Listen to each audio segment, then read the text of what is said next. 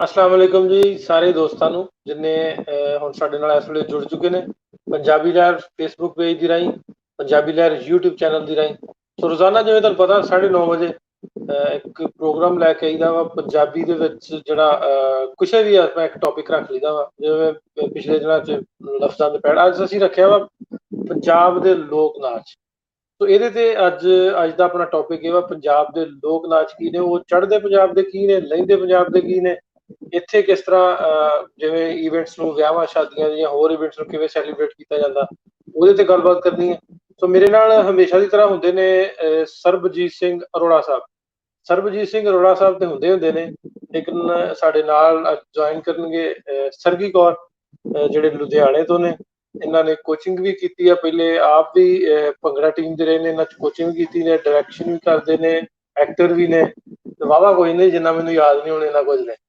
ਸੋ ਉਹਨਾਂ ਨੂੰ ਵੀ ਰੂਬਰੂ ਤੁਹਾਡੇ ਕਰਾਵਾਂਗੇ ਸਾਰਿਆਂ ਨੂੰ ਪਹਿਲੋਂ ਸਰਬਜੀਤ ਅਰੋੜਾ ਸਾਹਿਬ ਨੂੰ ਵੈਲਕਮ ਕਹਿੰਦੇ ਆ ਅਰੋੜਾ ਸਾਹਿਬ ਵੈਲਕਮ ਜੀ ਬਹੁਤ ਬਹੁਤ ਸ਼ੁਕਰੀਆ ਨਾਸਰ ਭਾਈ ਸਾਰੇ ਹੀ ਦੋਸਤਾਂ ਨੂੰ ਬੜੇ ਹੀ ਪਿਆਰ ਅਤੇ ਸਤਿਕਾਰ ਦੇ ਨਾਲ ਆਦਾਬ ਨਮਸਕਾਰ ਸਤਿ ਸ਼੍ਰੀ ਅਕਾਲ ਤੇ ਅਸਲਾਮ ਵਾਲੇਕੁਮ ਕੀ ਹਾਲ ਚਾਲ ਹੈ ਤੁਹਾਡਾ ਜੀ ਅੱਜ ਵਧੀਆ ਸਾਰੇ ਅਰੋੜਾ ਸਾਹਿਬ ਤੁਹਾਨੂੰ ਦੱਸਿਆ ਕੋਈ ਨਹੀਂ ਅੱਜ ਆ ਪੰਜਾਬ ਦੇ ਲੋਕ ਨਾਚ ਦਾ ਸਾਡਾ ਟੌਪਿਕ ਸੋ ਅੱਜ ਵੇਖਣਾ ਵੀ ਅਰੋੜਾ ਸਾਹਿਬ ਕਿਵੇਂ ਇੱਥੇ ਪੂਰਾ ਉਤਰਦੇ ਆ ਸੋ ਉਸ ਤੋਂ ਪਹਿਲਾਂ ਗੱਲ ਅੱਗੇ ਤੁਰਨ ਤੋਂ ਪਹਿਲਾਂ ਆਪਾਂ ਸਰਗੀ ਸਾਡੇ ਨਾਲ ਆ ਸਰਗੀ ਨੂੰ ਵੀ ਸਕਰੀਨ ਤੇ ਆਪਾਂ ਲੈ ਕੇ ਆਉਂਦੇ ਸਰਗੀ ਜੀ ਵੈਲਕਮ ਸਤਿ ਸ਼੍ਰੀ ਅਕਾਲ ਜੀ ਬਹੁਤ ਬਹੁਤ ਧੰਨਵਾਦ ਤੁਹਾਡਾ ਤੇ ਲਹਿਰ ਪੰਜਾਬੀ ਦੇਖਣ ਵਾਲੇ ਸਾਰੇ ਦਰਸ਼ਕਾਂ ਨੂੰ ਮੇਰੀ ਬਹੁਤ ਹੀ ਪਿਆਰ ਭਰੀ ਸਤਿ ਸ਼੍ਰੀ ਅਕਾਲ ਸਰਬਜੀਤ ਅਰੋੜਾ ਜੀ ਸਤਿ ਸ਼੍ਰੀ ਅਕਾਲ ਤੇ ਨਾਸਿਰ ਢਿੱਲੋਂ ਜੀ ਤੁਹਾਨੂੰ ਵੀ ਬਹੁਤ ਪਿਆਰ ਭਰੀ ਸਤਿ ਸ਼੍ਰੀ ਅਕਾਲ ਅੱਛਾ ਪਹਿਲਾਂ ਤੇ ਸਤਿ ਸ਼੍ਰੀ ਅਕਾਲ ਜੀ ਬਿਲਕੁਲ ਤੁਹਾਨੂੰ ਵੈਲਕਮ ਕਹਿੰਦੇ ਆ ਪਰ ਸਾਨੂੰ ਸਾਰਿਆਂ ਨੂੰ ਪਹਿਲਾਂ ਮੈਨੂੰ ਸ਼ਾਰਟ ਇੰਟਰੋਡਕਸ਼ਨ ਕਰਾਇਆ ਤੁਸੀਂ ਆਪਣਾ ਭਰਪੂਰ ਇੰਟਰੋਡਕਸ਼ਨ ਕਰਾ ਸਕਦੇ ਹੋ ਕਿਉਂਕਿ ਮੈਂ ਜਿੰਨਾ ਯਾਦ ਰਿਹਾ ਉਹਨਾਂ ਕਰਾ ਦਿੱਤਾ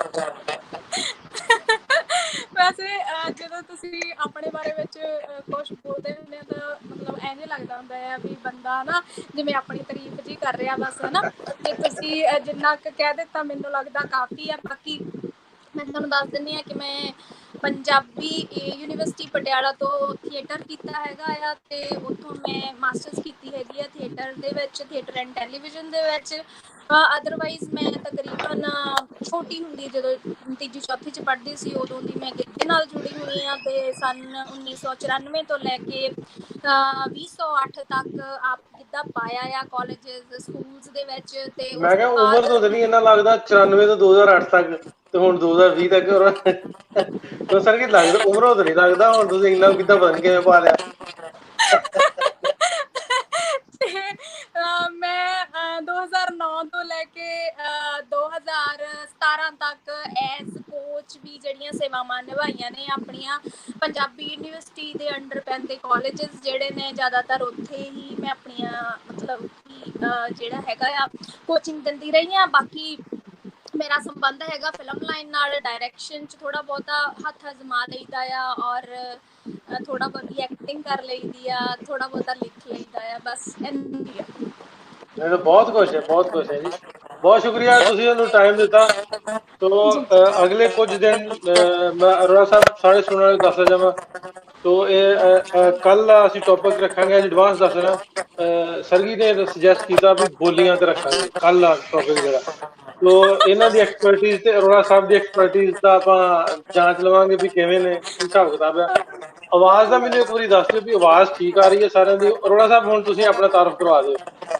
ਜੀ ਮੇਰੇ ਕੋਲ ਇੰਨਾ ਕੁਝ ਹੈ ਨਹੀਂ ਕਹਿਣ ਨੂੰ ਜੀ ਮੈਂ ਤਾਂ ਮੇਰਾ ਤਾਰਫ ਬੜਾ ਮੁਸ਼ਕਲ ਹੈ ਨਾ ਮੇਰਾ ਸਰਬਜੀਤ ਸਿੰਘ ਅਰੋੜਾ ਹੈ ਮੈਂ ਪੰਜਾਬੀ ਸੱਭਿਆਚਾਰ ਬਾਰੇ ਜਾਣਨ ਦਾ ਪੜ੍ਹਨ ਦਾ ਸ਼ੌਕ ਹੈ ਤੇ ਮੈਂ ਸਿੱਖਾਂ ਤੇ ਹਮੇਸ਼ਾ ਸਿੱਖਦਾ ਹੀ ਰਹਿਣਾ ਸੋ ਇਸ ਕਰਕੇ ਪੰਜਾਬੀ ਬਾਰੇ ਕੁਝ ਨਾ ਕੁਝ ਸਿੱਖਣ ਦੀ ਕੋਸ਼ਿਸ਼ ਕਰਦਾ ਜੋ ਮੈਨੂੰ ਆਉਂਦਾ ਉਹ ਤੁਹਾਡੇ ਨਾਲ ਸਾਂਝ ਪਾ ਲੈਣਾ ਜੋ ਤੁਹਾਡੇ ਕੋਲ ਸਿੱਖ ਸਕਦਾ ਉਹ ਸਿੱਖ ਕੇ ਆਪਣੇ ਕੋਲ ਰੱਖ ਲੈਂਦਾ ਜੀ ਇਹੀ ਬਸ ਦੀ ਮੇਰਾ ਤੁਹਾਨੂੰ ਬਸ ਸਰ ਜੀ ਤੁਹਾਡਾ ਮਾਈਕ ਮੈਂ ਮਿਊਟ ਕੀਤਾ ਕਿਉਂਕਿ ਤੁਹਾਡੇ ਮਾਈਕ ਤੇ ਥੋੜੀ ਜਿਹੀ ਡਿਸਟੋਰਸ਼ਨ ਆਉਂਦੀ ਫਿਰ ਜਦੋਂ ਤੁਸੀਂ ਬੋਲਣਾ ਉਦੋਂ ਹੀ ਤੁਹਾਡਾ ਮਾਈਕ ਅਨਮਿਊਟ ਕਰਨਾ ਉਨੀ ਦੇਰ ਤੁਹਾਡੇ ਕੀ ਕਹਿੰਦੇ ਨੇ ਤਾਲਾ ਅਸੀਂ ਮਾਰੀ ਰੱਖਣਾ ਜਦੋਂ ਤੁਹਾਡੇ ਬੋਲਣ ਦਾ ਅਰੋੜਾ ਸਾਹਿਬ ਅੱਜ ਦਾ ਪ੍ਰੋਗਰਾਮ ਦਾ ਆਪਾਂ ਮੁੱਢ ਬੰਨ੍ਹ ਨੇ ਇੱਕ ਦੋਸਤ ਕਹਿੰਦੇ ਨੇ ਰਾਣਾ ਖਾਲਿਦ ਅਮੀਰ ਸਾਹਿਬ ਤੁਹਾਡੀ ਆਵਾਜ਼ ਕਲੀਅਰ ਨਹੀਂ ਆ ਰਹੀ ਸੋ ਬਿਲਕੁਲ ਆਵਾਜ਼ ਦਾ ਕੁਝ ਪ੍ਰੋਬਲਮ ਸੀ ਸਰਗੀ ਦੇ ਮਾਈਕ ਵੱਲੋਂ ਤੋ ਅਸੀਂ ਉਹਨੂੰ ਕਲੀਅਰ ਕਰਨ ਦੀ ਕੋਸ਼ਿਸ਼ ਕਰਾਂਗੇ ਉਨੀ ਦੇਰ ਅਸੀਂ ਨਾਲ ਜਿਹੜਾ ਵਾ ਆਪਣਾ ਟੌਪਿਕ ਤੇ ਵੀ ਗੱਲ ਕਰੀ ਜਾਂਦੇ ਹਾਂ ਜਦੋਂ ਸਰਗੀ ਬੋਲਣਾ ਫਿਰ ਅਸੀਂ ਉਦੋਂ ਨਹੀਂ ਬੋਲਣਾ, ਉਹਦੀ ਵਜ੍ਹਾ ਮਾਈਕ ਦੀ ਪ੍ਰੋਬਲਮ ਹੈ। ਸੋ ਸਰਗੀ, ਸਾਰਿਆਂ ਨਾਲ ਪਹਿਲਾਂ ਤੁਹਾਡੇ ਤੋਂ ਸਟਾਰਟ ਕਰਦੇ ਆ ਵੀ ਇਹਦੇ ਵਿੱਚ ਅੱਜ ਦਾ ਸਾਡਾ ਜਿਹੜਾ ਵਿਸ਼ਾ, ਅੱਜ ਦਾ ਜਿਹੜਾ ਟੌਪਿਕ ਹੈ, ਉਹਨੂੰ ਆਪਾਂ ਕਿਵੇਂ ਲੈ ਕੇ ਚੱਲ ਸਕਦੇ ਹਾਂ, ਉਹਦੇ ਤੇ ਕੀ ਕੀ ਗੱਲ ਕਰ ਸਕਦੇ ਆ। ਚੜ੍ਹਦੇ ਤੇ ਲਹਿੰਦੇ ਪੰਜਾਬ ਨੂੰ ਆਪਾਂ ਕੰਪੈਰੀਜ਼ਨ ਕਰਨਾ ਵੀ ਇੱਧਰ ਦਾ ਉੱਧਰ ਦਾ, ਕਿਉਂਕਿ ਮੇਰੇ ਵੱਲੋਂ ਅਰੋੜਾ ਸਾਹਿਬ ਨੇ ਅੱਜ ਪਾਕਿਸਤਾਨ ਵਾਲੇ ਪੰਜਾਬ ਤੋਂ, ਕਿਉਂਕਿ ਮੈਨੂੰ ਇਹਨਾਂ ਪਤਾ ਨਹੀਂ, ਸੋ ਅੱਜ ਮੇਰੇ ਵੱਲੋਂ ਪਾਕਿਸਤਾਨ ਵੱਲੋਂ ਇਹ ਨੇ ਤੇ ਦੂਜੇ ਪਾਸੇ ਤੁਸੀਂ ਜੀ। ਸੋ ਗੱਲ ਦਾ ਸ਼ੁਰੂ ਜਿਹੜਾ ਵਾ ਤੁਹਾਡੇ ਤੋਂ ਕਰਨਾ। ਠੀਕ ਹੈ ਜੀ। ਵੈਸੇ ਮੈਂ ਜਾਣਨਾ ਚਾਹੁੰਦੀ ਹਾਂ ਵੀ ਇੱਧਰਲੀ ਸਾਈਡ ਤੋਂ ਮਾਈਕ ਤੋਂ ਕੀ ਪ੍ਰੋਬਲਮ ਆ ਰਹੀ ਹੈ, ਕੋਈ ਨੋਇਜ਼ ਕਿਹੜੀ ਆ, ਹਵਾ ਦੀ ਆ ਕਾਈ, ਜੇ ਆਪਾਂ ਕੁਝ ਕਰ ਸਕਦੇ ਹੋਈਏ ਤਾਂ ਕਰ ਲਈਏ ਨਾ, ਤਾਂ ਜੋ ਜਿਹੜੇ ਸੁਣਨ ਵਾਲੇ ਉਹ ਵੀ ਕਲੀਅਰ ਸਾਊਂਡ ਪਾਉਣ, ਹੈ ਨਾ। ਤੇ ਦੂਜੀ ਗੱਲ ਹੈਗੀ ਹੈ, ਜਿਹੜਾ ਅੱਜ ਦਾ ਟੌਪਿਕ ਆ ਮੇਰਾ ਬਹੁਤ ਹੀ ਦਿਲ ਦੇ ਕਰੀਬ ਦਾ ਹੈਗਾ ਆ ਨਾ, ਕਹਿੰਦੇ ਹੁੰਦਾ ਜਿਹੜਾ ਢੋਲ ਵੱਜਦਾ ਜਾਂ ਢੋਲਕੀ ਵੱਜਦੀ ਹੈ, ਮੇਰਾ ਦਿਲ ਨੱਚਣ ਨੂੰ ਕਰਦਾ। ਤੇ ਔਰ ਮੈਂ ਅਕਸਰ ਹੀ ਕਹਿੰਦੀ ਹੁੰਦੀ ਹਾਂ ਕਿ ਮਤਲਬ ਜੇ ਮੈਨੂੰ ਉੱਪਰੋਂ ਬੁਲਾਵਾ ਆ ਵੀ ਗਿਆ ਤੇ ਮੇਰੀ ਜਾਣ ਦੀ ਤਿਆਰੀ ਵੀ ਹੋਈ, ਤੇ ਉਦੋਂ ਵੀ ਜੇ ਕਿਸੇ ਨੇ ਢੋਲ ਵਜਾਇਆ ਤਾਂ ਮੈਂ ਉੱਠ ਕੇ ਖੜੀ ਹੋ ਜਾਣਾ ਆ, ਵੀ ਇੰਨਾ ਜ਼ਿਆਦਾ ਗਿੱਧਾ ਤੇ ਜਿਹੜਾ ਭੰਗੜਾ ਆ ਉਹ ਅੰਦਰ ਵਸਿਆ ਹੋਇਆ। ਤਾਂ ਅੱਜ ਵਾਲਾ ਜਿਹੜਾ ਆਪਣਾ ਹੈਗਾ ਆ ਪ੍ਰੋਗਰਾਮ, ਉਹਦੇ ਵਿੱਚ ਆਪਾਂ ਗੱਲ ਕਰ ਸਕਦੇ ਹੈਗੇ ਆ ਜਿਹੜੇ ਪੰਜਾਬ ਦੇ ਲੋਕ ਨਾਚ ਹੈਗੇ ਆ, ਹਨਾ। ਕਿਉਂਕਿ ਜ਼ਿਆਦਾਤਰ ਜਿਹੜੇ ਆਪਣੇ ਪੰਜਾਬੀ ਨੇ, ਹਨਾ, ਹੁਣ ਦੀ ਜਿਹੜੇ ਆਪਣੇ ਬੱਚੇ ਨੇ, ਜਿਹੜੀਆਂ ਹੁਣ ਵਾਲੀਆਂ ਜਨਰੇਸ਼ਨਸ ਨੇ, ਉਹ ਮੈਨੂੰ ਲੱਗਦਾ ਜ਼ਿਆਦਾ ਤੋਂ ਜ਼ਿਆਦਾ ਗਿੱਧੇ ਜਾਂ ਭੰਗੜੇ ਬਾਰੇ ਹੀ ਜਾਣਦੇ ਨੇ। ਪਰ ਸਾਡੀਆਂ ਜਿਹੜੀਆਂ ਹੋਰ ਵੰਨਗੀਆਂ ਵੀ ਨੇ, ਠੀਕ ਹੈ ਨਾ, ਤੇ ਆਪਾਂ ਜਿਹੜੀਆਂ ਸਾਰੀਆਂ ਵੰਨਗੀਆਂ ਹੈਗੀਆਂ ਆ ਉਹਨਾਂ ਨੂੰ ਇੱਕ ਤੋਂ ਲੈ ਕੇ ਇੱਕ ਉਹਨਾਂ ਦੇ ਬਾਰੇ ਵਿੱਚ ਗੱਲ ਕਰੀਏ, ਜਾਂ ਜਿਹੜੇ ਆਪਣੇ ਨਾਲ ਦਰਸ਼ਕ ਜੁੜ ਰਹੇ ਨੇ, ਕਈ ਵਾਰ ਉਹਨਾਂ ਕੋਲੇ ਬਹੁਤ ਜ਼ਿਆਦਾ ਨੌਲੇਜ ਹੁੰਦੀ ਹੈ ਜਿਹੜੀ ਸਾਡੇ ਤੋਂ ਵੀ ਕਿਤੇ ਲੁਕੀ ਛਿਪੀ ਰਹਿ ਗਈ ਹੁੰਦੀ ਆ ਨਾ, ਤਾਂ ਸਾਨੂੰ ਵੀ ਜਾਣਨ ਨੂੰ ਮਿਲੇਗਾ। ਤੇ ਔਰ ਜਿਹੜੀ ਜਾਣਕਾਰੀ ਸਾਡੇ ਕੋਲ ਹੋਏਗੀ, ਤੁਸੀਂ ਮੇਰੇ ਤੋਂ ਸੀਨੀਅਰ ਹੈਗੇ ਹੋ, ਤੁਹਾਡੇ ਤੋਂ ਮੈਨੂੰ ਜਾਣਨ ਨੂੰ ਮਿਲੂਗਾ। ਮੈਨੂੰ ਲੱਗਦਾ ਹੈ ਆਪਾਂ ਨੂੰ ਇਸ ਟੌਪਿਕ ਦੇ ਉੱਤੇ ਹੀ ਅੱਜ ਗੱਲ ਕਰਨੀ ਚਾਹੀਦੀ ਹੈ। ਜਿੰਨੇ ਵੀ ਲੋਕ ਨਾਚ ਚੜ੍ਹਦੇ ਪੰਜਾਬ ਦੇ ਤੇ ਲਹਿੰਦੇ ਪੰਜਾਬ ਦੇ ਹੈਗੇ ਆ, ਉਹਨਾਂ ਦੇ ਬਾਰੇ ਵਿੱਚ ਹੀ ਆਪਾਂ ਗੱਲ ਕਰਦੇ ਹਾਂ। ਅੱਛਾ, ਮਾਈਕ ਦਾ ਮੈਂ ਦੱਸਦਾ ਜਾਵਾਂ, ਮਾਈਕ ਦਾ ਜਦੋਂ ਮੈਂ ਬੋਲਦਾ ਹਾਂ ਆਵਾਜ਼ ਡਬਲ ਹੋ ਕੇ ਵਾਪਸ ਆਉਂਦੀ ਆ, ਉਹ ਤੁਹਾਡੇ ਜਾਂ ਤੇ ਹਵਾ ਦਾ ਕੋਈ ਪ੍ਰੋਬਲਮ, ਤੁਸੀਂ ਜਾਂ ਤੇ ਹੈਡਫੋਨ ਜੇ ਅਵੇਲੇਬਲ ਹੋਣ ਤੇ ਉਹ ਯੂਜ਼ ਕਰ ਲਓ, ਬੈਸਟ ਰਹੇਗਾ। ਅਦਰਵਾਈਜ਼ ਫਿਰ ਇਸ ਤਰ੍ਹਾਂ ਹੀ ਸਾਨੂੰ ਗੁਜ਼ਾਰਾ ਕਰਨਾ ਪਏਗਾ। ਮੈਂ ਸ਼ਾਇਦ ਇੱਥੇ ਪੱਖਾ ਚੱਲਦਾ, ਮੈਂ ਪੱਖਾ ਬੰਦ ਕਰਕੇ ਦੇਖਾਂ। ਹਾਂ, ਪੱਖੇ ਦਾ ਵੀ ਹੈ, ਪੱਖੇ ਦਾ ਵੀ ਰੌਲਾ ਵਾ, ਕਿਉਂਕਿ ਗਰਮੀ ਬੜੀ ਆ ਤੇ ਪੱਖੇ ਆਵਾਜ਼ ਵੀ ਆਉਂਦੀ, ਏਸੀ ਚਲਾਓ, ਪੱਖੇ ਤੋਂ ਸਾਰੋ ਨਾ। ਜੀ ਨਾਸਿਰ ਭਾਈ, ਪੰਜਾਬ ਦੇ ਜਿਹੜੇ ਲੋਕ ਨਾਚ ਦੀ ਗੱਲ ਕਰੀਏ ਤੇ ਮੈਂ ਪਹਿਲਾਂ ਗੱਲ ਕਰ ਲੈਣਾ ਚੜ੍ਹਦੇ ਵਾਲੇ ਪਾਸੇ ਦੀ, ਉਸ ਤੋਂ ਲਹਿੰਦੇ ਵਾਲੇ ਪਾਸੇ ਆਵਾਂਗਾ। ਚੜ੍ਹਦੇ ਪੰਜਾਬ ਵਿੱਚ ਯੂਨੀਵਰਸਿਟੀਆਂ ਕਾਲਜਾਂ ਦੀ ਮਿਹਰਬਾਨੀ ਨਾਲ ਦੋ ਲੋਕ ਨਾਚ ਐਸੇ ਹੋ ਗਏ ਨੇ ਜਿਹੜੇ ਕਿ ਇਹ ਸਮਝ ਲਓ ਕਿ ਉਹੀ ਦੌਰ ਬਚ ਗਏ ਨੇ, ਜੋ ਕਿ ਸ਼ੁਰੂਆਤੀ ਦੌਰ ਵਿੱਚ ਜਿਵੇਂ ਇਸ ਤਰ੍ਹਾਂ ਕਹਾਂ ਕਿ 1950-55 ਦੇ ਦੌਰ ਦੇ ਵਿੱਚ ਯੂਨੀਵਰਸਿਟੀ ਕਾਲਜਾਂ ਦੇ ਵਿੱਚ ਇਹ ਨਾਚ ਲਾਜ਼ਮੀ ਤੌਰ ਤੇ ਸਟੇਜਾਂ ਦੇ ਉੱਤੇ ਪਰਫਾਰਮ ਕਰਨ ਲੱਗ ਪਏ। ਜਿਹੜੇ ਖੁੱਲੇ ਪੇੜਾਂ ਦੇ ਨਾਚ ਸੀ ਪੰਜਾਬ ਦੇ, ਉਹਨੂੰ ਸਟੇਜਾਂ ਤੇ ਲਿਆਂਦਾ ਗਿਆ ਤੇ ਉਹ ਹੌਲੀ ਹੌਲੀ ਕਰਦੇ ਕਰਦੇ ਉਹ ਬਾਕੀ ਜਿਹੜੇ ਪੰਜਾਬ ਦੇ ਲੋਕ ਨਾਚ ਸੀ ਉਹਨਾਂ ਨੂੰ ਆਪਣੇ ਅੰਦਰ ਜਜ਼ਬ ਕਰਦੇ ਚਲੇ ਗਏ ਤੇ ਬਾਕੀ ਸਭ ਗਵਾਚ ਗਏ। ਤੇ ਉਹ ਲੋਕ ਨਾਚ ਜਿਹੜੇ ਬਹੁਤੇ ਤੌਰ ਤੇ ਜਾਣੇ ਜਾਂਦੇ ਨੇ, ਉਹ ਇਹ ਭੰਗੜਾ ਜਿਹੜਾ ਮਰਦਾਂ ਦਾ ਨਾਚ ਹੈ, ਤੇ ਗਿੱਧਾ ਜਿਹੜਾ ਕਿ ਬਹੁਤਾ ਕਰਕੇ ਔਰਤਾਂ ਦਾ ਨਾਚ ਮੰਨਿਆ ਜਾਂਦਾ ਹੈ। ਪਰ ਇਸ ਤੋਂ ਇਲਾਵਾ ਉਸ ਇਲਾਕੇ ਦੇ ਵਿੱਚ ਹੋਰ ਵੀ ਬਹੁਤ ਸਾਰੇ ਲੋਕ ਨਾਚ ਸਨ, ਜਿਨ੍ਹਾਂ ਵਿੱਚੋਂ ਮਲਵਈ ਗਿੱਧਾ ਜਿਹੜਾ ਕਿ ਮਾਲਵੇ ਦੇ ਮਰਦਾਂ ਦਾ ਨਾਚ ਹੈ, ਜਿਹੜਾ ਕਿ ਔਰਤਾਂ ਦੇ ਨਾਚ ਦੀ ਤਰਜ਼ ਦੇ ਉੱਤੇ ਹੈ, ਪਰ ਥੋੜਾ ਉਸ ਵਿੱਚ ਫਰਕ ਵੀ ਨੇ, ਉਸ ਵਿੱਚ ਸਾਜ਼ ਹੋਰ ਨੇ।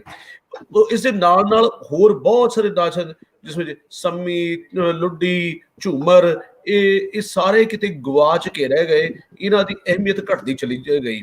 ਸ਼ਾਇਦ ਇਸ ਦੀ ਵਜ੍ਹਾ ਕੁਝ ਇਹ ਵੀ ਕਹਿ ਸਕਦੇ ਹਾਂ ਕਿ ਜਦੋਂ ਸਟੇਜਾਂ ਕਾਲਜਾਂ ਦੇ ਉੱਤੇ ਕੰਪੀਟੀਸ਼ਨ ਹੋਣ ਲੱਗ ਪਏ, ਸਿਰਫ ਇਹਨਾਂ ਦੋਨਾਂ ਦੇ ਰਹੇ, ਤੇ ਜਿਸ ਕਰਕੇ ਕੰਪੀਟੀਸ਼ਨ ਕਰਕੇ ਸਿਰਫ ਇਹ ਦੋ ਲੋਕ ਨਾਚ ਬਹੁਤੇ ਮਕਬੂਲ ਹੋਏ। ਬਾਕੀ ਜਿਹੜੇ ਨਾਚ ਸਨ, ਜਿਹੜਾ ਕਿ ਜਿਹਨੂੰ ਕਹਿਣਾ ਚਾਹੀਦਾ ਕਿ ਚੜ੍ਹਦੇ ਵਾਲੇ ਪਾਸੇ ਉਹ ਲੋਕ ਨਾਚ ਗਵਾਚ ਗਏ।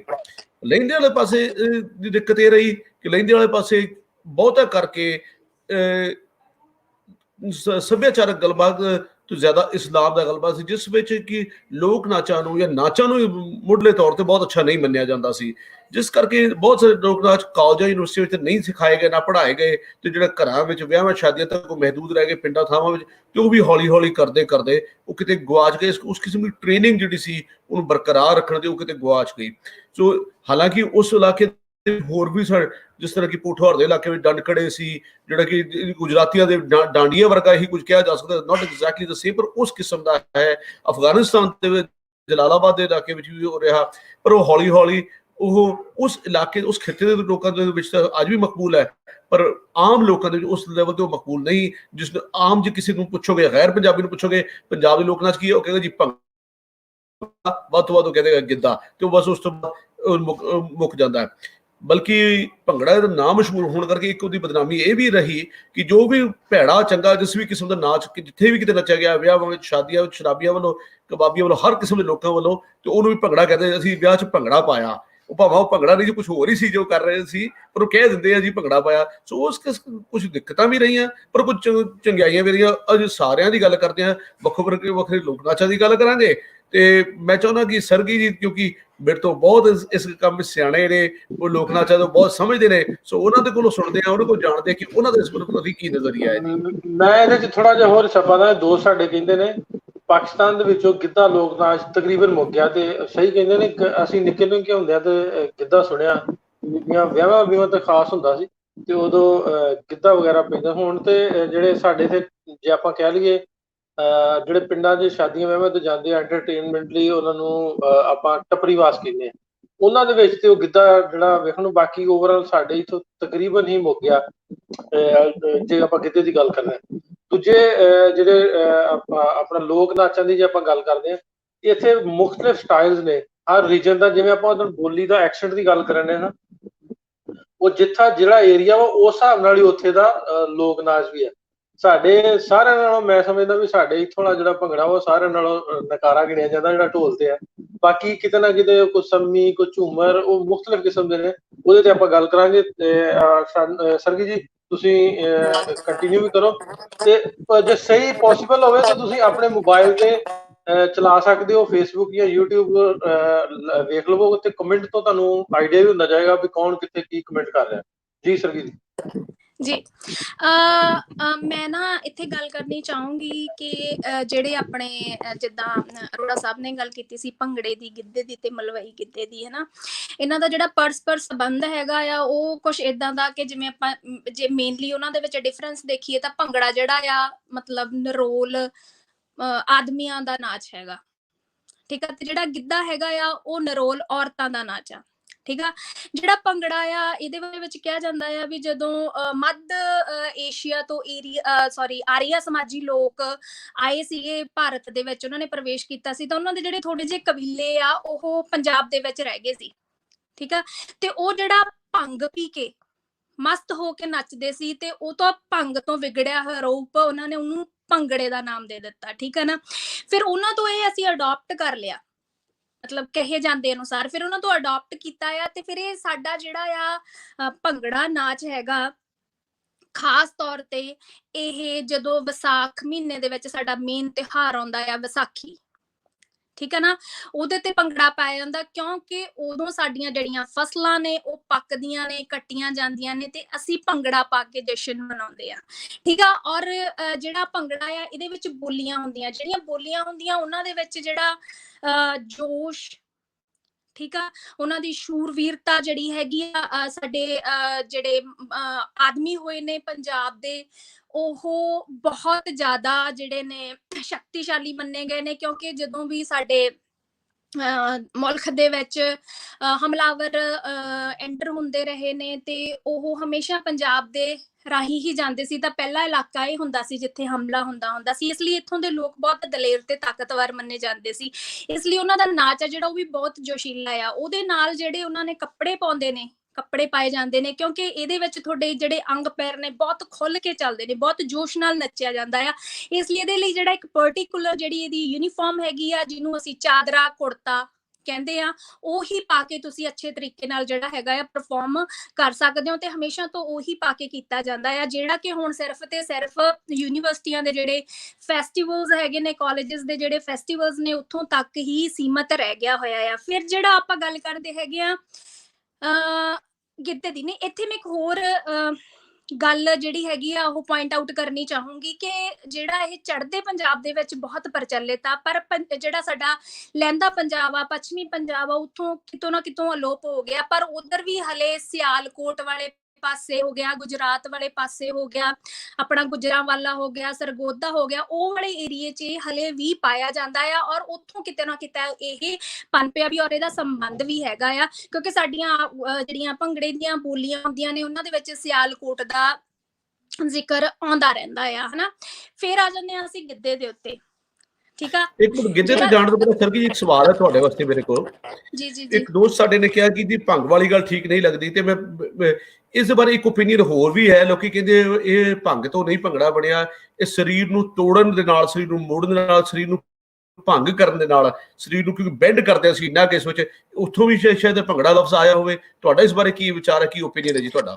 ਜੀ ਬਿਲਕੁਲ ਬਿਲਕੁਲ, ਇਹਨੂੰ ਮੰਨਿਆ ਜਿਵੇਂ ਮੈਂ ਕਿਹਾ ਪਹਿਲਾਂ ਵੀ ਕਿਹਾ ਕਿ ਕਿਹਾ ਜਾਂਦਾ ਆ ਕਿ ਇਹ ਜਦੋਂ ਉਹ ਆਰੀਆ ਸਮਾਜੀ ਲੋਕ ਸਾਡੇ ਇੱਧਰ ਆਏ ਸੀਗੇ ਉਹ ਥੋੜਾ ਜਿਹਾ ਵੈਸੇ ਵੀ ਜੇ ਅਸੀਂ ਕਹਿ ਲਓ ਵੀ ਸੱਚੇ ਹੋ ਕੇ ਮੰਨ ਲਈਏ, ਅੱਜ ਕੱਲ ਵੀ ਜਦੋਂ ਕੋਈ ਜਿਵੇਂ ਤੁਸੀਂ ਸ਼ੁਰੂ ਕੀਤਾ ਸੀ ਕਿ ਵਿਆਹਾਂ ਦੇ ਵਿੱਚ ਪਾਉਂਦੇ ਨੇ, ਪਤਾ ਨਹੀਂ ਉਹਨੂੰ ਕੀ ਕਹਿੰਦੇ ਨੇ, ਉਹ ਭੂਤੀਆ ਨਾਚ ਜਾਂ ਕੁਛ ਵੀ ਜਿਹਨੂੰ ਭੰਗੜੇ ਦਾ ਨਾਮ ਦੇ ਦਿੱਤਾ ਜਾਂਦਾ, ਉਹ ਅਕਸਰ ਹੀ ਜਦੋਂ ਅਸੀਂ ਮਤਲਬ ਸਾਡੇ ਅੰਦਰ ਕੁਛ ਚਲਿਆ ਜਾਂਦਾ ਆ ਉਸ ਤੋਂ ਬਾਅਦ ਹੀ ਉਹ ਕਰਦੇ ਆ ਹਨਾ।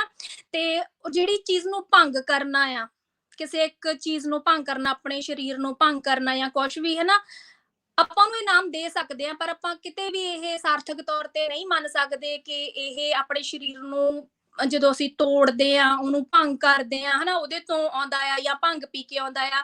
ਤੇ ਮੈਨੂੰ ਇਹ ਕਿਤੇ ਨਾ ਕਿਤੇ ਥੋੜਾ ਰੈਲੇਵੈਂਟ ਲੱਗਿਆ, ਮੈਂ ਇਹਨੂੰ ਮੰਨਿਆ ਕਿ ਮੈਂ ਮੰਨਿਆ, ਮੇਰਾ ਮੰਨਣਾ ਆ, ਪਰ ਮੈਂ ਕਿਸੇ ਤੇ ਥੋਪਦੀ ਨਹੀਂ ਹੈਗੀ ਕਿ ਜਦੋਂ ਤੁਸੀਂ ਕੋਈ ਨਸ਼ਾ ਕਰਕੇ ਜਿਹਨੂੰ ਅਸੀਂ ਭੰਗ ਕਹਿੰਦੇ ਆ ਤੇ ਉਦੋਂ ਅਸੀਂ ਮਸਤ ਹੋ ਕੇ ਨੱਚਦੇ ਆ, ਸਾਨੂੰ ਕੁਛ ਨਹੀਂ ਪਤਾ ਤੁਹਾਡਾ ਸਰੀਰ ਕਿੱਧਰ ਨੂੰ ਜਾ ਰਿਹਾ ਕਿੱਧਰ ਨੂੰ ਨਹੀਂ ਜਾ ਰਿਹਾ ਹੈਗਾ। ਪਰ ਉਸ ਤੋਂ ਬਾਅਦ ਇਹਦੀ ਹੁਣ ਇਹਦੇ ਆਪਣੇ ਰੂਲਸ ਵੀ ਨੇ ਹਨਾ, ਜਿੱਥੇ ਤੁਸੀਂ ਪ੍ਰੋਪਰ ਤਰੀਕੇ ਨਾਲ ਇੱਕ ਨਿਯਮ ਦੇ ਵਿੱਚ ਬੰਨ ਕੇ ਬੱਝ ਕੇ ਇਸ ਚੀਜ਼ ਨੂੰ ਪਰਫਾਰਮ ਕਰਨਾ ਹੁੰਦਾ ਆ, ਜਿਹੜਾ ਕਿ ਅੱਜ ਕੱਲ ਕਾਲਜ ਸਕੂਲਸ ਦੇ ਵਿੱਚ ਹੁੰਦਾ ਆ।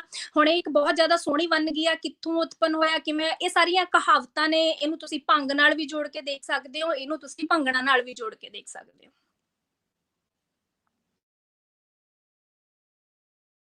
ਜੀ ਹਾਂਜੀ ਸਰ ਜੀ, ਤੁਹਾਡੀ ਗੱਲ ਬਿਲਕੁਲ ਸਹੀ ਲੱਗਦੀ ਹੈ ਕਿ ਇਸ ਬਾਰੇ ਪੱਕੇ ਤੌਰ ਤੇ ਕੁਝ ਵੀ ਨਹੀਂ ਕਿਹਾ ਜਾ ਸਕਦਾ, ਪਰ ਹਾਂ ਇਹ ਆਪਣਾ ਆਪਣਾ ਵਿਚਾਰ ਜਾਂ ਓਪੀਨੀਅਨ ਹੋ ਸਕਦਾ ਸਾਡੇ। ਪਰ ਇੱਕ ਗੱਲ ਬੜੀ ਵਧੀਆ ਹੈ ਜੀ, ਜਿਹੜੀ ਗੱਲ ਜਿਹੜਾ ਸ਼ਰਾਬ ਪੀ ਕੇ ਜਿਹੜਾ ਨੱਚਣ ਵਾਲੀ ਗੱਲ ਹੈ ਉਹ ਭੰਗੜਾ ਨਹੀਂ, ਉਹ ਕੁਝ ਹੋਰ ਹੀ ਹੈ। ਉਹਨੂੰ ਮੈਂ ਭੰਗੜਾ ਮੰਨਣ ਤੋਂ ਮੈਂ ਘੱਟੋ ਘੱਟ ਇਨਕਾਰੀ ਆ। ਜਿਹੜੀ ਤੁਸੀਂ ਸਟੇਜਾਂ ਦੀ ਗੱਲ ਕੀਤੀ, ਮੈਂ ਸਟੇਜਾਂ ਦੀ ਗੱਲ ਕਰਨ ਤੋਂ ਪਹਿਲਾਂ ਦੱਸ ਦੇਵਾਂ ਜੀ, ਸਾਡੇ ਨਾਲ ਅੱਜ ਜੁੜੇ ਹੋਏ ਨੇ ਭੰਗੜੇ ਦੇ ਬੜੇ ਵੱਡੇ ਉਸਤਾਦ ਨੇ, ਸਰਦਾਰ ਬਰਜਿੰਦਰ ਸਿੰਘ ਚੌਹਾਨ ਡਾਕਟਰ ਸਾਹਿਬ ਜੁੜੇ ਹੋਏ ਨੇ। ਡਾਕਟਰ ਬਰਜਿੰਦਰ ਚੌਹਾਨ ਦਿੱਲੀ ਯੂਨੀਵਰਸਿਟੀ ਦੇ ਪੰਜਾਬੀ ਦੇ ਪ੍ਰੋਫੈਸਰ ਵੀ ਨੇ ਤੇ ਭੰਗੜੇ ਦੇ ਬਹੁਤ ਵੱਡੇ ਉਸਤਾਦ ਨੇ, ਉਹ ਵੀ ਸਾਡੇ ਨਾਲ ਜੁੜੇ ਨੇ। ਚੌਹਾਨ ਸਾਹਿਬ, ਅਸੀਂ ਥੋੜੀ ਦੇਰ ਤੱਕ ਲਾਈਨਸ ਵੀਡੀਓ ਵਾਸਤੇ ਓਪਨ ਕਰਾਂਗੇ, ਜੇ ਤੁਸੀਂ ਸਾਡੇ ਨਾਲ ਜੁੜ ਸਕੋ ਸਾਨੂੰ ਚੰਗਾ ਲੱਗੇਗਾ, ਤੁਸੀਂ ਥੋੜੀ ਜਿਹੀ ਸਾਂਝ ਪਾ ਸਕੋ ਸਾਡੇ ਨਾਲ। ਪਰਸਨਲ 'ਚ ਜ਼ਰੂਰ ਉਹਨਾਂ ਨੇ ਕੋਈ ਪਰਸਨਲ ਜੇ ਲਿੰਕ ਸ਼ੇਅਰ ਕਰ ਦਿਓ ਤੇ ਨਾਲ ਮੈਂ ਕਮੈਂਟ ਵੀ ਪੜ੍ਹਦਾ ਜਾਵਾਂ, ਕਿਉਂਕਿ ਮੇਰੀ ਐਕਸਪਰਟੀਜ਼ ਇਸ ਮਾਮਲੇ 'ਚ ਹੈ ਨਹੀਂ, ਕਿ ਮੈਨੂੰ ਤੇ ਨਹੀਂ ਉਹ ਜ਼ਿਆਦਾ ਖਾਸ ਨਹੀਂ ਪਤਾ, ਤੇ ਮੈਂ ਤੁਹਾਨੂੰ ਸਾਰਿਆਂ ਨੂੰ ਜੋੜਨਾ ਹੀ ਆ। ਤੇ ਫਰੂਕ ਖਾਨ ਕਹਿੰਦੇ ਨੇ ਤੁਹਾਨੂੰ ਕੁਐਸਚਨ ਕਰਦੇ ਨੇ ਤੇ ਕੁਝ ਸਰਾਇਕੀ ਤੀਆਂ ਰਸਮਾਂ ਜਿਹੜੀਆਂ ਪੰਜਾਬ ਵਿੱਚ ਤੁਹਾਡੇ ਉਧਰ ਵੀ ਹੈ ਨੇ, ਸਰਾਇਕੀ ਜਿਹੜੀਆਂ ਤੀਆਂ ਦੀ ਗੱਲ ਕਰਦੇ ਜਿਹੜੀਆਂ ਰਸਮਾਂ ਪਹਿਲੋਂ ਸੀ।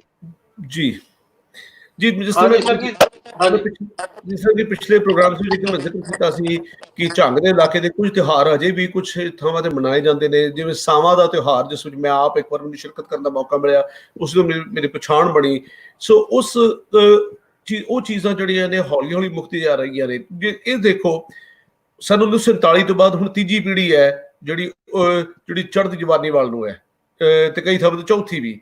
ਉਹ ਜਿਹੜੀ ਤੀਜੀ ਜਿਹੜੀ ਪੀੜ੍ਹੀ ਹੈ, ਉਹਨਾਂ ਦਾ ਉੱਥੋਂ ਮੋਹ ਮੁਹੱਬਤ ਜਾਂ ਜਿੱਥੋਂ ਤੁਸੀਂ ਟੁਰਦੇ ਹੋ, ਜੜ੍ਹਾਂ ਤੋਂ ਜਦੋਂ ਤੁਸੀਂ ਟੁੱਟ ਜਾਂਦੇ ਹੋ ਤੇ ਉਹ ਰਸਮਾਂ ਵੀ ਤੁਹਾਡੀ ਹੌਲੀ ਹੌਲੀ ਪਿੱਛੇ ਰਹਿ ਜਾਂਦੀ, ਤੁਹਾਡੇ ਆਲਾ ਦੁਆਲਾ ਜਿਹੜਾ ਹੈ ਉਹ ਸਾਰੀ ਚੀਜ਼ਾਂ ਨੂੰ ਜਜ਼ਬ ਕਰ ਲੈਂਦਾ। ਤੇ ਉਹ ਜੋ ਮੈਂ ਆਪਣੇ ਬਚਪਨ ਚੀਜ਼ਾਂ ਵੇਖੀਆਂ ਨੇ ਉਹ ਹੌਲੀ ਹੌਲੀ ਘਟਦੀਆਂ ਨੇ ਜਾ ਰਹੀਆਂ ਨੇ।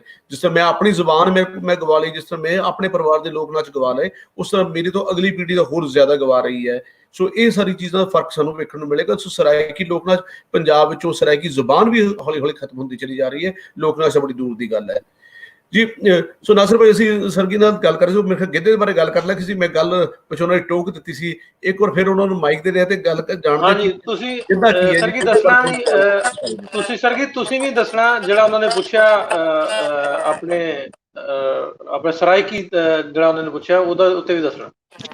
ਜੀ ਜੀ ਬਿਲਕੁਲ ਜਿੱਦਾਂ ਅਰੋੜਾ ਸਾਹਿਬ ਨੇ ਗੱਲ ਕੀਤੀ ਹੈਗੀ ਆ ਕਿ ਸਾਡੀ ਤਾਂ ਜਿਹੜੀ ਮਾਤ ਭਾਸ਼ਾ ਹੈਗੀ ਆ ਹਨਾ, ਜਿਹੜੀ ਭਾਸ਼ਾ 'ਚ ਅਸੀਂ ਪੈਦਾ ਹੋਏ ਆ ਸਾਡੀ ਤਾਂ ਉਹ ਵੀ ਮੁੱਕਦੀ ਜਾਂਦੀ ਹੈ। ਜਿਵੇਂ ਮੈਨੂੰ ਅਕਸਰ ਹੀ ਆਦਤ ਹੈਗੀ ਆ ਕਿ ਮੈਂ ਬਹੁਤ ਸਾਰੀਆਂ ਪੰਜਾਬੀ ਦੇ ਵਿੱਚ ਹੀ ਗੱਲਾਂ ਕਰਦੀ ਹਾਂ ਤੇ ਉਹ ਸ਼ਬਦ ਮੇਰੇ ਮਤਲਬ ਜ਼ਿਹਨ ਦੇ ਵਿੱਚ ਇਸ ਤਰ੍ਹਾਂ ਵਸ ਗਿਆ ਕਿ ਮੈਨੂੰ ਲੱਗਦਾ ਨਹੀਂ ਹੈਗਾ ਕਿ ਮੈਂ ਉਹਨਾਂ ਨੂੰ ਸਿਰਫ ਬੋਲ ਰਹੀ ਹਾਂ ਕਿਸੇ ਨੂੰ ਸੁਣਾਉਣ ਵਾਸਤੇ।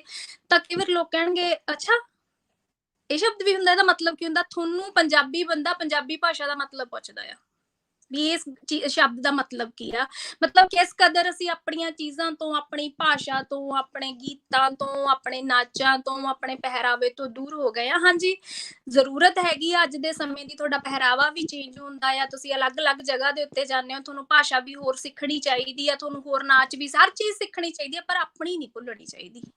ਠੀਕ ਹੈ ਨਾ।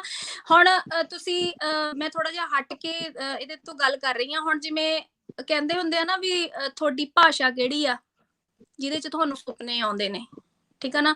ਸਾਨੂੰ ਇੰਗਲਿਸ਼ ਬੋਲਦੇ ਆ ਅਸੀਂ, ਸਾਨੂੰ ਕਦੇ ਇੰਗਲਿਸ਼ ਚ ਸੁਪਨਾ ਨਹੀਂ ਆਉਂਦਾ, ਸੁਪਨਾ ਪੰਜਾਬੀ ਵਿੱਚ ਹੀ ਆਊਗਾ, ਠੀਕ ਹੈ ਨਾ। ਤੇ ਸੁਪਨੇ ਵੀ ਸਾਨੂੰ ਉਹ ਪਿੰਡਾਂ ਦੇ ਆਉਣਗੇ ਜਿਹੜੇ ਪਤਾ ਨਹੀਂ ਅਸੀਂ ਕਦੋਂ ਕੁ ਛੱਡ ਦਿੱਤੇ ਹਨਾ। ਮਹਿਲਾਂ ਮੁਨਾਰਿਆਂ ਦੇ ਬਹੁਤ ਘੱਟ ਸੁਪਨੇ ਆਉਂਦੇ ਨੇ ਹਨਾ, ਉਹ ਕਿਤੇ ਨਾ ਕਿਤੇ ਸਾਡੇ ਅੰਦਰ ਚੀਜ਼ਾਂ ਵਸੀਆਂ ਨੇ ਔਰ ਉਹ ਸਾਡਾ ਯਥਾਰਥ ਹੈਗਾ ਆ। ਦੂਜੀ ਗੱਲ ਹੈਗੀ ਆ ਕਿ ਜਿਹੜੇ ਸਾਡੇ ਨਾਚ ਨੇ, ਹੁਣ ਜਿਹੜੀਆਂ ਕੁੜੀਆਂ ਗਿੱਧਾ ਪਾਉਂਦੀਆਂ ਸੀਗੀਆਂ, ਔਰਤਾਂ ਗਿੱਧਾ ਪਾਉਂਦੀਆਂ ਸੀਗੀਆਂ, ਹੁਣ ਉਹ ਵਿਆਹ ਦੇ ਵਿੱਚ ਇੱਕ ਸ਼ਗਨ ਜਿਹਾ ਹੀ ਰਹਿ ਗਿਆ। ਤੇ ਜਾਂ ਫਿਰ ਯੂਨੀਵਰਸਿਟੀਜ਼ ਕਾਲਜਸ ਦੇ ਵਿੱਚ ਜਿਹੜੇ ਕੰਪੀਟੀਸ਼ਨ ਨੇ, ਮੁਕਾਬਲੇ ਨੇ, ਉੱਥੇ ਤੱਕ ਹੀ ਸੀਮਤ ਰਹਿ ਗਿਆ। ਵਿਆਹ ਦੇ ਵਿੱਚ ਵੀ ਤੁਸੀਂ ਕੀ ਕਰਦੇ ਹੈਗੇ ਹੋ, ਉਹ ਮਾਮੀ ਨੇ ਸ਼ਗਨ ਲੈਣਾ ਹੁੰਦਾ ਆ ਹਨਾ, ਉਹ ਚੁਕਾਉਂਦੇ ਆ ਜਾਗੋ, ਉਹ ਵੀ ਮਤਲਬ ਰਿਕਾਰਡਡ ਜੇ ਗੀਤ ਲਾਏ ਹੁੰਦੇ ਆ ਉਹਨਾਂ ਨੇ ਡੀਜੇ ਦੇ ਉੱਤੇ, ਤੇ ਉਹ ਜਿਹੜੀ ਬਣਾਈ ਹੁੰਦੀ ਆ ਲੋਕਾਂ ਨੇ ਵਿੱਚ ਲਾਈਟਾਂ ਲਾ ਕੇ, ਉਹ ਜਾਗੋ ਜਿਹੜੀ ਆ ਚੱਕ ਕੇ ਥੋੜਾ ਜਿਹਾ ਗੇੜਾ ਗੂੜਾ ਜਿਹਾ ਦੇ ਕੇ ਹਟ ਜਾਂਦੇ ਆ। ਤੇ ਗਿੱਧਾ ਤਾਂ ਮਤਲਬ ਸਤਨਾਮ ਵਾਹਿਗੁਰੂ ਹੀ ਹੋ ਗਿਆ ਹਨਾ। ਤੀਆਂ ਤਾਂ ਬਹੁਤ ਦੂਰ ਦੀ ਗੱਲ ਆ, ਤੀਆਂ ਵੀ ਅੱਜ ਕੱਲ ਐਵੇਂ ਹੁੰਦੀਆਂ ਨੇ 2-3 ਦਿਨ ਤੀਆਂ ਲਾ ਲਈਆਂ, ਫਿਰ ਅਖਬਾਰ ਦੇ ਵਿੱਚ ਫੋਟੋ ਦੇ ਲਈ ਅਸੀਂ ਫਲਾਣੇ ਪਿੰਡ ਤੀਆਂ ਮਨਾਈਆਂ, ਫਲਾਣੇ ਪਿੰਡ ਤੀਆਂ ਮਨਾਈਆਂ। ਉਹ ਵਾਲਾ ਰਸ ਨਹੀਂ ਹੈਗਾ ਜਿਹੜਾ ਤੁਸੀਂ 5 7 10 15 ਦਿਨ ਗਿੱਧਾ ਪਾਉਂਦੇ ਸੀ, ਜਾ ਕੇ ਤੀਆਂ ਲੱਗਦੀਆਂ ਸੀ ਤੀਜ ਦੇ ਉੱਤੇ, ਤੇ ਫਿਰ ਬੱਲੋ ਪੈਂਦੀ ਹੁੰਦੀ ਸੀ, ਉੱਥੇ ਕੁੜੀਆਂ ਪੀਂਘਾਂ ਪਾਉਂਦੀਆਂ ਸੀ, ਮਹਿੰਦੀ ਲਾਉਂਦੀਆਂ ਸੀ, ਕਿਉਂਕਿ ਅਦਰਵਾਈਜ਼ ਤਾਂ ਤੁਹਾਨੂੰ ਨਾ ਨੇਲ ਪਾਲਿਸ਼ ਲਾਉਣ ਦਿੱਤੀ ਜਾਂਦੀ ਹੁੰਦੀ ਸੀ, ਨਾ ਮਹਿੰਦੀ ਲਾਉਣ ਦਿੱਤੀ ਜਾਂਦੀ ਹੁੰਦੀ ਸੀ। ਇੱਕੋ ਹੀ ਮਹੀਨਾ ਹੁੰਦਾ ਸੀ ਜਦੋਂ ਤੁਸੀਂ ਆਪਣੀ ਮਨਮਰਜ਼ੀ ਨਾਲ ਕੱਪੜੇ ਵੀ ਪਾ ਸਕਦੇ ਹੁੰਦੇ ਸੀ, ਮਹਿੰਦੀ ਲਾ ਲਈ, ਤੁਸੀਂ ਨੇਲ ਪਾਲਿਸ਼ ਲਾ ਲਈ, ਇਹ ਜਿਹੀਆਂ ਚੀਜ਼ਾਂ ਹਨਾ। ਤੇ ਉਹ ਸਾਰੀਆਂ ਚੀਜ਼ਾਂ ਹੋ ਚੁੱਕੀਆਂ ਨੇ ਤਕਰੀਬਨ ਖਤਮ, ਜਿਹੜੀਆਂ ਮਤਲਬ ਕਹਿ ਲਓ ਵੀ ਇੱਧਰਲੇ ਪੰਜਾਬ ਦੇ ਵਿੱਚ ਜਿੱਥੇ ਅਸੀਂ ਹੁਣ ਰਹਿ ਰਹੇ ਹਾਂ ਉੱਥੇ ਤਾਂ ਖੈਰ ਨਹੀਂ। ਹਾਂ ਜਿਹੜੇ ਸਾਡੇ ਪਰਦੇਸੀ ਨੇ, ਜਿਹੜੇ ਹੁਣ ਇੱਥੋਂ ਛੱਡ ਕੇ ਮਤਲਬ ਅਮਰੀਕਾ, ਕੈਨੇਡਾ ਨਾ, ਮਤਲਬ ਦਰਿਆਓਂ ਪਾਰ ਚਲੇ ਗਏ ਨੇ, ਸਮੁੰਦਰੋਂ ਪਾਰ ਚਲੇ ਗਏ ਨੇ ਹਨਾ, ਉਹ ਜ਼ਰੂਰ ਉਹਨਾਂ ਦੇ ਨਜ਼ਦੀਕ ਹੈਗਾ ਆ। ਉਧਰੋਂ ਜਿਹੜੀਆਂ ਲੇਡੀਜ਼ ਆਉਣਗੀਆਂ ਉਹਨਾਂ ਨੂੰ ਬੋਲੀਆਂ ਆਉਂਦੀਆਂ ਹੁੰਦੀਆਂ ਨੇ, ਪਰ ਜਿਹੜੀਆਂ ਸਾਡੀਆਂ ਇੱਥੋਂ ਦੀਆਂ ਨੇ ਔਰਤਾਂ, ਉਹ ਮੂੰਹ ਵੱਲ ਦੇਖਦੀਆਂ ਹੁੰਦੀਆਂ ਨੇ ਹਨਾ। ਕੀ ਕਰੀਏ, ਮੈਨੂੰ ਤਾਂ ਕਈ ਵਾਰੀ ਵਿਆਹ ਤੇ ਵੀ ਲੋਕ ਇਸ ਲਈ ਸੱਦਦੇ ਹੁੰਦੇ ਆ ਵੀ ਬੋਲੀਆਂ ਪਾਲੂਗੀ। ਤੇ ਇੱਕ ਵਾਰ ਨਾ ਮੈਂ ਤੁਹਾਨੂੰ ਫਨੀ ਇਨਸੀਡੈਂਟ ਦੱਸਦੀ ਆ ਨਾ, ਮੈਨੂੰ ਕੋਈ ਮਤਲਬ ਮੈਂ ਆਪਣੇ ਪਿੰਡ ਦੇ ਵਿੱਚ ਕਾਫੀ ਸਾਲ ਪਹਿਲਾਂ ਦੀ ਗੱਲ ਆ, ਮੈਨੂੰ ਲੱਗਦਾ ਮੈਂ ਜਾਂ 12ਵੀਂ ਦੇ ਵਿੱਚ ਹੋਊਗੀ ਜਾਂ 12ਵੀਂ ਕੀਤੀ ਹੋ। ਸਾਰੇ ਪਿੰਡ ਵਾਲਿਆਂ ਨੂੰ ਪਤਾ ਵੀ ਮੈਂ ਨੱਚਣ ਨੂੰ ਬਹੁਤ ਸ਼ੇਰ ਆ। ਕਿਸੇ ਦੇ ਘਰੇ ਵਿਆਹ ਸੀ, ਮੈਨੂੰ ਆਵਾਜ਼ ਮਾਰ ਕੇ ਕਹਿੰਦੇ ਨਾ ਕੱਲ ਨੂੰ ਆਪਣੇ ਘਰੇ ਜਾਗੋ ਆ ਹਨਾ, ਤੂੰ ਵਿਆਹ ਤੇ ਆਈ। ਐਵੇਂ ਨੀ ਕਿਹਾ, ਕਹਿੰਦੇ ਕੱਲ ਨੂੰ ਆਪਣੇ ਘਰੇ ਜਾਗੋ ਆ, ਤੂੰ ਨੱਚਣ ਆਈ। ਮੈਂ ਕਿਉਂ, ਮੈਂ ਨੱਚਣ ਆਈ ਆ ਕਿਉਂਕਿ ਹੁਣ ਕਿਸੇ ਨੂੰ ਕੁਛ ਆਉਂਦਾ ਹੀ ਨਹੀਂ, ਉਹ ਬੰਦੇ ਲੱਭਦੇ ਫਿਰਦੇ ਨੇ ਵੀ ਕਿਹੜਾ ਹੋਊ, ਕਿਹੜਾ ਬੰਦਾ ਰੌਣਕ ਲਾਊਗਾ ਨਾ। ਤੇ ਸਾਰਾ ਕੁਛ ਅਲੋਪ ਹੋ ਗਿਆ ਆ। ਔਰ ਇਹ ਦੇਖ ਕੇ ਦੁੱਖ ਵੀ ਲੱਗਦਾ ਹੁੰਦਾ। ਹੁਣ ਮੇਰੇ ਵਰਗੇ ਦਾ ਤਾਂ ਵਿਆਹ ਤੇ ਜਾਣ ਨੂੰ ਜੀਓ ਹੀ ਨਹੀਂ ਕਰਦਾ ਹੁੰਦਾ, ਕਿਉਂਕਿ ਉੱਥੇ ਜਾ ਕੇ ਡਮ ਡਮ ਡਿਗਾ ਡਿਗਾ। ਮੈਂ ਡੀਜੇ ਵਗੈਰਾ ਨੂੰ ਮਾੜਾ ਨਹੀਂ ਕਹਿੰਦੀ ਹੈਗੀ ਹਨਾ, ਸਾਰਾ ਮਤਲਬ ਕਹ ਲਓ ਸਮੇਂ ਦੇ ਨਾਲ ਚੀਜ਼ਾਂ ਬਦਲਦੀਆਂ ਨੇ, ਸਾਰਾ ਕੁਝ ਬਦਲ ਜਾਂਦਾ ਆ। ਪਰ ਜਿੱਥੋਂ ਗੱਲ ਸ਼ੁਰੂ ਹੋਈ ਸੀ ਕਿ ਸਾਨੂੰ ਆਪਣੀ ਜਿਹੜੀ ਜੱਦ ਹੈਗੀ ਆ, ਆਪਣੀਆਂ ਜਿਹੜੀਆਂ ਜੜ੍ਹਾਂ ਹੈਗੀਆਂ, ਉਹਨਾਂ ਨਾਲ ਜ਼ਰੂਰ ਜੁੜੇ ਰਹਿਣਾ ਚਾਹੀਦਾ। ਜੇ ਸਾਨੂੰ ਯਾਦ ਹੋਊ ਅਸੀਂ ਉਹੀ ਚੀਜ਼ ਅੱਗੇ ਦੇਵਾਂਗੇ, ਜੇ ਸਾਨੂੰ ਅਸੀਂ ਹੀ ਭੁੱਲ ਗਏ ਅੱਗੇ ਕੀ ਦੇਵਾਂਗੇ, ਅਸੀਂ ਕੀ ਕਵਾਂਗੇ, ਅਸੀਂ ਕਿੱਥੋਂ ਆਏ ਆ, ਸਾਡੇ ਪੁਰਖੇ ਕੀ ਕਰਦੇ ਹੁੰਦੇ ਸੀਗੇ। ਫਿਰ ਤਾਂ ਹੁਣ ਕਿਤਾਬਾਂ 'ਚ ਵੀ ਪੜ੍ਹਿਆ ਕਰਾਂਗੇ ਲੋਕ ਨਾਚ ਪੰਜਾਬ ਦੇ। अच्छा अरोड़ा साहब जी एक मिनट अरोड़ा साहब ਤੇ ਮੈਨੂੰ ਇੱਕ ਕੁਐਸਚਨ ਹੈ, ਇੱਕ ਦੋਸਤ ਨੇ ਕੀਤਾ ਵੀ ਜਿਹੜੀ ਧਮਾਲ ਸਾਡੇ ਤੇ ਜ਼ਿਆਦਾ ਧਮਾਲ ਹੀ ਆ, ਢੋਲ ਤੇ ਜਿਹੜੀ ਪਾ ਲੈਂਦੇ, ਧਮਾਲ ਤੇ ਭੰਗੜੇ 'ਚ ਕਿੰਨਾ ਫਰਕ ਹੈ? ਜੀ ਧਮਾਲ ਤੇ ਭੰਗੜੇ 'ਚ ਬਹੁਤ ਫਰਕ ਹੈ। ਜਿਹੜਾ ਦੇਖੋ ਜੀ ਹਾਂਜੀ ਜੀ ਗੱਲ ਕਰ ਲਈ ਧਮਾਲ ਦੀ, ਅੱਜ ਦੇ ਦੌਰ ਦਾ ਜਿਹੜਾ ਭੰਗੜਾ ਹੈ, ਮੈਂ ਉਸ ਦੀ ਜੀ ਗੱਲ ਕਰਾਂ, ਜਿਹੜਾ ਕਿ ਕਾਲਜਾਂ ਯੂਨੀਵਰਸਿਟੀਆਂ ਦਾ ਸਟੇਜਾਂ ਦਾ ਭੰਗੜਾ, ਜਿਹਨੂੰ ਕਿ ਕਹਿੰਦਾ ਜਿਹਦੇ ਆਰਗੇਨਾਈਜ਼ਡ ਫਾਰਮੈਟਿਡ ਭੰਗੜਾ, ਉਹ ਧਮਾਲ ਉਸਦਾ ਇੱਕ ਹਿੱਸਾ ਬਣ ਗਿਆ ਹੈ। ਧਮਾਲ ਪਾਉਣਾ ਭੰਗੜੇ ਦੇ ਵਿੱਚ ਉਹਨੂੰ ਐਡ ਕਰ ਲਿਆ ਗਿਆ ਹੈ। ਭੰਗੜੇ ਵਿੱਚ ਧਮਾਲ ਪਾਈ ਜਾਂਦੀ ਹੈ, ਧਮਾਲ ਵਿੱਚ ਭੰਗੜਾ ਨਹੀਂ ਪਾਇਆ ਜਾਂਦਾ, ਭੰਗੜੇ ਵਿੱਚ ਧਮਾਲ ਪਾ ਲਈ ਜਾਂਦੀ ਹੈ। ਇਹ ਅੱਜ ਦੇ ਦੌਰ ਦੇ ਵਿੱਚ ਹੈ। ਧਮਾਲ ਦੀ ਇੱਕ ਸਰਟਨ ਬੀਟ ਹੈ। ਭੰਗੜੇ ਦਾ ਸਿੱਧਾ ਜਿਹੜਾ ਸੰਬੰਧ ਹੈ ਢੋਲ ਦੀ ਥਾਪ ਦੇ ਨਾਲ ਹੈ। ਢੋਲ ਦੀ ਅਲੱਗ-ਅਲੱਗ ਬੀਟਸ ਨੇ, ਜਿਹੜੇ ਢੋਲ ਦੇ ਬੋਲ ਨੇ ਉਸ ਮੁਤਾਬਿਕ ਤੁਹਾਡਾ ਸਰੀਰ ਨੱਚਦਾ ਹੈ। ਧਮਾਲ ਦੀ ਜਿਹੜੀ ਮੋਟੇ ਤੌਰ ਤੇ ਧਮਾਲ ਦੀ 3 ਬੀਟਸ ਨੇ, ਪਰ ਭੰਗੜੇ ਦੇ ਵਿੱਚ ਕਰੀਬ ਜੇ ਜ਼ਿਆਦਾ ਨਹੀਂ ਤੇ ਗਿਣਾ ਤੇ 70-80 ਬੀਟਸ ਅਲੱਗ-ਅਲੱਗ ਗਿਣੀਆਂ ਜਾ ਸਕਦੀਆਂ। ਸੋ ਧਮਾਲ ਦੇ ਵਿੱਚ ਇਹ ਖਾਸਾ ਫਰਕ ਹੈ। ਪਰ ਜੇ ਅਸਲ ਜੇ ਹੁਣ ਮੈਂ ਗੱਲ ਕਰਾਂ, ਜੇ ਪਾਕਿਸਤਾਨ ਨਾਲ ਮੁਕਾਬਲਾ ਕਰਾਂ, ਇੰਡੀਆ ਵਿੱਚ ਧਮਾਲ ਵੱਖਰੇ ਤੌਰ ਤੇ ਨਹੀਂ ਪਾਈ ਜਾਂਦੀ, ਸਿਰਫ ਤੇ ਸਿਰਫ ਭੰਗੜੇ ਦੇ ਹਿੱਸੇ ਦੇ ਤੌਰ ਤੇ ਪਾਈ ਜਾਂਦੀ ਹੈ। ਪਰ ਜਦਕਿ ਪਾਕਿਸਤਾਨ ਵਿੱਚ ਧਮਾਲ ਵੱਖਰੇ ਤੌਰ ਤੇ ਵੀ ਅੱਜ ਧਮਾਲ ਪਾਈ ਜਾ ਰਹੀ ਹੈ। ਸੋ ਉਹ ਦੋਨੋਂ ਇੱਕ ਅਲੱਗ-ਅਲੱਗ ਜਿਵੇਂ ਡਾਇਰੈਕਸ਼ਨਸ ਅਲੱਗ-ਅਲੱਗ ਹੋ ਗਈਆਂ। ਦਰਿਆ ਜਿਵੇਂ ਸ਼ੁਰੂ ਇਕੱਠਾ ਹੁੰਦਾ, ਦਰਿਆ ਦੇ ਵੱਖਰੇ ਲੜ ਬਣ ਜਾਂਦੇ ਨੇ, ਤੇ ਇਸ ਦਾ ਦਰਿਆ ਦੇ ਵੱਖਰੇ ਲੜ ਨਿਕਲ ਗਏ ਨੇ ਜੀ। ਇਹ ਅੱਛਾ ਜੀ, ਚੱਠਾ ਸਾਹਿਬ ਵਾਲੇਕੁਮ ਸਲਾਮ, ਸਾਨੂੰ ਸਲਾਮ ਕਹਿੰਦੇ ਨੇ। ਬਾਰ-ਬਾਰ ਮੈਸੇਜ, ਬਹੁਤ ਸਾਰੇ ਦੋਸਤਾਂ ਦੇ ਮੈਸੇਜ ਆ ਰਹੇ ਨੇ। ਇਹ ਕਹਿੰਦੇ ਨੇ ਸਰਗੀ ਨੂੰ ਕਹੋ ਜੀ, ਦੀਦੀ ਨੂੰ ਕਹੋ ਬੋਲੀ ਸੁਣਾਏ। ਬੋਲੀਆਂ ਦਾ ਸਾਡਾ ਜੀ ਸੈਗਮੈਂਟ ਕੱਲ ਆ, ਬੋਲੀਆਂ ਕੱਲ ਤੁਹਾਨੂੰ ਸੁਣਾਵਾਂਗੇ। 2 ਘੰਟੇ ਆਪਾਂ ਬੋਲੀਆਂ ਸੁਣੀਆਂ ਜੀ। ਸੰਗ ਨੂੰ ਤੇਲ ਤੋਂ ਲਾ ਲਿਓ ਸਾਰੇ ਦੋਸਤ ਜਿਹੜੇ। ਵਾਹ ਜੀ, ਤੁਸੀਂ ਇਹ ਤਾਂ ਗੱਲ ਕਰਾਤੀ। ਪ੍ਰਭਜੀਤ ਸਿੰਘ ਤੁਸੀਂ ਬੋਲੀਆਂ ਸੁਣਾਉਣੀਆਂ, ਮੈਂ ਬਸ ਸੁਣਨੀਆਂ, ਮੈਂ ਬਸ ਇੰਜੋਏ ਕਰਨਾ। ਪਰ ਲੈਂਦੇ ਪੰਜਾਬ ਵਿੱਚ ਪੰਜਾਬੀ ਜ਼ੁਬਾਨ ਵਿੱਚ ਉਰਦੂ। ਹਾਂਜੀ, ਪ੍ਰਭਜੀਤ ਸਿੰਘ ਵੈਨਕੂਵਰ ਤੋਂ ਸਾਨੂੰ ਕਹਿ ਰਹੇ ਨੇ ਜੀ, ਨਾਸਰ ਭਾਈ ਚੜ੍ਹਦੇ ਪੰਜਾਬ ਚ ਜਿੱਥੇ ਪੰਜਾਬੀ ਨੇ ਉੱਥੇ ਕੀ ਗਿੱਧੇ ਦੀ ਬੋਲੀਆਂ ਨੇ। ਹੁਣ ਕੱਲ ਥੋੜੀ ਜਿਹੀ ਤਿਆਰੀ ਤੁਹਾਨੂੰ ਕਰਨੀ ਪੈਣੀ ਗਿੱਧੇ ਦੀ ਬੋਲੀਆਂ ਦੀ, ਵੀ ਚੜ੍ਹਦੇ ਪੰਜਾਬ ਦੀ ਗੱਲ ਹੈ। ਥੋੜਾ ਲੈਂਦੇ ਦੋਵਾਂ ਦਾ ਮੁਕਾਬਲਾ। ਮੈਂ ਆਪਣੇ ਵਾਲੇ ਪਾਸਿਓਂ ਇਧਰੋਂ ਕੋਈ ਬੰਦਾ ਤਿਆਰ ਕਰਾਂਗਾ ਜਿਹੜਾ ਬੋਲੀਆਂ ਤੁਹਾਡਾ ਮੁਕਾਬਲਾ ਕਰੂ ਪੂਰੇ ਭਾਰਤ ਨਾਲ। ਬਿਲਕੁਲ ਜੀ, ਬਿਲਕੁਲ। ਮੈਂ ਤਾਂ ਬੋਲੀਆਂ ਪਾ ਨਹੀਂ ਸਕਦਾ, ਤੇ ਬੋਲੀਆਂ ਪਵਾ ਤੇ ਸਕਦਾ। ਤੁਸੀਂ ਇਸ ਤਰ੍ਹਾਂ ਕਰੋ, ਬਹੁਤ ਸਾਰੇ ਬੜੇ ਚੜ੍ਹਦੇ ਤੁਹਾਡੇ ਕੋਲ ਗਾਉਣ ਵਾਲੇ ਨੇ ਜੀ। ਲੋਹਾਰ ਸਾਹਿਬ ਦੇ ਉਹ ਬੜੀ ਸੋਹਣੀਆਂ ਬੋਲੀਆਂ ਪਾਉਂਦੇ ਨੇ। ਹੋਰ ਵੀ ਮੈਂ 2-4 ਨਾਂ ਤੁਹਾਨੂੰ ਭੇਜ ਦਿਆਂਗਾ, ਤੁਸੀਂ ਉਹਨਾਂ ਨੂੰ ਕਿਸੇ ਨੂੰ। ਮੈਂ ਜ਼ਰੂਰ ਕੱਲ ਕਿਸੇ ਨਾ ਕਿਸੇ ਨੂੰ ਦੋਸਤ ਨੂੰ ਜਿਹੜਾ ਅੱਛਾ, ਉਹਨੂੰ ਆਪਾਂ ਨਾਲ ਲੈ ਲਵਾਂਗੇ, ਆਪਣੇ ਸ਼ੋਅ ਦੇ ਵਿੱਚ ਸ਼ਾਮਿਲ ਕਰ ਲਾਂਗੇ। ਕਿਉਂਕਿ ਬੋਲੀਆਂ ਦਾ ਸੈਗਮੈਂਟ ਥੋੜਾ ਜਿਹਾ ਲੰਮਾ ਵੀ ਆਪਾਂ ਕਰਾਂਗੇ, ਇੰਜੋਏ ਵੀ ਕਰਾਂਗੇ। ਸਰਗੀ ਕੋਲ ਬੋਲੀਆਂ ਸੁਣਾਂਗੇ। ਉਮੀਦ ਕਰਦੇ ਹਾਂ ਵੀ ਸਰਗੀ ਕੱਲ ਆਪਣਾ ਮਾਈਕ ਠੀਕ ਕਰ ਲਓ ਜੀ। ਇੱਕ ਚੀਜ਼ ਹੋਰ ਬੜੀ ਵਧੀਆ ਗੱਲ ਨਦੀਮ ਨਜ਼ਰ ਸੰਧੂ ਸਾਹਿਬ ਨੇ ਕਹੀ, ਧਮਾਲ ਥੋੜਾ ਜਿਹਾ ਥੋੜਾ ਸੁਫਿਆਨਾ ਰਿਲੇਟਡ ਹੋ ਜਾਂਦਾ ਹੈ। ਸੋ ਧਮਾਲ ਨੂੰ ਅੱਜ ਦੇ ਦੌਰ ਵਿੱਚ ਜਿਹੜਾ ਹੁਣ ਜਿਹੜਾ ਜੇ ਲਹਿੰਦੇ ਦੀ ਗੱਲ ਕਰੀਏ, ਉੱਥੇ ਧਮਾਲ ਬਹੁਤ ਹੀ ਕਰਕੇ ਸੁਫਿਆਨਾ ਰੰਗ ਦੇ ਨਾਲ ਵੱਜੀ ਹੋਈ ਹੈ। ਬਾਜ਼ਾਰਾਂ ਤੇ ਧਮਾਲ ਪਾਈ ਜਾਂਦੀ ਹੈ ਬਹੁਤੇ ਕਰਕੇ। ਪਰ ਜੇ ਮੈਂ ਇਹਨੂੰ ਇੰਡੀਆ ਵਾਲੇ ਪਾਸੇ ਗੱਲ ਕਰ ਲੈ ਜਾਵਾਂ, ਕਿ ਉੱਥੇ ਧਮਾਲ ਕਿਉਂਕਿ ਹੈ ਹੀ ਨਹੀਂ, ਧਮਾਲ ਹੈ ਤਾਂ ਸਿਰਫ ਭੰਗੜੇ ਦੇ ਹਿੱਸੇ ਦੇ ਰੂਪ ਵਿੱਚ ਹੈ। ਸੋ ਖਾਸਾ ਫਰਕ ਹੋ ਗਿਆ। ਰਵੀਂਦਰ ਸਾਹਿਬ ਬਹੁਤ ਸ਼ੁਕਰੀਆ, ਤੁਸੀਂ ਜਾਣਕਾਰੀ ਵਧਾਈ ਸਾਡੀ, ਉਹਦੇ ਲਈ ਸ਼ੁਕਰੀਆ। ਅੱਛਾ, ਇਹਦੇ 'ਚ ਅਰੋੜਾ ਸਾਹਿਬ ਇੱਕ ਹੋਰ ਵੀ, ਜਿਵੇਂ ਅੱਗੇ ਆਉਂਦੇ ਵੀ ਸ਼ਰਾਬ ਪੀ ਕੇ ਭੰਗੜਾ, ਇੱਧਰ ਵੀ ਕਿਤੇ ਨਾ ਕਿਤੇ ਟ੍ਰੈਂਡ ਹੈ ਵਾ। ਵੈਸੇ ਤੇ ਜਿਹੜੀ ਧਮਾਲ ਆ, ਉਹ ਮਲੰਗ ਜਿਹੜੇ ਨੇ ਉਹ ਵੀ ਪਾਉਂਦੇ ਨੇ, ਲੇਕਿਨ ਉਹਦੇ ਵਿੱਚ ਸਪੈਸੀਫਿਕ ਕਰ ਦਿੰਦੇ ਨੇ ਵੀ ਉਹ ਉਹਦਾ ਮੈਂ ਨਾਂ ਹੁਣ ਚਲੋ ਲੈ ਲੈਣਾ ਵੀ ਚਰਸ ਪੀ ਕੇ ਧਮਾਲ। ਜਿਵੇਂ ਤੁਹਾਡੇ ਸ਼ਰਾਬ ਪੀ ਕੇ ਪੈਂਦੇ, ਇੱਧਰੋਂ ਚਰਸ ਪੀ ਕੇ ਧਮਾਲ ਪਾਉਂਦੇ ਆ। ਉਹ ਵੀ ਹੋਰ ਤਰ੍ਹਾਂ ਦਾ ਉਹਨਾਂ ਦਾ ਟ੍ਰੈਂਡ ਹੈ। ਮੈਂ ਵੇਖਿਆ ਮੇਲਿਆਂ ਤੇ, ਉੱਥੇ ਧੂੰਆਂ ਨਿਕਲਿਆ ਉਹਨਾਂ ਦੇ ਨਾਲ, ਘੁੰਗਰੂ ਪਾ ਕੇ ਧਮਾਲ ਪਾਉਂਦੇ ਨੇ। ਲੇਕਿਨ ਮੇਲਿਆਂ ਠੇਲਿਆਂ ਤੇ ਢੋਲਾਂ ਤੇ ਵੀ ਧਮਾਲ ਪੈਂਦੀ ਮੈਂ ਵੇਖੀ ਆ ਆਪਣੇ ਇੱਧਰ ਪੰਜਾਬ ਦੇ ਵਿੱਚ। ਸਾਡੇ ਇੱਧਰ ਜਿਹੜੀ ਮੈਨੂੰ ਸਾਰਿਆਂ ਨਾਲੋਂ ਵਧੀਆ ਲੱਗਦੀ ਆ, ਉਹ ਜਿਹੜਾ ਸਾਡਾ ਰੀਜਨ ਆ, ਖਾਸ ਤੌਰ ਤੇ ਅਰੋੜਾ ਸਾਹਿਬ ਵਾਲਾ, ਉਧਰ ਜਿਹੜੀ ਝੂਮਰ ਆ, ਸੰਮੀ ਜਿਹਨੂੰ ਕਹਿੰਦੇ ਆ, ਉਹ ਨਾਲ ਉਹ ਕਰਦੇ, ਇਸ ਤਰ੍ਹਾਂ ਕਰਕੇ ਕਰਦੇ, ਉਹ ਬਹੁਤ ਵਧੀਆ ਲੱਗਦੀ ਹੈ। ਇਸ ਏਰੀਏ ਦੇ ਵਿੱਚ, ਥੱਲੇ ਏਰੀਏ 'ਚ ਉਹ ਬਹੁਤ ਮਸ਼ਹੂਰ ਹੈ ਜਿੱਧਰੋਂ ਤੁਸੀਂ ਗਏ ਜੇ। ਤੁਹਾਨੂੰ ਪਤਾ ਅਰੋੜਾ ਸਾਹਿਬ ਦਾ ਜੀ। ਸਮੀ ਦੀ ਬਾਰੇ ਵੀ ਗੱਲ ਕਰਾਂਗੇ ਜੀ, ਬਿਲਕੁਲ। ਥੋੜੀ ਦੇਰ ਤੱਕ ਸਮੀ ਦੀ ਵੀ ਗੱਲ ਕਰਦੇ। ਉਸ ਤੋਂ ਪਹਿਲਾਂ ਨਵੀਨ ਸੰਧੂ ਸਾਹਿਬ ਨੇ ਕਨਫਰਮ ਕਰਤਾ ਜੀ, ਕਹਿੰਦੇ ਜੀ ਟੋਬਾ ਟੈਕਸਿੰਗ ਤੋਂ ਬੋਲੀਆਂ ਪਾਵਾਂਗੇ ਅਸੀਂ, ਕੋਈ ਟੈਨਸ਼ਨ ਨਹੀਂ। ਸੋ ਤੁਹਾਡੇ ਕੋਲ ਹੈਗੇ ਆ ਜੀ ਹੁਣ ਟੀਮ, ਤੁਸੀਂ ਵੀ ਤਿਆਰ ਕਰੋ। ਕੈਨੇਡਾ ਤੋਂ ਮੈਂ ਟੀਮ ਤਿਆਰ ਕਰਾਂਗਾ, ਤੁਸੀਂ ਵੀ ਟੀਮ ਤਿਆਰ ਕਰੋ, ਤਾਂ ਗੱਲ ਬਣਨੀ ਹੈ ਜੀ ਇਹ। ਅੱਛਾ ਜੀ, ਤੁਸੀਂ ਸਮੀ ਦਾ ਕਿਉਂਕਿ ਅੱਛਾ ਜੀ, ਇੱਕ ਮਿੰਟ ਜ਼ਰਾ ਆਪਾਂ ਤੁਹਾਨੂੰ ਹੋਲਡ ਲੈ ਕੇ, ਸਾਡੇ ਨਾਲ ਨੇ ਤੀਰਥ ਭਾਜੀ ਸਾਂਝਾ ਟੀਵੀ ਤੋਂ। ਤੀਰਥ ਭਾਜੀ ਵੈਲਕਮ। ਹਾਂਜੀ, ਸਤਿ ਸ਼੍ਰੀ ਅਕਾਲ ਭਾਜੀ। ਸਤਿ ਸ਼੍ਰੀ ਅਕਾਲ ਜੀ। ਤੀਰਥ ਭਾਜੀ ਲੱਗਦਾ ਕਿਤੇ ਸਫਰੇ ਪਏ ਜੇ। ਹਾਂਜੀ ਭਾਜੀ, ਕੀ ਹਾਲ ਹੈ? ਬਸ ਵਧੀਆ ਜੀ। ਹਾਂਜੀ ਅਰੋੜਾ ਸਾਹਿਬ, ਸਤਿ ਸ਼੍ਰੀ ਅਕਾਲ। ਮਤਲਬ ਤੁਸੀਂ ਅਮੇਜ਼ਿੰਗ ਇਨਫੋਰਮੇਸ਼ਨ ਤੁਸੀਂ ਰੌਕ ਕਰੀ ਜਾਂਦੇ ਹੋ ਅੱਜ ਕੱਲ। ਚਲੋ, ਮੈਂ ਤੁਹਾਨੂੰ ਲਿੰਕ ਇਸ ਤੋਂ ਭੇਜਿਆ ਸੀ ਵੀ ਤੁਸੀਂ ਸਫਰੇ ਜਾਣ ਦੇ ਜੇ, ਤੇ ਜਾਂਦੇ ਜਾਂਦੇ ਸਾਡਾ ਪ੍ਰੋਗਰਾਮ ਸੁਣਦੇ ਜਾਏ, ਤੁਹਾਡੇ 2 ਘੰਟੇ ਸੌਖੇ ਲੰਘ ਜਾਣਗੇ। ਨਹੀਂ ਬਿਲਕੁਲ ਜੀ, ਅਸੀਂ ਵਾਰਨਰ ਜਾ ਰਹੇ ਹਾਂ, ਤੇ ਮੈਂ ਟਰਾਈ ਕਰਦਾ ਤੁਹਾਨੂੰ ਮੈਂ ਦਿਖਾ ਪਾਵਾਂ ਵਿਸ਼ ਕੀ ਚੀਜ਼ਾਂ ਸਮੂਥ ਹੋ ਰਹੀਆਂ ਹੌਲੀ ਹੌਲੀ। ਲੈਟ ਮੀ ਟਰਾਈ ਅਗਰ ਇਹ ਕੈਮਰਾ ਫਲਿਪ ਹੁੰਦਾ ਹੈ ਤਾਂ ਹਾਂਜੀ ਥੋੜਾ ਜਿਹਾ ਮੈਂ ਕਹਿ ਰਿਹਾ ਕਿ ਇਹੋ ਜਿਹੇ कोविड-19 ਦੇ ਟਾਈਮ ਤੁਹਾਨੂੰ ਥੋੜਾ ਜਿਹਾ ਅਸੀਂ ਫਰੈਸ਼ ਕਰ ਦਈਏ ਹੁਣ ਕੋ ਸੜਕਾਂ ਸੁੜਕਾਂ ਲੋਕ ਖੁੱਲਣੇ ਸ਼ੁਰੂ ਹੋ ਗਏ ਆ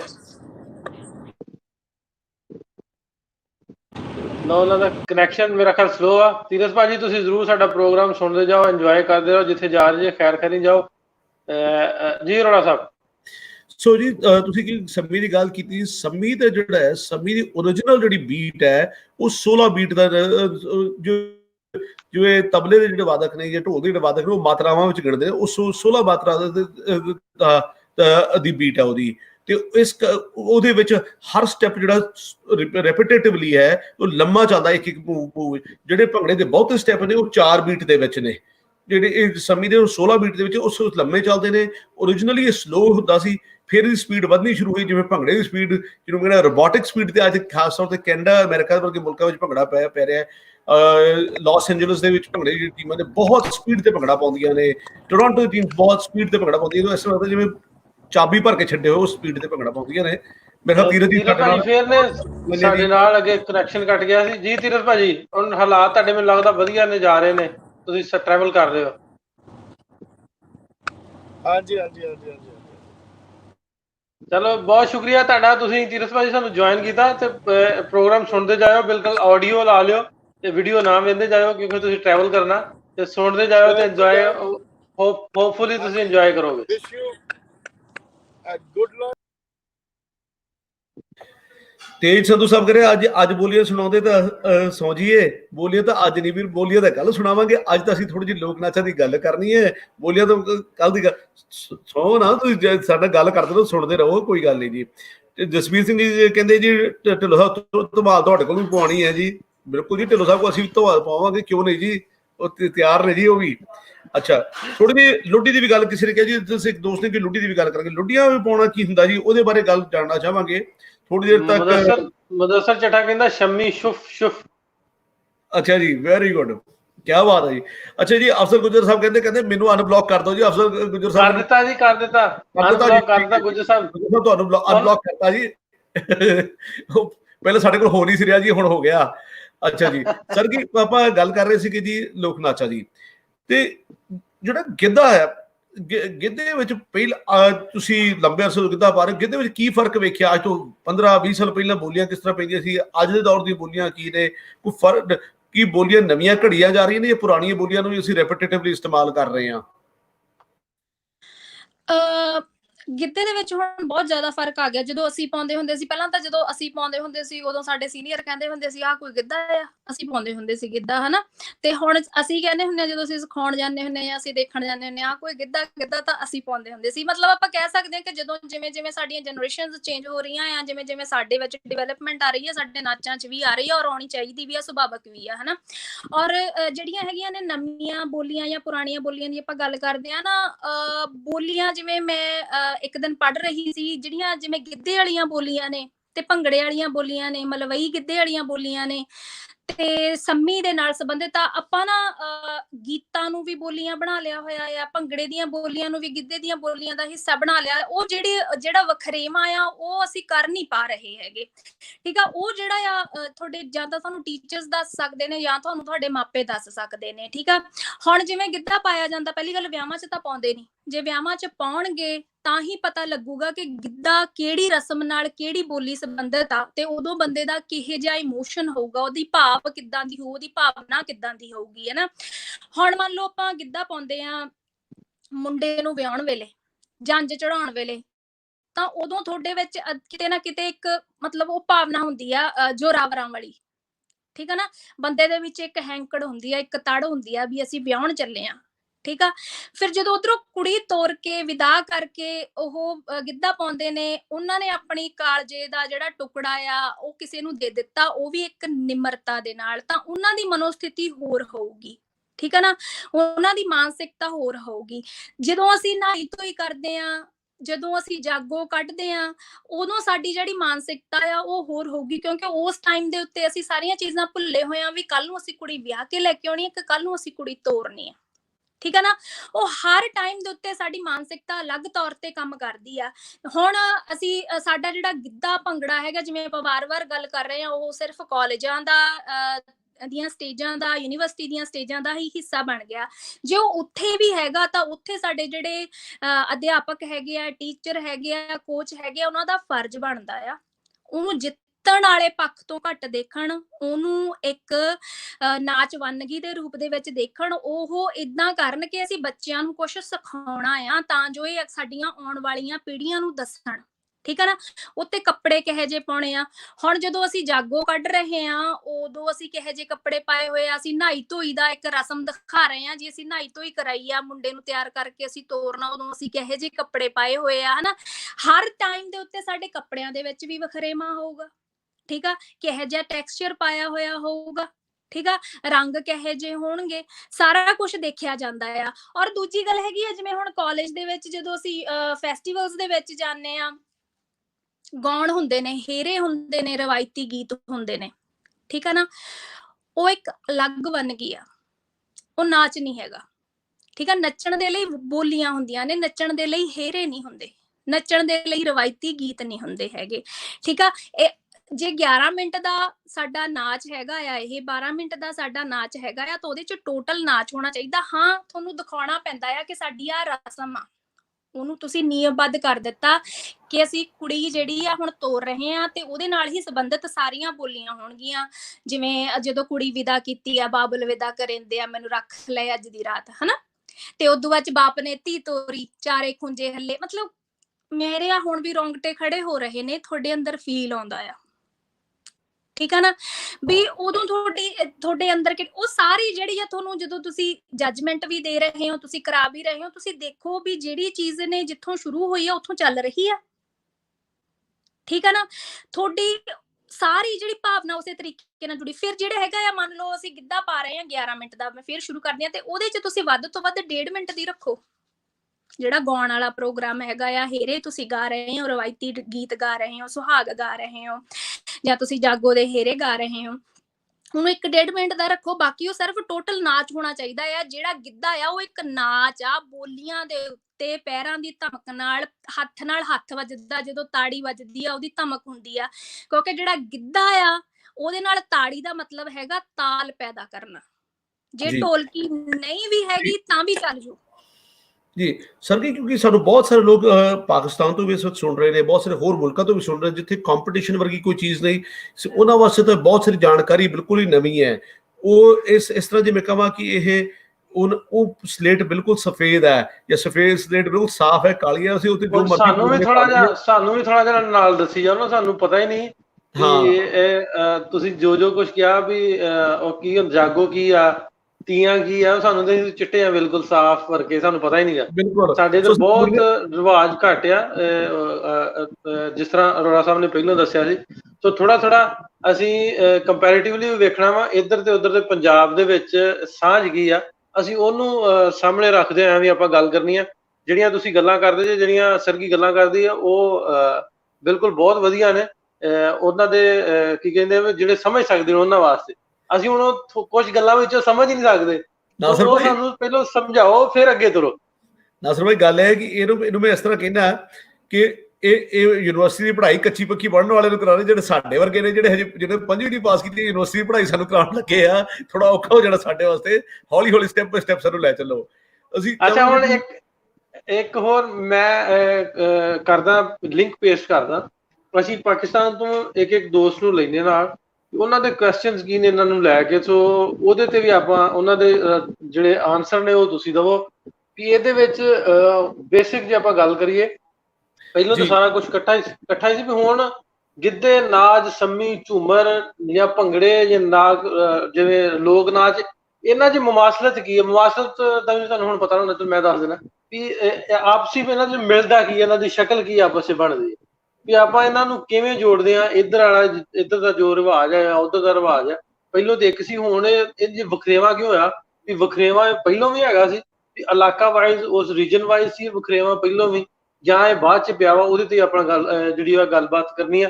ਸੋ ਮੈਂ ਲਿੰਕ ਪੇਸਟ ਕਰਨ ਲੱਗਾ, ਇੱਕ ਦੋਸਤ ਨੂੰ ਆਪਾਂ ਨਾਲ ਲਈ ਜਾਵਾਂਗੇ, ਨਾਲ ਗੱਲ ਕਰੀ ਜਾਵਾਂਗੇ। ਅਰੋੜਾ ਸਾਹਿਬ, ਤੁਸੀਂ ਹੁਣ ਕੰਟੀਨਿਊ ਕਰੋ, ਮੈਂ ਲਿੰਕ ਪੇਸਟ ਕਰ ਦੇਣਾ। ਜੀ ਤੁਸੀਂ ਲਿੰਕ ਪੇਸ਼ ਕਰੋ। ਮੈਂ ਸਭ ਤੋਂ ਪਹਿਲਾਂ ਜੀ ਹਾਜੀ ਵਾਹਿਦ ਸਰੂਰ ਸਾਹਿਬ ਦਾ ਨਾਮ ਲੈਣਾ ਚਾਹੁੰਦਾ। ਉਹ ਕਹਿੰਦੇ ਤੁਸੀਂ ਸਾਡਾ ਨਾਮ ਲੈ ਦਿਓ। ਇਹ ਹਾਜੀ ਸਾਹਿਬ ਮੇਰੀ ਵੀ ਉਰਦੂ ਦੀ ਮੁਸ਼ੱਕਤ ਕਰਾ ਰਹੇ ਨੇ। ਮੈਨੂੰ ਥੋੜਾ ਜਿਹਾ ਔਖਾ ਜਿਹਾ ਹੋ ਗਿਆ, ਮੈਂ ਉਰਦੂ ਪੜ੍ਹ ਵੀ ਲੈਂਦਾ ਹੁੰਦਾ, ਕਿਉਂਕਿ ਨਾਸਰ ਸਾਹਿਬ ਕਹਿੰਦੇ ਨਾਂ ਨਹੀਂ ਪੜ੍ਹ ਰਹੇ ਸਾਡਾ, ਤੁਸੀਂ ਨਾ ਪੜ੍ਹ ਦਿਓ। ਸੋ ਹਾਜੀ ਸਾਹਿਬ ਤੁਸੀਂ ਸਾਡਾ ਜੁੜੇ, ਤੁਹਾਡਾ ਵੀ ਸ਼ੁਕਰੀਆ। ਮੈਂ ਸਾਰੇ ਦੋਸਤਾਂ ਦਾ ਸ਼ੁਕਰੀਆ ਵੀ ਕਰਦਾ ਜਿੱਥੇ ਨਾਲ ਨਾਲ ਸਾਰੇ ਸਵਾਲ ਜਵਾਬ ਵੀ ਕਰਦੇ ਰਵਾਂਗੇ। ਅੱਛਾ ਜੀ, ਥੋੜੀ ਜਿਹੀ ਵਿਆਹਾਂ ਸ਼ਾਦੀਆਂ ਦੀ ਗੱਲ ਜੇ ਕਰਦੇ ਆ ਸਰ ਜੀ, ਕਿ ਆਮ ਤੌਰ ਤੇ ਅੱਛਾ ਜੀ ਸੌਰੀ, ਮੈਂ ਤੁਹਾਡਾ ਸਵਾਲ ਤੋਂ ਪਹਿਲਾਂ ਇੱਕ ਹੋਰ ਗੱਲ ਕਹਿ ਦੇਵਾਂ ਜੀ। ਨਦੀਮ ਰਜ਼ਾ ਸੰਧੂ ਸਾਹਿਬ ਕਹਿੰਦੇ ਸਮੀ ਝੂਮਰ ਨਾਟ ਰਿਲੇਟਡ ਟੂ ਪੰਜਾਬ ਕਲਚਰ, ਉਹਨਾਂ ਦਾ ਕਹਿਣਾ ਹੈ। ਅੱਛਾ ਜੀ ਰਜ਼ਾ ਸੰਧੂ ਸਾਹਿਬ, ਅਸੀਂ ਤੁਸੀਂ ਸਾਨੂੰ ਜੋੜੋ, ਤੁਹਾਨੂੰ ਦੱਸੋ ਕਿਉਂ ਰਿਲੇਟਡ ਨਹੀਂ ਹੈ, ਫਿਰ ਅਸੀਂ ਥੋੜਾ ਜਿਹਾ ਜਾਣਦੇ ਹਾਂ ਕਿ ਰਿਲੇਟਡ ਕਿਉਂ ਹੈ ਜਾਂ ਕਿਉਂ ਨਹੀਂ ਹੈ ਜੀ। ਅਸੀਂ ਤੁਹਾਡੇ ਨਾਲ ਇਸ ਬਾਰੇ ਜ਼ਰੂਰ ਗੱਲ ਕਰਾਂਗੇ ਜੀ। ਅੱਛਾ ਅਮਰੀਸ਼ ਕੰਬੋਜ ਸਾਹਿਬ ਕਹਿੰਦੇ ਮੈਨੂੰ ਵੀ ਅਨਬਲੌਕ ਕਰ ਦਿਓ ਜੀ। ਤੁਹਾਨੂੰ ਅਨਬਲੌਕ ਪਹਿਲਾਂ ਹੀ ਕੀਤਾ ਹੋਇਆ ਜੀ, ਤੁਸੀਂ ਬਲੌਕ ਨਹੀਂ ਹੋ ਜੀ। ਅੱਛਾ ਜੀ, ਹੁਣ ਥੋੜ੍ਹਾ ਜਿਹਾ ਗੱਲਾਂ ਕਰਦੇ ਹਾਂ ਤੁਹਾਡੇ ਨਾਲ ਜੀ ਇਸੇ ਬਾਰੇ।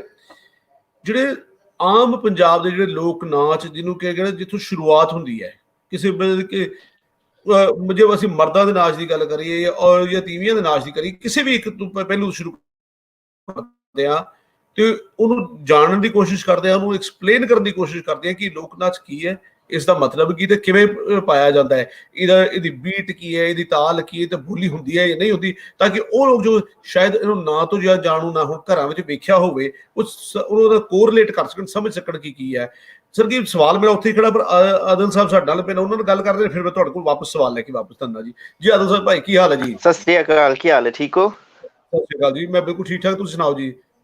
ਜੀ ਠੀਕ ਠਾਕ। ਮੇਰਾ ਸਵਾਲ ਇਹ ਸੀ ਕਿ ਸਾਡੇ ਇੱਧਰ ਉਰਲੇ ਲਹਿੰਦੇ ਪੰਜਾਬ ਵਿੱਚ ਸ਼ਾਦੀਆਂ ਤੇ ਸ਼ੁਰੂ ਤੋਂ ਜਿਸਲੇ ਮਾਈਆਂ ਹੁੰਦੀਆਂ ਨੇ ਉਸਲੇ ਨਾਰਮਲ ਢੋਲ ਤੇ ਡਾਂਸ ਕੀਤਾ ਜਾਂਦਾ ਹੈ, ਤੇ ਫਿਰ ਜਿਸਲੇ ਮਹਿੰਦੀ ਲੈ ਕੇ ਟੁਰ ਜਾਂਦੇ ਨੇ ਘਰ ਤੇ ਫਿਰ ਉੱਥੇ ਲੁੱਡੀ ਕੀਤੀ ਜਾਂਦੀ ਹੈ। ਲੇਕਿਨ ਇਹ ਰਿਵਾਜ ਹੁਣ ਆਸਤਾ ਆਸਤਾ ਖਤਮ ਹੁੰਦਾ ਜਾ ਰਿਹਾ। ਨੌਜਵਾਨ ਜਿਹੜੇ ਨੇ ਉਹਨਾਂ ਨੂੰ ਸ਼ਰਮ ਆਉਂਦੀ ਹੈ ਨੱਚਦਿਆਂ, ਕੋਈ ਬੰਦਾ ਇਸ ਬਾਰੇ ਚ ਗੱਲ ਨਹੀਂ ਕਰਦਾ, ਯਾਨੀ ਕਿ ਡਿਫਰੈਂਟ ਜਿਹਾ ਸਮਝਿਆ ਜਾਂਦਾ ਹੈ, ਲੋਕ ਸ਼ਰਮ ਬਹੁਤ ਮਹਿਸੂਸ ਕਰਦੇ ਨੇ ਨੱਚਦਿਆਂ।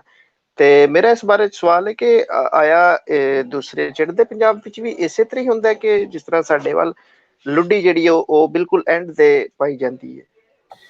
ਜੀ ਸਰ ਜੀ, ਵੈਸੇ ਤਾਂ ਤੁਸੀਂ ਮੇਰੇ ਤੋਂ ਬਿਹਤਰ ਇਸ ਗੱਲ ਦਾ ਜਵਾਬ ਦੇ ਸਕਦੇ ਹੋ ਇਹ ਸਵਾਲ ਦਾ ਕਿ ਲੁੱਡੀ ਚੜ੍ਹਦੇ ਪੰਜਾਬ ਵਿੱਚ ਵਿਆਹ ਤੋਂ ਬਾਅਦ ਪਾਈ ਜਾਂਦੀ ਹੈ ਨਹੀਂ ਪਾਈ ਜਾਂਦੀ, ਕਿਉਂਕਿ ਮੈਨੂੰ ਤਾਂ ਇਸ ਬਾਰੇ ਮੈਂ ਪੰਜਾਬ ਨਹੀਂ ਰਹਿੰਦਾ, ਸ਼ਾਇਦ ਤੁਸੀਂ ਇਸ ਬਾਰੇ ਹਾਂਜੀ, ਮੈਨੂੰ ਨਾ ਇੱਕ ਵਾਰ ਸਵਾਲ ਰਿਪੀਟ ਕਰ ਦਿਓ, ਮੈਨੂੰ ਉਹਨਾਂ ਦੀ ਆਵਾਜ਼ ਨਹੀਂ ਸੀ ਆ ਰਹੀ। ਮੈਂ ਰਿਪੀਟ ਕਰਦਾ, ਸਵਾਲ ਰਿਪੀਟ ਕਰ ਦਿੰਦਾ ਜੀ। ਸਵਾਲ ਉਹਨਾਂ ਦਾ ਸੀ ਕਿ ਚੜ੍ਹਦੇ ਪੰਜਾਬ ਵਿੱਚ ਆਮ ਤੌਰ ਤੇ ਦੋ ਕਿਸਮ ਦੇ ਨਾਚ ਨੇ, ਪਹਿਲਾਂ ਢੋਲ ਤੇ ਬੱਚੇ ਜਾਂਦਾ ਵਿਆਹ ਜੰਨ ਚੜ੍ਹਨ ਪਹਿਲਾਂ, ਤੇ ਮਗਰੋਂ ਲੁੱਡੀ ਪਾਈ ਜਾਂਦੀ ਹੈ, ਤੇ ਉਹਨੂੰ ਸੈਪਰੇਟਲੀ ਵੇਖਿਆ ਜਾਂਦਾ ਦੋਨੋਂ ਨਾਚਾਂ ਨੂੰ। ਤੇ ਕੀ ਅੱਜ ਦੇ ਦੌਰ ਵਿੱਚ ਉਹ ਚੜ੍ਹਦੇ ਵਾਲੇ ਪਾਸੇ ਵੀ ਕੀ ਲੁੱਡੀ ਪਾਈ ਜਾਂਦੀ ਹੈ? ਜੇ ਪਾਈ ਜਾਂਦੀ ਹੈ ਵਿਆਹਾਂ ਤੇ ਤਾਂ ਵੀ, ਜੇ ਨਹੀਂ ਪਾਈ ਜਾਂਦੀ ਤਾਂ ਵੀ ਦੱਸੋ ਜੀ ਸਾਨੂੰ। ਕਿਉਂਕਿ ਜਿਹੜਾ ਲੁੱਡੀ ਨਾਚ ਆ ਨਾ, ਲੁੱਡੀ ਪਾਉਣਾ ਮੁਹਾਵਰਾ ਆ ਪੰਜਾਬ ਦਾ, ਹਨਾ, ਇੱਕ ਜਿਹਦਾ ਮਤਲਬ ਆ ਬਹੁਤ ਖੁਸ਼ ਹੋਣਾ, ਠੀਕ ਆ। ਔਰ ਜਿਹੜੀ ਲੁੱਡੀ ਆ ਸਭ ਤੋਂ ਪਹਿਲਾਂ ਜਦੋਂ ਫੌਜਾਂ ਜੰਗ ਜਿੱਤ ਕੇ ਆਉਂਦੀਆਂ ਹੁੰਦੀਆਂ ਸੀਗੀਆਂ ਨਾ, ਉਹਨਾਂ ਦੇ ਸਵਾਗਤ ਦੇ ਵਿੱਚ ਪਾਈ ਜਾਂਦੀ ਸੀ। ਆਪਾਂ ਵੀ ਵੈਸੇ ਵੀ ਤੁਸੀਂ ਦੇਖਿਆ ਹੋਏਗਾ ਨਾ, ਜਦੋਂ ਆਪਾਂ ਕਿਤੇ ਖੁਸ਼ ਹੁੰਨੇ ਆ, ਕੋਈ ਜਿੱਤ ਪ੍ਰਾਪਤ ਕਰਦੇ ਆ, ਸਾਡਾ ਨਾ ਅਚੇਤ ਮਨ ਨਾਲ ਹੀ ਦੋ ਉਂਗਲਾਂ ਏਦਾਂ ਕਰਕੇ ਤਾਂ ਹੋ ਜਾਂਦੀਆਂ ਨੇ, ਠੀਕ ਆ ਨਾ। ਉਹ ਜਦੋਂ ਏਦਾਂ ਕਰਕੇ ਨੱਚਦੇ ਆ, ਸਾਡਾ ਇੱਕ ਪੈਰ ਅੱਗੇ ਹੁੰਦਾ, ਫਿਰ ਅਸੀਂ ਇੱਕ ਦੂਜੇ ਦੇ ਨਾਲ ਪੈਰ 'ਚ ਪੈਰ ਫਸਾਉਣੇ ਆ, ਹਨਾ। ਮਤਲਬ ਉਹ ਜਿਹੜਾ ਆ ਉਹਨੂੰ ਲੁੱਡੀ ਪਾਉਣਾ ਕਹਿੰਦੇ ਆ। ਜਦੋਂ ਤੁਸੀਂ ਅਚੇਤ ਮਨ ਦੇ ਨਾਲ ਹੀ ਬਹੁਤ ਖੁਸ਼ ਹੁੰਨੇ ਆ, ਤਾਂ ਜਿਹੜੀ ਚੀਜ਼ ਤੁਹਾਡੇ ਅੰਦਰੋਂ ਨਿਕਲਦੀ ਆ ਉਹਨੂੰ ਕਹਿੰਦੇ ਆ ਲੁੱਡੀ ਪਾਉਣਾ, ਠੀਕ ਆ ਨਾ। ਜਦੋਂ ਜੰਗ ਲੜ ਕੇ ਆਉਂਦੇ ਹੁੰਦੇ ਸੀਗੇ ਫੌਜੀ, ਹਨਾ, ਜੰਗ ਜਿੱਤ ਕੇ ਆਉਂਦੇ ਹੁੰਦੇ ਸੀ, ਤਾਂ ਉਹਨਾਂ ਦੇ ਸਵਾਗਤ ਦੇ ਵਿੱਚ ਲੁੱਡੀ ਪਾਈ ਜਾਂਦੀ ਹੁੰਦੀ ਸੀ। ਫਿਰ ਉਸ ਤੋਂ ਬਾਅਦ ਜਿਹੜਾ ਲੋਕਾਂ ਨੇ ਇਹਨੂੰ, ਜਿਵੇਂ ਕੋਈ ਮੁਕੱਦਮਾ ਜਿੱਤ ਜਾਂਦਾ ਸੀਗਾ, ਠੀਕ ਆ ਨਾ, ਕੋਈ ਖੇਡ ਜਿੱਤ ਜਾਣਾ, ਤਾਂ ਉਦੋਂ ਬਾਅਦ ਚ ਉਹ ਲੁੱਡੀ ਪਾਉਂਦੇ ਹੁੰਦੇ ਸੀ। ਮੀਨਸ ਹੁਣ ਉਹ ਸਾਡੀਆਂ ਜਿਹੜੀਆਂ ਛੋਟੀਆਂ ਛੋਟੀਆਂ ਜਿੱਤਾਂ ਹੈਗੀਆਂ ਨੇ ਸਾਡੀਆਂ, ਜਿਹੜੀਆਂ ਜਦੋਂ ਆਪਾਂ ਕਹਿੰਦੇ ਆ ਵੀ ਅਸੀਂ ਕਿਸੇ ਦੇ ਉੱਤੇ ਕੋਈ ਕਬਜ਼ਾ ਹਾਸਲ ਕਰ ਲਿਆ, ਤੇ ਉਦੋਂ ਲੁੱਡੀ ਪਾਉਂਦੇ ਆ। ਲੁੱਡੀ ਜਿਹੜੀ ਹੈਗੀ ਆ ਉਹਨੂੰ ਮੁੰਡੇ ਕੁੜੀਆਂ ਵੀ ਦੋਨੋਂ ਅਲੱਗ-ਅਲੱਗ ਵੀ ਪਾ ਸਕਦੇ ਆ। ਇਹ ਮਰਦਾਂ ਦਾ ਨਾਚ ਵੀ ਹੈ, ਇਹ ਔਰਤਾਂ ਦਾ ਨਾਚ ਵੀ ਹੈ। ਇਹਨੂੰ ਮੁੰਡੇ ਕੁੜੀਆਂ ਇਕੱਠੇ ਜੋੜੀਆਂ ਬਣਾ ਕੇ ਵੀ ਪਾ ਸਕਦੇ ਆ। ਇਹਦੇ ਚ ਇਹਦਾ ਜਿਹੜਾ ਸੰਬੰਧ ਹੈਗਾ ਆ ਤਾਂ ਧਮਾਲ ਨਾਲ ਬਿਲਕੁਲ ਨਹੀਂ ਹੈਗਾ, ਕਿਉਂਕਿ ਮੈਂ ਧਮਾਲ ਦੇ ਉੱਤੇ ਵੀ ਗੱਲ ਕਰੂੰਗੀ। ਇਹਨੂੰ ਆਪਾਂ ਸੰਮੀ ਨਾਲ ਜੋੜ ਸਕਦੇ ਆ। ਇਹ ਸੌਰਟ ਆਫ ਸੰਮੀ ਵਰਗਾ ਹੈਗਾ ਆ, ਬਸ ਉਹਦੇ ਚ ਵੱਖਰੇਵਾਂ ਇਹ ਆ ਕਿ ਸੰਮੀ ਦੇ ਵਿੱਚ ਗਾਉਣ ਹੁੰਦਾ ਆ, ਤੇ ਇਹਦੇ ਚ ਸਿਰਫ ਤੇ ਸਿਰਫ ਤਾਲ ਹੁੰਦੀ ਆ ਲੁੱਡੀ ਦੇ ਵਿੱਚ। ਠੀਕ ਆ। ਤੇ ਇਹ ਦੋਨੋਂ ਤਕਰੀਬਨ ਇੱਕੋ ਜਿਹੇ ਆ, ਉਨੇ ਹੀ ਜਾਣੇ ਇਹਦੇ ਚ ਪਾਰਟਿਸਿਪੇਟ ਕਰਦੇ ਨੇ। ਇਹਨੂੰ ਤੁਸੀਂ ਬਰਾਬਰ ਖੜ ਕੇ ਵੀ ਇੱਕ ਦੂਜੇ ਦੇ ਬਰਾਬਰ ਖੜ ਕੇ ਵੀ 2 ਲਾਈਨਾਂ ਚ ਵੀ ਪਰਫਾਰਮ ਕਰ ਸਕਦੇ ਹੋ, ਇੱਕ ਗੋਲ ਦਾਇਰੇ ਦੇ ਵਿੱਚ ਵੀ ਪਰਫਾਰਮ ਕਰ ਸਕਦੇ ਹੋ, ਠੀਕ ਆ। ਤੇ ਜਿਹੜੇ ਹੈਗੀ ਆ ਧਮਾਲ, ਜਿਵੇਂ ਤੁਸੀਂ ਪਹਿਲਾਂ ਗੱਲ ਕਰ ਰਹੇ ਸੀ, ਇਹ ਜਿਹੜਾ ਧਮਾਲ ਹੈਗੀ ਆ, ਇਹਦਾ ਮਤਲਬ ਹੈਗਾ ਆ ਜਿਹੜਾ ਨਗਾਰਾ ਜਾਂ ਢੋਲ ਆ ਉਹਦੇ ਨਾਲ ਪੈਰ ਦੀ ਧਮਕ ਪੈਦਾ ਕਰਨਾ। ਜਿਹੜੀ ਪੈਰ ਦੀ ਆਪਾਂ ਧਮਕ ਪੈਦਾ ਕਰਦੇ ਆ ਨਾ, ਉਹਨੂੰ ਕਹਿੰਦੇ, ਜਿਹੜਾ ਠੱਪ ਠੱਪ ਪੈਰ ਵੱਜਦੇ ਨੇ ਉਹਨੂੰ ਕਹਿੰਦੇ ਆ ਧਮਾਲ, ਠੀਕ ਆ। ਜਿਹੜਾ ਕਿ ਹੁਣ ਧਮਾਲ ਇੱਕ ਅਲੱਗ ਨਾਚ ਸੀਗਾ, ਉਹਨੂੰ ਅਸੀਂ ਭੰਗੜੇ ਦੇ ਵਿੱਚ ਮਿਕਸ ਕਰ ਦਿੱਤਾ, ਪਰ ਇਹਦਾ ਭੰਗੜੇ ਨਾਲ ਕੋਈ ਲੈਣ ਦੇਣ ਨਹੀਂ ਸੀਗਾ, ਠੀਕ ਆ। ਕਿਉਂਕਿ ਅਸੀਂ ਚੀਜ਼ਾਂ ਨੂੰ ਬਚਾ ਕੇ ਰੱਖਣ ਦੇ ਮਤਲਬ ਪਰਪਸ ਦੇ ਉੱਤੋਂ ਹਨਾ ਅਸੀਂ ਚੀਜ਼ਾਂ ਨੂੰ ਮਿਕਸ ਕਰ ਰਹੇ ਹਾਂ। ਪਰ ਧਮਾਲ ਜਿਹੜੀ ਹੈਗੀ ਹੈ, ਜਿਵੇਂ ਪਹਿਲਾਂ ਵੀ ਗੱਲ ਹੋਈ ਸੀਗੀ ਵੀ ਮਸਤ ਮਲੰਗਾਂ ਦਾ ਨਾਚ ਆ, ਹਨਾ। ਜਿਹੜੇ ਮਲੰਗ ਹੁੰਦੇ ਨੇ, ਮਸਤ ਹੁੰਦੇ ਨੇ, ਰੱਬ ਦੀ ਕਹਿ ਲੋ ਉਹਦੇ ਵਿੱਚ ਆਰਾਧਨਾ ਦੇ ਵਿੱਚ ਨੱਚਦੇ ਨੇ, ਹਨਾ, ਢੋਲ ਦੀ ਨਗਾਰੇ ਦੀ ਧਮਕ ਦੇ ਉੱਤੇ, ਹਨਾ, ਜਿਹੜੇ ਪੈਰਾਂ ਨਾਲ ਥਾਪ ਪੈਦਾ ਕਰਦੇ ਨੇ, ਉਹ ਹੈਗਾ ਧਮਾਲ, ਠੀਕ ਆ। ਉਹ ਜ਼ਿਆਦਾਤਰ ਧਾਰਮਿਕ ਸਥਾਨਾਂ ਦੇ ਉੱਤੇ ਹੀ ਕੀਤਾ ਜਾਂਦਾ ਹੁੰਦਾ ਸੀ, ਤੇ ਇਹਦਾ ਇੱਧਰ ਏਦਾਂ ਵਿਆਹਾਂ ਦੇ ਨਾਲ ਕੋਈ ਸੰਬੰਧ ਨਹੀਂ ਹੈਗਾ। ਹਾਂ, ਲੁੱਡੀ ਪਾਉਂਦੇ ਆ ਵਿਆਹ ਦੇ ਵਿੱਚ, ਜਦੋਂ ਮੁੰਡੇ ਨੂੰ ਵਿਆਹ ਕੇ ਲੈ ਕੇ ਆਉਂਦੇ ਆ ਤਾਂ ਉਹਦੇ ਅੱਗੇ ਅੱਗੇ ਲੁੱਡੀ ਜ਼ਰੂਰ ਪੈਂਦੀ ਆ। ਭੰਗੜੇ ਦੇ ਨਾਲ ਜਿਵੇਂ ਅਸੀਂ ਹੁਣ ਇਹਨੂੰ ਰਿਲੇਟ ਕਰ ਦਿੱਤਾ ਹੋਇਆ, ਭੰਗੜੇ ਦੇ ਵਿੱਚ ਜੋੜ ਦਿੱਤਾ ਹੋਇਆ, ਤਾਂ ਅਸੀਂ ਇਹਨੂੰ ਧਮਕ ਨੂੰ ਪਾ ਸਕਦੇ ਹਾਂ, ਲੇਕਿਨ ਇਹਦਾ ਵਿਆਹ ਨਾਲ ਕੋਈ ਸੰਬੰਧ ਨਹੀਂ। ਜੇ ਆਪਾਂ ਇਹਦੇ ਓਰੀਜਨ ਦੀ ਗੱਲ ਕਰੀਏ ਤਾਂ ਧਮਾਲ ਟੋਟਲੀ ਜਿਹੜੇ ਮਸਤ ਮਲੰਗ ਜਿਹੜੇ ਆਪਾਂ ਮੰਨਦੇ ਹਾਂ, ਜਿਹੜੇ ਦਰਗਾਹਾਂ ਦੇ ਉੱਤੇ ਨੱਚਦੇ ਨੇ, ਹਨਾ, ਪੀਰਾਂ ਦਰਗਾਹਾਂ ਦੇ ਉੱਤੇ ਨੱਚਦੇ ਨੇ, ਉਹੀ ਜ਼ਿਆਦਾਤਰ ਇਹਨੂੰ ਪਰਫਾਰਮ ਕਰਦੇ ਸੀ।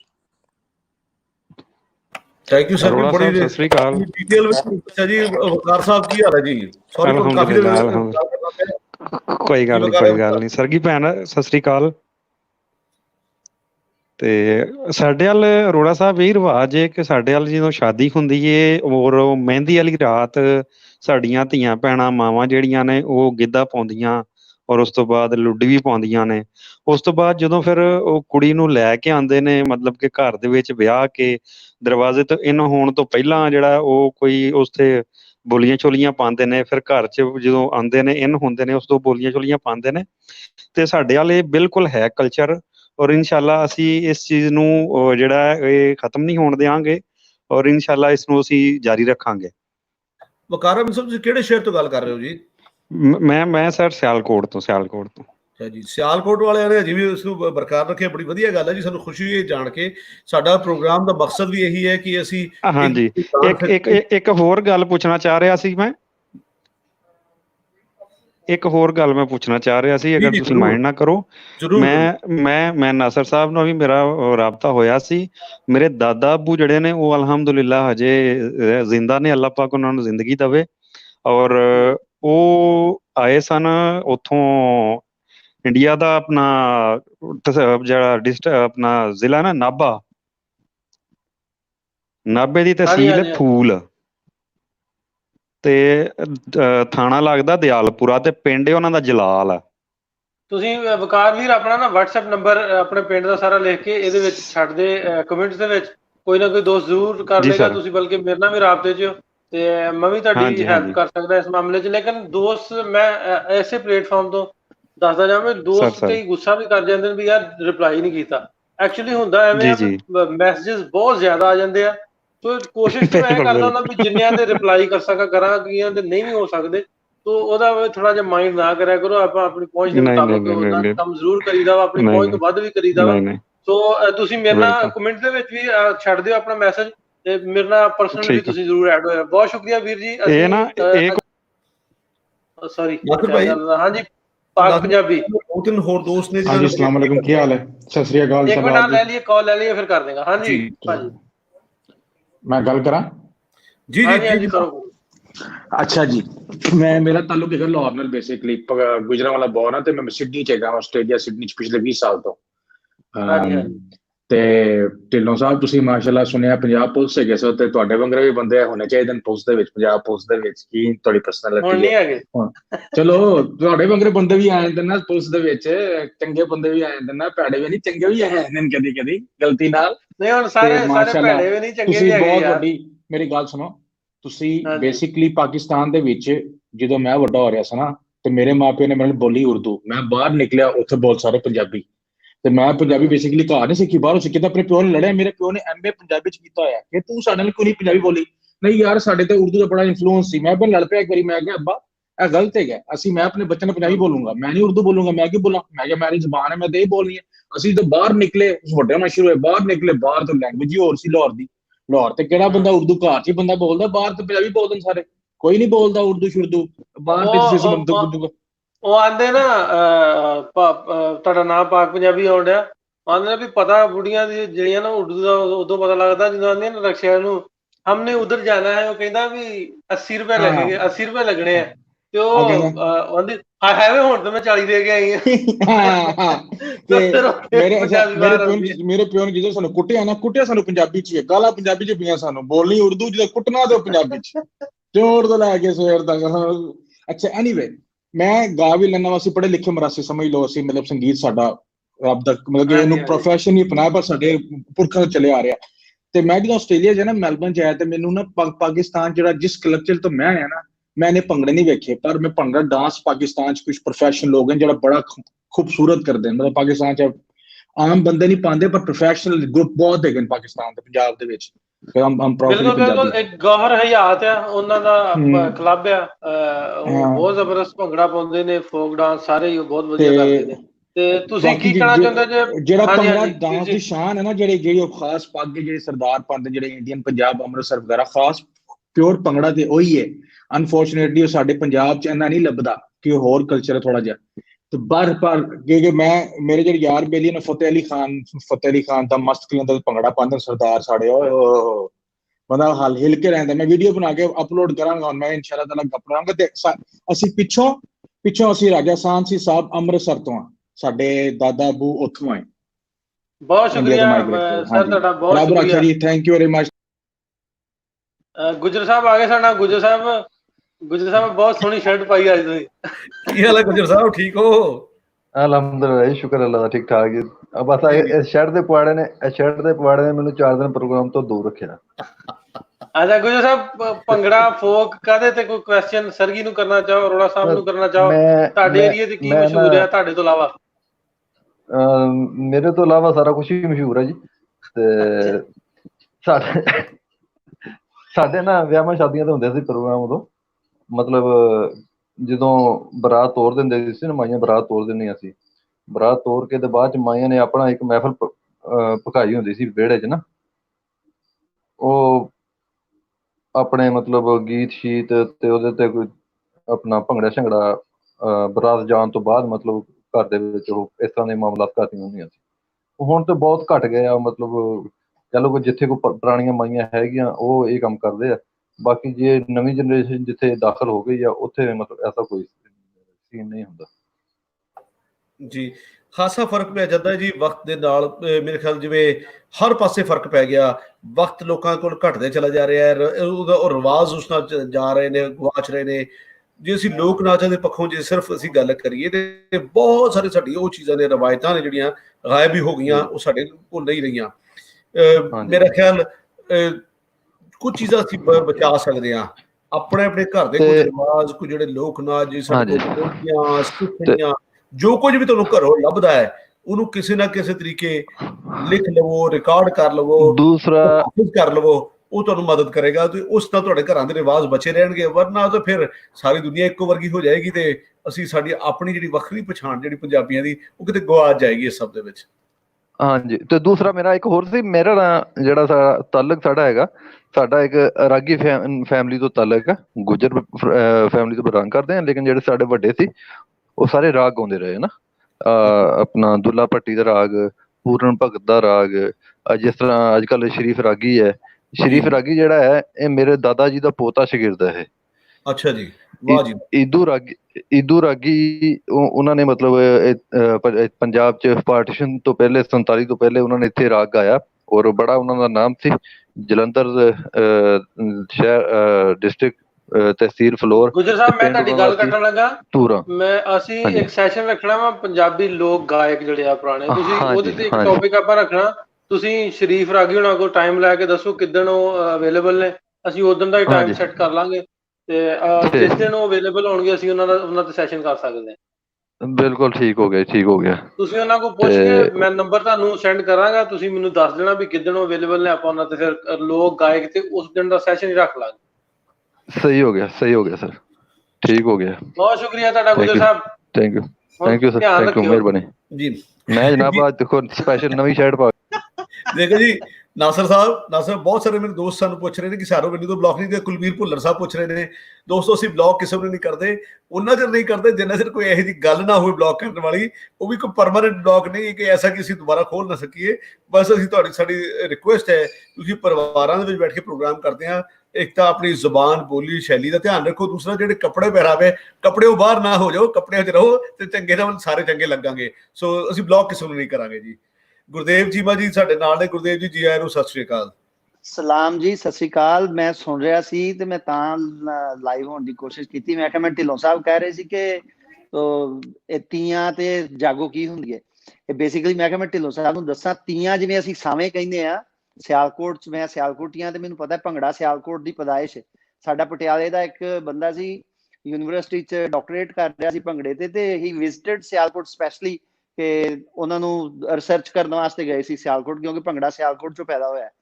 ਜਦੋਂ ਅਸੀਂ ਕਾਲਜ 'ਚ ਪੜ੍ਹਦੇ ਸੀ ਤੇ ਭੰਗੜੇ ਦੇ ਮਤਲਬ ਮੇਰੇ ਵੱਡੇ ਭਾਈ ਸਾਹਿਬ ਸੀ, ਉਹਨਾਂ ਦੇ ਟਾਈਮ ਤੇ ਭੰਗੜੇ ਦੇ ਐਕਸ਼ਨ ਹੋਰ ਹੁੰਦੇ ਸੀ ਕਿ ਵਾਢੀ ਕਿਵੇਂ ਹੁੰਦੀ ਏ, ਕਿਵੇਂ ਕਣਕ ਵੱਢੀ ਜਾਂਦੀ ਏ, ਕਿਵੇਂ ਫਿਰ ਗਾਂਦੇ ਨੇ, ਤੇ ਉਸ ਤਰ੍ਹਾਂ ਦੇ ਐਕਸ਼ਨ ਹੁੰਦੇ ਸਨ। ਬਾਏ ਦਾ ਟਾਈਮ ਅਸੀਂ ਕਾਲਜ 'ਚ ਆਏ ਤੇ ਉਹ ਭੰਗੜੇ ਦਾ ਸਟਾਈਲ ਟੋਟਲ ਚੇਂਜ ਹੋ ਗਿਆ। ਫਿਰ ਉਹ ਥੋੜੇ ਮਾਡਰਨ ਐਕਸ਼ਨ ਆ ਗਏ, ਫਿਰ ਜਿਮਨਾਸਟਿਕਸ ਦੇ ਐਕਸ਼ਨ ਵਿੱਚ ਭੰਗੜੇ 'ਚ ਆ ਗਏ, ਕੋਈ ਦੂਜੇ ਡਾਂਸਿਸ ਦੇ ਐਕਸ਼ਨ ਵੀ ਫੜ ਲਏ। ਸੋ ਭੰਗੜਾ ਓਵਰ ਦਾ ਪੀਰੀਅਡ ਚੇਂਜ ਹੁੰਦਾ ਗਿਆ। ਤੇ ਇਹ ਤੀਆਂ ਤੇ ਜਿਵੇਂ ਆਪਣੀਆਂ ਬੀਬੀਆਂ ਸਾਉਣ ਦੇ ਮਹੀਨੇ ਦੇ ਵਿੱਚ ਭੈਣਾਂ ਆਪਣੀਆਂ ਸਹੁਰਿਆਂ ਤੋਂ ਸਾਰੀਆਂ ਪੇਕੇ ਆ ਜਾਂਦੀਆਂ ਸਨ ਤੇ ਸਾਵੇਂ ਮਨਾਉਂਦੀਆਂ ਨੇ, ਉਹ ਤੀਆਂ ਹੈ। ਮਾਲਵੇ ਦੇ ਵਿੱਚ ਉਹਨੂੰ ਤੀਆਂ ਆਂਦੇ ਨੇ, ਤੇ ਆਪਣੇ ਮਾਝੇ 'ਚ ਆਪਾਂ ਉਹਨੂੰ ਸਾਵੇਂ ਆਉਂਦੇ ਆ ਵੀ ਕੁੜੀ ਪੇਕੇ ਗਈ ਹੈ ਸਾਵਿਆਂ ਤੇ ਬਾਕੀ ਜਿਹੜੀ ਇਹ ਜਾਗੋ ਹੈ, ਵਿਆਹ ਤੋਂ 2 ਦਿਨ ਪਹਿਲਾਂ ਜਦੋਂ ਨਾਨਕਿਆਂ ਦਾ ਮੇਲ ਆਉਂਦਾ ਹੈ ਤੇ ਉਹਦੇ 'ਚ ਮਾਸੀਆਂ, ਮਾਮੇ, ਮਾਮੀਆਂ ਰਲ ਕੇ ਤੇ ਰਾਤ ਨੂੰ ਫਿਰ ਜਾਗੋ ਕੱਢਦੀਆਂ ਨੇ, ਤੇ ਆਂਢੀਆਂ ਗੁਆਂਢੀਆਂ ਦੇ ਕਿਸੇ ਦੀ ਚੁੱਲ੍ਹ ਤੋੜ ਦਿੱਤੀ, ਕਿਸੇ ਦੇ ਬਜ਼ੁਰਗਾਂ ਦੀ ਮੰਜੀ ਮੁੱਢੀ ਮਾਰ ਦਿੱਤੀ, ਉਹ ਹਾਸਾ ਠੱਠਾ ਫਿਰ ਚੱਲਦਾ ਰਹਿੰਦਾ ਉਹਨਾਂ ਦਾ। ਅੱਛਾ ਗੁਰਦੇਵ ਜੀ, ਥੋੜਾ ਜਿਹਾ ਸਰਗੀ ਵੀ ਸੁਣਦੀ ਹੋਏਗੀ। ਗੁਰਦੇਵ ਜੀ, ਇੱਕ ਮੈਂ ਪੁੱਛਣਾ ਚਾਹੁੰਦਾ, ਪਹਿਲੋਂ ਬਹੁਤ ਪੁਰਾਣੀ ਗੱਲ ਹੈ, ਪੁਰਾਣੀ, ਮੈਂ ਵੀ ਏਡਾ ਪੁਰਾਣਾ ਨਹੀਂ ਹੈਗਾ, 35 ਸਾਲ ਮੇਰੀ ਉਮਰ ਹੈ, ਚਲੋ ਮੈਂ ਦੱਸਦਾ ਜਾਵਾਂ, ਨਾਲ ਉਮਰ ਵੀ ਦੱਸ ਦੇਣਾ ਆਪਣੀ, ਮੈਂ ਏਡਾ ਪੁਰਾਣਾ ਨਹੀਂ ਹੈਗਾ ਨਾ। ਸੋ ਪਹਿਲੋਂ ਸੀ ਜਦੋਂ ਪਿੰਡਾਂ ਦੇ ਵਿੱਚ ਟਾਇਲਟਸ ਦਾ, ਵਾਸ਼ਰੂਮਾਂ ਦਾ ਰਿਵਾਜ ਨਹੀਂ ਸੀ ਹੁੰਦਾ। ਹਾਂਜੀ, ਸੁਣ ਰਹੇ ਹੋ ਤੁਸੀਂ ਮੇਰੀ ਗੱਲ? ਜਦੋਂ ਟਾਇਲਟਸ, ਵਾਸ਼ਰੂਮ ਪਿੰਡਾਂ 'ਚ ਰਿਵਾਜ ਨਹੀਂ ਸੀ ਹੁੰਦਾ, ਸ਼ਾਮ ਟਾਈਮ ਬਾਹਰ ਜਾਂਦੇ ਹੁੰਦੇ ਸੀ, ਬੀਬੀਆਂ ਬਾਹਰ ਜਾਂਦੀਆਂ ਹੁੰਦੀਆਂ ਸੀ, ਬੰਦੇ ਵੀ ਉਸ ਦਿਨ ਟਾਈਮ ਬੀਬੀਆਂ ਇਕੱਠਿਆਂ ਹੋ ਕੇ ਬਾਹਰ ਜਾਣਾ।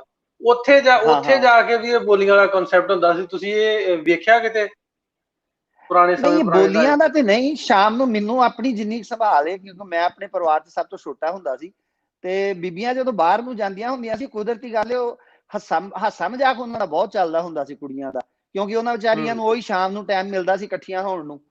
ਤੇ ਉਦੋਂ ਇਹਦੇ ਤੇ ਆਪਾਂ ਸਰਗੀ ਕੋ ਕਮੈਂਟ ਲੈਨੇ ਆ। ਸਰਗੀ, ਤੁਸੀਂ ਦੱਸੋ ਇਸ ਦਾ।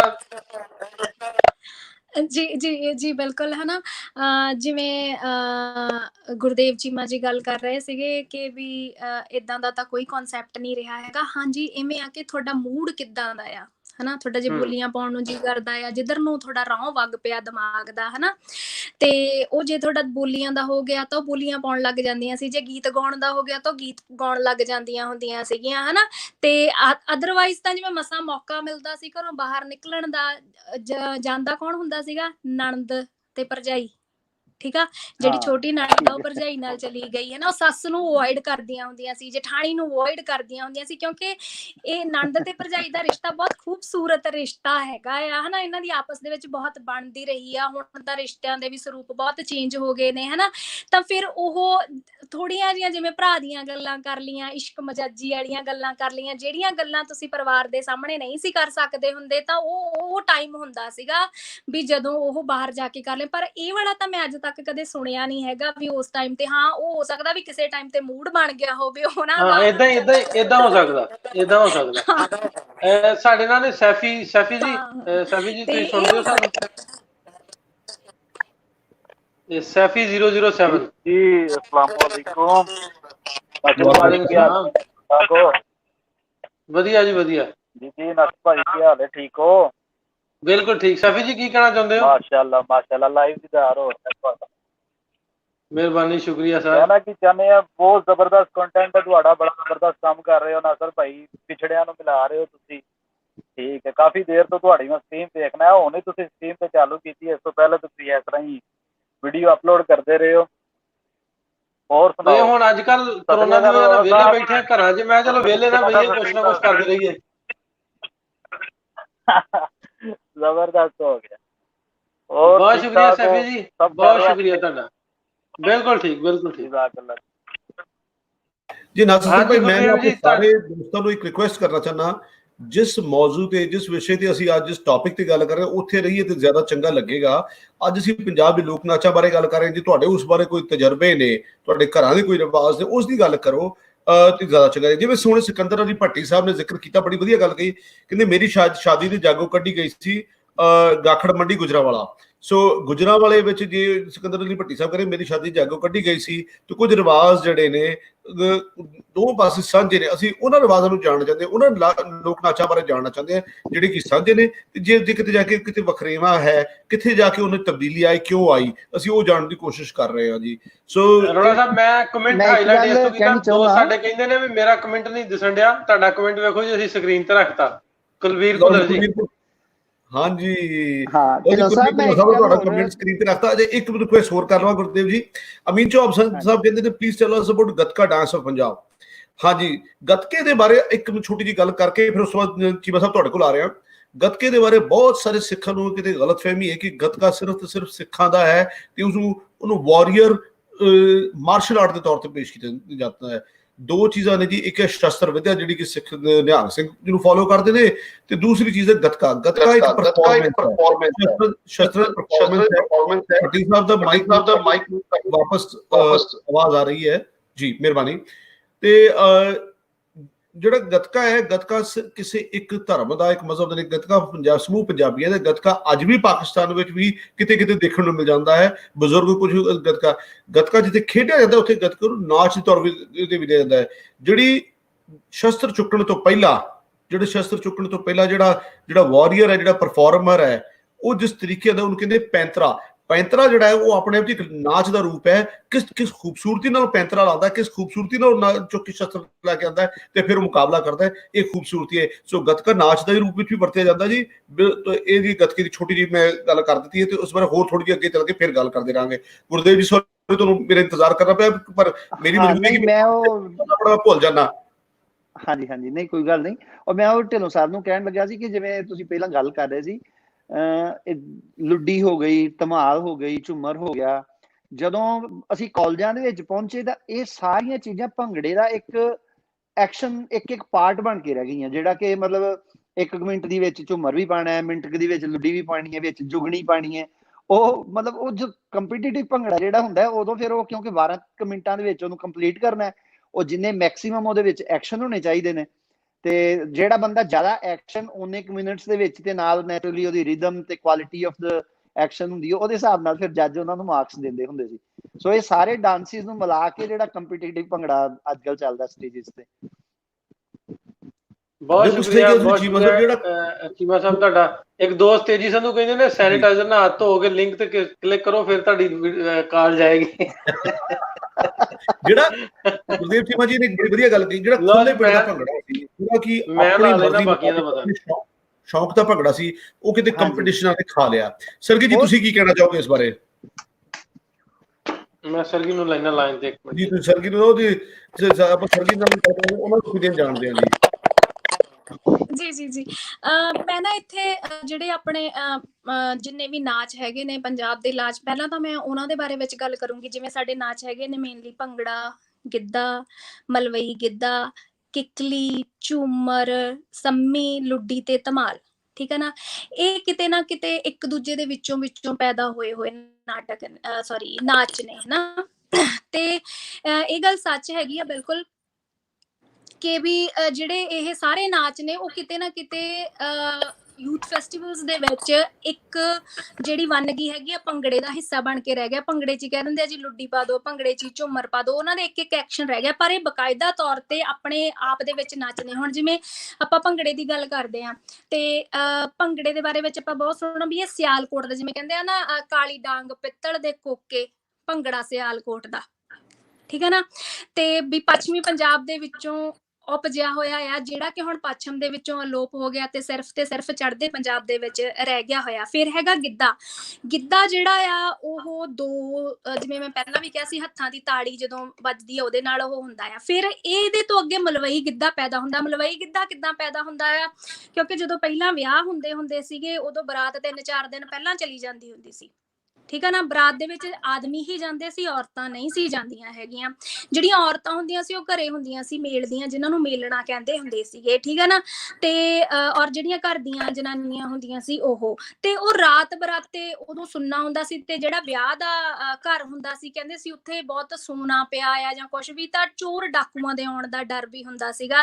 ਤਾਂ ਉਹ ਰਾਤ ਨੂੰ ਕੀ ਕਰਦੀਆਂ ਹੁੰਦੀਆਂ ਸੀ, ਜਿਹੜੇ 1-2 ਬੰਦੇ ਘਰੇ ਛੱਡ ਕੇ ਗਏ ਹੋਏ ਸੀਗੇ ਉਹਨਾਂ ਨੂੰ ਉਹ ਬੋਲੀਆਂ ਦੇ ਵਿੱਚ ਚੁਣੌਤੀ ਦੇਣ ਲੱਗ ਜਾਂਦੀਆਂ ਹੁੰਦੀਆਂ ਸੀ। ਉਹਨਾਂ ਨੂੰ ਕਹਿੰਦੀਆਂ ਹੁੰਦੀਆਂ ਸੀ, ਬੋਲੀ ਪਾਉਂਦੀਆਂ ਸੀ ਵੀ ਤੁਸੀਂ ਇਸ ਦਾ ਮੋੜਾ ਦਿਓ, ਠੀਕ ਹੈ ਨਾ, ਮੋੜ ਦੇ ਵਿੱਚ ਬੋਲੀ ਪਾਓ। ਤਾਂ ਉੱਥੋਂ ਇਹ ਗਿੱਧਾ ਜਿਹੜਾ ਆ ਪ੍ਰਚਲਿਤ ਹੋਇਆ, ਇਹ ਹੋਇਆ ਮਾਲਵੇ ਦੇ ਵਿੱਚ, ਠੀਕ ਆ। ਜਿਹੜਾ ਪੰਜਾਬ ਚੜ੍ਹਦੇ ਪੰਜਾਬ ਦੇ ਵਿੱਚ ਮਾਲਵੇ ਦਾ ਇਲਾਕਾ ਹੈਗਾ ਆ, ਉੱਥੇ ਹੋਇਆ, ਇਸ ਲਈ ਇਹਦੇ ਨਾਮ ਦੇ ਅੱਗੇ ਲੱਗ ਗਿਆ ਮਲਵਈ ਗਿੱਧਾ, ਜਿਹੜੇ ਕਿ ਮੁੰਡੇ ਪਾਉਂਦੇ ਨੇ। ਉਹਦੇ ਵਿੱਚ ਹੂਬਹੂ ਗਿੱਧੇ ਵਰਗੀਆਂ ਜਿਹੜੀਆਂ ਔਰਤਾਂ ਦਾ ਗਿੱਧਾ ਉਹਦੇ ਵਰਗੀਆਂ ਹੀ ਬੋਲੀਆਂ ਹੁੰਦੀਆਂ ਨੇ, ਪਰ ਉਹ ਪ੍ਰਚਲਿਤ ਹੋਇਆ ਸੀਗਾ ਮੋੜ ਦੇ ਵਿੱਚ। ਜਦੋਂ ਉਹ ਰਾਤ ਨੂੰ ਮੇਲਣਾ, ਮਤਲਬ ਘਰ ਦੇ ਆਦਮੀ ਜਿਹੜੇ ਹੁੰਦੇ ਸੀ ਉਹਨਾਂ ਨੂੰ ਛੇੜਦੀਆਂ ਸੀਗੀਆਂ, ਛੇੜ ਕੇ ਪਾਉਂਦੀਆਂ ਸੀਗੀਆਂ। ਪ੍ਰਚਲਿਤ ਇਹਦਾ ਵੀ ਦੱਸੋ, ਪ੍ਰਚਲਿਤ ਦਾ ਸਾਨੂੰ ਨਹੀਂ ਪਤਾ, ਪ੍ਰਚਲਿਤ ਕੀ ਆ, ਇਹਦਾ ਵੀ ਥੋੜੀ ਜਿਹੀ ਕਲੀਅਰ ਕਰੋ। ਮੈਂ ਤੁਹਾਨੂੰ ਦੱਸ ਰਿਹਾ ਸੀ, ਪਿਛਲੇ ਹਫ਼ਤੇ ਅਸੀਂ ਪੰਜਾਬੀ ਜ਼ਬਾਨ ਦੀ ਗੱਲ ਕਰ ਰਹੇ ਸੀ। ਬਹੁਤ ਸਾਰੇ ਜਿਹੜੇ ਲਫ਼ਜ਼ ਨੇ ਇੰਡੀਆ ਦੇ ਵਿੱਚ ਪੰਜਾਬੀ ਦੇ ਵਿੱਚ ਹਿੰਦੀ ਦੇ ਆ ਗਏ, ਜਿਸ ਤਰ੍ਹਾਂ ਕਿ ਪਾਕਿਸਤਾਨ ਵਿੱਚ ਉਰਦੂ ਦੇ ਅੱਗੇ ਪ੍ਰਚਲਿਤ ਹਿੰਦੀ ਦਾ ਲਫ਼ਜ਼ ਹੈ। ਪ੍ਰਚਲਿਤ ਦਾ ਮਤਲਬ ਜਿਹਨੂੰ ਅੰਗਰੇਜ਼ੀ ਵਿੱਚ ਅਸੀਂ ਕਹਿੰਦੇ ਆ ਪॉपुलर हो जाना, मकबूल हो जाना, वो प्रचलित। ਜਿਹਨੂੰ ਮਕਬੂਲ ਹੋਣਾ ਕਹਿੰਦੇ ਆਪਾਂ, ਪॉपुलर ਹੋਣਾ ਉਹ ਪ੍ਰਚਲਿਤ ਹੈ ਜੀ। ਫਿਰ ਸਰ ਕੀ ਬਿੰਦੀ ਲਾ ਕੇ ਹਿੰਦੀ ਨਾ ਬੋਲੀ ਜਾਣ, ਪੰਜਾਬੀ ਠੋਸ ਫਿਰ ਬੋਲ। ਉਹ ਗੱਲ ਇਹ ਹੈ ਕਿ ਜਿਸ ਤੁਸੀਂ ਰੈਗੂਲਰ ਅਸਰ ਹੁੰਦਾ ਹੈ, ਮੇਰੀ ਜ਼ੁਬਾਨ ਤੇ ਅੰਗਰੇਜ਼ੀ ਦਾ ਅਸਰ ਹੈ, ਥੋੜਾ ਹਿੰਦੀ ਦਾ ਅਸਰ ਹੈ, ਬੜੀ ਜਾਇਜ਼ ਦੀ ਗੱਲ ਹੈ। ਮੈਂ ਸ਼ਬਦ ਪੰਜਾਬੀ ਦੇ ਵਿੱਚ ਬਾਖੂਬੀ ਜਿਹੜਾ ਆ ਉਹ ਵਰਤਿਆ ਜਾਂਦਾ ਪੰਜਾਬੀ ਭਾਸ਼ਾ ਦੇ ਵਿੱਚ। ਜਿਵੇਂ ਆਪਾਂ ਉਰਦੂ ਦੇ ਬਹੁਤ ਸਾਰੇ ਅਲਫਾਜ਼ ਹੈਗੇ ਆ ਜਿਹੜੇ ਪੰਜਾਬੀ ਭਾਸ਼ਾ ਦੇ ਵਿੱਚ ਵਰਤਦੇ ਆ, ਪੰਜਾਬੀ ਦੇ ਉਰਦੂ ਚ ਵਰਤਦੇ ਆ, ਹਿੰਦੀ ਦੇ ਉਰਦੂ ਚ ਵਰਤਦੇ ਆ, ਫਾਰਸੀ ਦੇ, ਕਿਉਂਕਿ ਉਹ ਥੋੜਾ ਮਿਕਸ ਹੋਈਆਂ ਨੇ ਭਾਸ਼ਾਵਾਂ ਇੱਕ ਦੂਜੇ ਦੇ ਵਿੱਚ। ਤੇ ਇਸ ਲਈ ਜਿਹੜਾ ਪ੍ਰਚਲਿਤ ਸ਼ਬਦ ਆ ਪੰਜਾਬੀ ਦੇ ਵਿੱਚ ਵਰਤਿਆ ਜਾਂਦਾ, ਲਿਖਿਆ ਜਾਂਦਾ ਆ। ਵਰਤਨ ਨੂੰ ਤੇ ਮੈਂ ਕਹਿੰਦਾ ਕੁਛ ਜੋ ਮਰਜ਼ੀ ਵਰਤ ਲਓ, ਸਾਡੇ ਉਰਦੂ ਦਾ ਬੜਾ ਗਲਬਾ ਆ, ਉਹ ਵਰਤਨ ਨੂੰ ਜੋ ਮਰਜ਼ੀ ਵਰਤ ਲਓ। ਸਾਡਾ ਪਲੇਟਫਾਰਮ ਪੰਜਾਬੀ ਦਾ ਨਾ, ਤੁਸੀਂ ਗੱਲ ਪੰਜਾਬੀ ਤੇ ਕਰਨੀ ਹੈ। ਉਹ ਅੱਗੇ ਆਸਫ ਅਲੀ ਨੇ ਇੱਕ ਮੈਸੇਜ ਕੀਤਾ, ਮੇਰੇ ਵਾਲਾ ਸੇਮ, ਇਹ ਪ੍ਰਚਲਿਤ ਦਾ ਮਤਲਬ ਕੀ ਹੋਇਆ, ਸਟਾਰਟ ਹੋਇਆ। ਸੋ ਇਹਨਾਂ ਗੱਲਾਂ ਦਾ ਵੀ ਥੋੜਾ ਜਿਹਾ ਸਾਨੂੰ ਖਿਆਲ ਰੱਖਣਾ ਪੈਣਾ। ਤੋ ਸਾਡੇ ਨਾਲ ਰਿਸ਼ਪਾਲ ਔਲਖ ਜੀ। ਔਲਖ ਜੀ ਵੈਲਕਮ। ਹਾਂਜੀ, ਸਤਿ ਸ਼੍ਰੀ ਅਕਾਲ ਸਰਬਜੀਤ, ਨਾਸਿਰ ਭਾਈ ਸਤਿ ਸ਼੍ਰੀ ਅਕਾਲ। ਸਰ ਕੀ ਮੈਮ ਸਤਿ ਸ਼੍ਰੀ ਅਕਾਲ ਜੀ। ਸਭ ਤੋਂ ਪਹਿਲਾਂ ਸਰ ਕੀ ਮੈਮ ਮੈਂ ਤੁਹਾਨੂੰ ਬਹੁਤ ਵਧਾਈ ਦਊਂਗਾ ਕਿ ਤੁਸੀਂ ਪੰਜਾਬੀ ਕਲਚਰ ਨੂੰ ਬੜਾ ਕੰਮ ਕਰ ਰਹੇ ਹੋ। ਇਹਦੇ ਲਈ ਤੁਸੀਂ ਮੇਰੇ ਕਾਲਜ ਨੂੰ ਬਿਲੋਂਗ ਕਰਦੇ ਹੋ, ਆਈ ਥਿੰਕ ਤੁਸੀਂ ਫਿਜ਼ੀਕਲ ਕਾਲਜ ਪਟਿਆਲੇ ਨੂੰ ਬਿਲੋਂਗ ਕਰਦੇ ਹੋ। ਮੈਂ ਕਿਸੇ ਬਿਲਕੁਲ ਤੁਹਾਡੇ ਇਹਨਾਂ ਦੇ ਇੱਕ ਸਟੂਡੈਂਟ ਹੋਰ ਲਵਲੀ ਕੌਰ ਇਹਨਾਂ ਦੀ ਸਟੂਡੈਂਟ ਹੈ। ਉਹਨੇ ਕਿਹਾ ਮੈਡਮ ਮੈਂ ਵੀ ਤੁਹਾਡੀ ਸਟੂਡੈਂਟ ਰਹੀ ਹਾਂ। ਹਾਂਜੀ ਸਰ ਜੀ, ਮੈਂ ਪ੍ਰਭ ਸ਼ਰਨ ਕੌਰ ਮੈਡਮ ਉਹਨਾਂ ਦਾ ਸਟੂਡੈਂਟ ਰਿਹਾ ਹਾਂ 1979-80 ਦੇ ਜ਼ਮਾਨੇ 'ਚ। ਤੁਹਾਨੂੰ ਪਤਾ ਉਹ ਵੀ ਸ਼ਾਇਦ ਗਿੱਧੇ ਭੰਗੜੇ ਦੇ ਬਹੁਤ, ਉਹਨਾਂ ਨੇ ਵੀ ਗਿੱਧੇ ਤੇ ਬਹੁਤ ਕੰਮ ਕੀਤਾ ਸੀ। ਇੱਕ ਚੀਜ਼ ਮੈਂ ਬਸ ਗੱਲ ਕਰੂੰਗਾ ਇੱਥੇ ਜੀ, ਇੱਕ ਵਿਆਹਾਂ ਦੇ ਵਿੱਚ ਇੱਕ ਹੋਰ ਵੀ ਟਰਮ ਆਉਂਦੀ ਸੀ, ਸਿੱਠਣੀਆਂ। ਉਹ ਵੀ ਇੱਕ ਗਿੱਧੇ ਦੇ ਵਿੱਚ ਇੱਕ, ਜਿਵੇਂ ਬਰਾਤ ਜਾਂਦੀ ਸੀ ਮਾਲਵੇ, ਸਾਡੇ 'ਚ ਮੈਂ ਮਾਲਵੇ ਨੂੰ ਬਿਲੋਂਗ ਕਰਦਾ, ਬਰਾਤ ਬੰਨ੍ਹਦੀਆਂ ਸੀ ਕੁੜੀਆਂ, ਬਰਾਤ ਬੰਨ੍ਹਦੇ। ਮੈਂ ਅੱਜ ਤੋਂ 50 ਸਾਲ ਪਹਿਲਾਂ ਦੀ ਗੱਲ ਕਰਦਾ ਜੀ, ਮੇਰੀ 60 ਸਾਲ ਦੀ ਉਮਰ ਹੈ। 10 ਸਾਲ ਦੀ ਉਮਰ ਤੋਂ ਜਿਹੜੀ ਚੀਜ਼ਾਂ ਮੈਨੂੰ ਯਾਦ ਨੇ, ਜਿਹੜੀਆਂ ਤੀਆਂ ਦਾ ਯੁੱਗ ਮੈਂ ਵੇਖਿਆ ਆਪਣੇ ਪਿੰਡ ਦੇ ਵਿੱਚ। ਇੱਕ ਬੜਾ ਵੱਡਾ ਬਰੋਟਾ ਹੁੰਦਾ ਸੀ, ਉਹਦੇ ਥੱਲੇ ਬੜੀਆਂ ਪੀਂਘਾਂ ਪੈਂਦੀਆਂ, ਮਲਟੀਪਲ ਪੀਂਘਾਂ ਹੁੰਦੀਆਂ ਸੀ, ਘੱਟੋ ਘੱਟ 100 ਕੁੜੀ ਉੱਥੇ ਹੁੰਦੀ ਸੀ, ਤੇ ਧਰਤੀ ਪੱਟ ਦਿੰਦੀਆਂ ਸੀ ਉਹ ਕੁੜੀਆਂ, ਮੀਆਂ ਨੂੰ ਵੀ ਨਹੀਂ ਪਰਵਾਹ ਕਰਦੀਆਂ ਸੀ।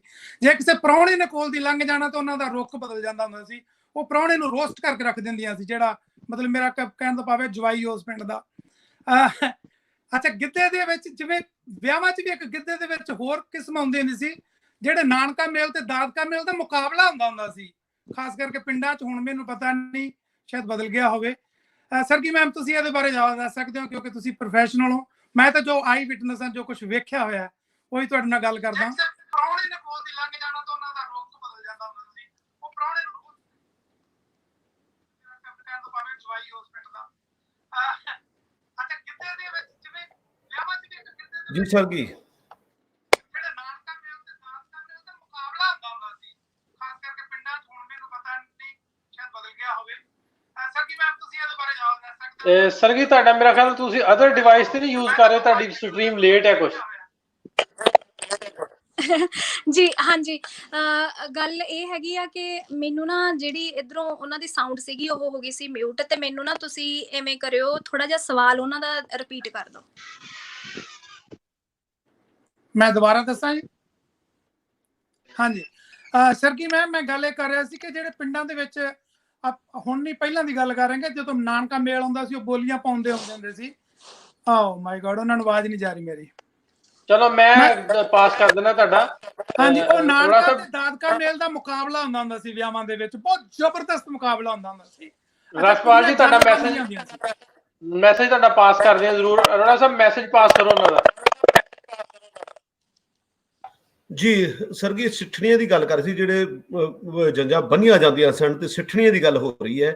ਕਿ ਸਿੱਠਣੀਆਂ ਦੇ ਬਾਰੇ ਥੋੜਾ ਜਿਹਾ ਦੱਸੋ, ਕੀ ਨੇ, ਕਿੱਥੋਂ ਆਈਆਂ, ਥੋੜਾ ਜਿਹਾ ਉਸ ਬਾਰੇ ਜਾਣਨਾ ਚਾਹੁੰਦੇ ਨੇ ਜੀ। ਸਿੱਠਣੀਆਂ ਹੈਗੀਆਂ ਨੇ, ਪਹਿਲੀ ਗੱਲ ਤਾਂ ਜਿਹੜਾ ਵਿਆਹ ਦੇ ਵਿੱਚ ਅਸੀਂ ਗਿੱਧਾ ਪਾਉਂਦੇ ਆ ਜਾਂ ਕੋਈ ਵੀ ਚੀਜ਼ ਹੈਗੀ ਆ, ਉਹਦੇ 'ਚ ਜਿਹੜੀਆਂ ਬੋਲੀਆਂ ਪਾਈਆਂ ਜਾਂਦੀਆਂ ਨੇ, ਜਿਹੜੇ ਗੀਤ ਜਿਨ੍ਹਾਂ ਨੂੰ ਆਪਾਂ ਸਿੱਠਣੀਆਂ ਦਾ ਨਾਮ ਦਿੱਤਾ ਆ, ਹਨਾ, ਉਹ ਇਵੇਂ ਸੀਗਾ ਕਿ ਸਾਡੇ ਘਰਾਂ ਦੇ ਵਿੱਚ ਕਿਸੇ ਵੀ ਕੁੜੀ ਨੂੰ, ਔਰਤ ਨੂੰ ਬੋਲਣ ਦੀ ਉਨੀ ਆਜ਼ਾਦੀ ਨਹੀਂ ਸੀ ਹੁੰਦੀ। ਠੀਕ ਆ ਨਾ? ਜੇ ਉਹਨੂੰ ਉਹਦੀ ਸੱਸ ਦੀ ਕੋਈ ਗੱਲ ਬੁਰੀ ਲੱਗਦੀ ਆ ਤਾਂ ਉਹ ਕਹਿ ਨਹੀਂ ਸੀ ਸਕਦੀ, ਨਾ ਤਾਂ ਆਪਣੇ ਪਤੀ ਨੂੰ ਕਹਿ ਸਕਦੀ ਸੀ, ਨਾ ਕਿਸੇ ਹੋਰ ਨੂੰ। ਤੇ ਕਿਉਂਕਿ ਜਿਹੜਾ ਪਿਛਲਾ ਘਰ ਹੁੰਦਾ ਸੀ, ਉਹ ਕਹਿ ਕੇ ਹੀ ਇਹ ਤੋਰਦੇ ਹੁੰਦੇ ਸੀਗੇ ਕਿ ਤੇਰਾ ਘਰ ਤਾਂ ਹੁਣ ਉਹੀ ਆ, ਤੇ ਚਾਹੇ ਜਿਵੇਂ ਮਰਜ਼ੀ ਰਹੇ, ਚਾਹੇ ਉਹ ਤੈਨੂੰ ਮਾਰ ਦੇਣ ਤੇ ਚਾਹੇ ਤੂੰ ਮਾਰ ਦੇਵੇਂ, ਤੇ ਰਹਿਣਾ ਉੱਥੇ ਹੀ ਆ, ਹਨਾ। ਸਾਡੀ ਤਕਰੀਬਨ ਏਦਾਂ ਦੀ ਸਿੱਖਿਆ ਰਹੀ ਆ ਪਹਿਲਾਂ ਤੋਂ, ਹਨਾ। ਤੇ ਉਦੋਂ ਜਿਹੜੀਆਂ ਨਾਨਕੇ ਦਾਦਕਿਆਂ ਨਾਲ ਸਿੱਠਣੀਆਂ ਹੋ ਗਈਆਂ ਜਾਂ ਬੋਲੀਆਂ ਹੋ ਗਈਆਂ, ਉਹਨਾਂ ਦੇ ਵਿੱਚ ਕਿਤੇ ਨਾ ਕਿਤੇ ਉਹ ਆਪਣਾ ਰੋਸ ਵੀ ਪ੍ਰਗਟ ਕਰਦੀਆਂ ਸੀਗੀਆਂ, ਹਾਸੇ ਮਜ਼ਾਕ ਦੇ ਵਿੱਚ ਗੱਲ ਕਹਿ ਵੀ ਦਿੰਦੀਆਂ ਸੀ। ਉਹਨਾਂ ਦੇ ਮਨ ਦੇ ਜਿਹੜੇ ਵਲਵਲੇ ਸੀਗੇ ਉਹ ਬਾਹਰ ਆ ਜਾਂਦੇ ਹੁੰਦੇ ਸੀ। ਜਿਹੜੀਆਂ ਸਿੱਠਣੀਆਂ ਨੇ ਉਹ ਜਿਵੇਂ ਸਾਡੇ ਅੱਜ ਵੀ ਘਰਾਂ ਦੇ ਵਿੱਚ ਹੁੰਦਾ ਆ, ਜਿਹੜਾ ਜਦੋਂ ਅਸੀਂ ਨਾਨਕੇ ਜਾਂਦੇ ਆ ਤਾਂ ਉਹ ਕਹੀ ਜਾਣਗੇ, ਅੱਛਾ ਤੇਰੀ ਦਾਦੀ ਇਹੋ ਜਿਹੀ ਆ, ਹੈ ਤੇਰੀ ਭੂਆ ਇਹੋ ਜਿਹੀ ਆ। ਜਦੋਂ ਅਸੀਂ ਆਉਂਦੇ ਆ ਦਾਦਕੇ ਤਾਂ ਉਹ ਨਾਨੀ ਨੂੰ ਫੜੀ ਰੱਖਣਗੇ। ਠੀਕ ਆ ਨਾ? ਤੇ ਉਹ ਇਹ ਰਿਹਾ ਆ ਹਮੇਸ਼ਾ ਤੋਂ। ਤੇ ਇਹੀ ਤਰ੍ਹਾਂ ਦਾ ਹੈਗਾ ਆ ਕਿ ਮਤਲਬ ਉਹ ਇੱਕ ਮੌਕਾ ਹੁੰਦਾ ਆ ਜਿੱਥੇ ਤੁਸੀਂ ਆਪਣੀ ਗੱਲ ਕਹਿ ਦਿੰਦੇ ਹੋ, ਹਾਸੇ 'ਚ ਲਪੇਟ ਕੇ, ਵਿਅੰਗ ਦੇ ਵਿੱਚ ਲਪੇਟ ਕੇ, ਤੇ ਉਹਨਾਂ ਦੇ ਸਰੀਰ ਦੇ ਉੱਤੇ, ਉਹਨਾਂ ਦੇ ਖਾਣ ਦੇ ਉੱਤੇ, ਉਹਨਾਂ ਦੀ ਉਹ ਕਿੰਨੀਆਂ ਐਕਟਿਵ ਨੇ ਜਾਂ ਕਿੰਨੀਆਂ ਕੁ ਉਹ ਸੁਸਤ ਨੇ, ਹਨਾ, ਉਹ ਸਾਰੀਆਂ ਚੀਜ਼ਾਂ ਦੇ ਉੱਤੇ ਉਹ ਗੱਲ ਕੀਤੀ ਜਾਂਦੀ ਸੀ। ਫਿਰ ਜਦੋਂ ਮੁੰਡਾ ਵਿਆਹਣ ਆਉਂਦਾ ਹੁੰਦਾ ਸੀਗਾ, ਠੀਕ ਆ ਨਾ, ਜਦੋਂ ਜੰਝ ਆਉਂਦੀ ਹੁੰਦੀ ਸੀਗੀ, ਤੇ ਉਦੋਂ ਵੀ ਉਹਨਾਂ ਨੂੰ ਮਤਲਬ ਇਦਾਂ ਦੀਆਂ ਹੀ ਜਿਹੜੀਆਂ ਚੀਜ਼ਾਂ ਹੈਗੀਆਂ ਉਹਨਾਂ ਦੇ ਨਾਲ ਸੰਬੋਧਿਤ ਕੀਤਾ ਜਾਂਦਾ ਸੀ, ਜਿਵੇਂ ਤੇਰੀ ਭੈਣ ਇਹੋ ਜਿਹੀ ਆ, ਹਨਾ, ਉਹਦੇ ਨਕਸ਼ਾਂ ਦੇ ਉੱਤੇ, ਹਨਾ, ਗਾਣਿਆਂ ਦੇ ਵਿੱਚ ਦੀ ਕਟਾਕਸ਼ ਕਰਨਾ, ਉਹਦੀ ਮਾਂ ਦੇ ਉੱਤੇ ਕਟਾਕਸ਼ ਕਰਨਾ। ਮੀਨਸ ਇਹ ਉਸ ਸਮੇਂ ਦੇ ਵਿੱਚ ਸੀ। ਅੱਜ ਕੱਲ ਇਹ ਥੋੜਾ ਜਿਹਾ ਘਟ ਗਿਆ, ਜਿਵੇਂ ਅੱਜ ਕੱਲ ਤਾਂ ਵੈਸੇ ਹੀ ਬੋਲਣ ਦੀ ਬਹੁਤ ਆਜ਼ਾਦੀ। ਸਰ ਜੀ, ਕਟਾਕਸ਼ ਕਰਨਾ ਵੀ ਦੱਸੋ। ਮੌਕਾ ਹੀ ਉਦੋਂ ਮਿਲਦਾ ਹੁੰਦਾ ਸੀ ਜਿੱਥੋਂ ਇਹ ਚੀਜ਼ਾਂ ਪਨਪੀਆਂ ਨੇ। ਕਟਾਕਸ਼ ਕਰਨਾ ਵੀ ਦੱਸੋ। ਅੱਛਾ, ਇਹ ਕਟਾਕਸ਼ ਕਰਨਾ ਕੀ ਹੁੰਦਾ ਜੀ?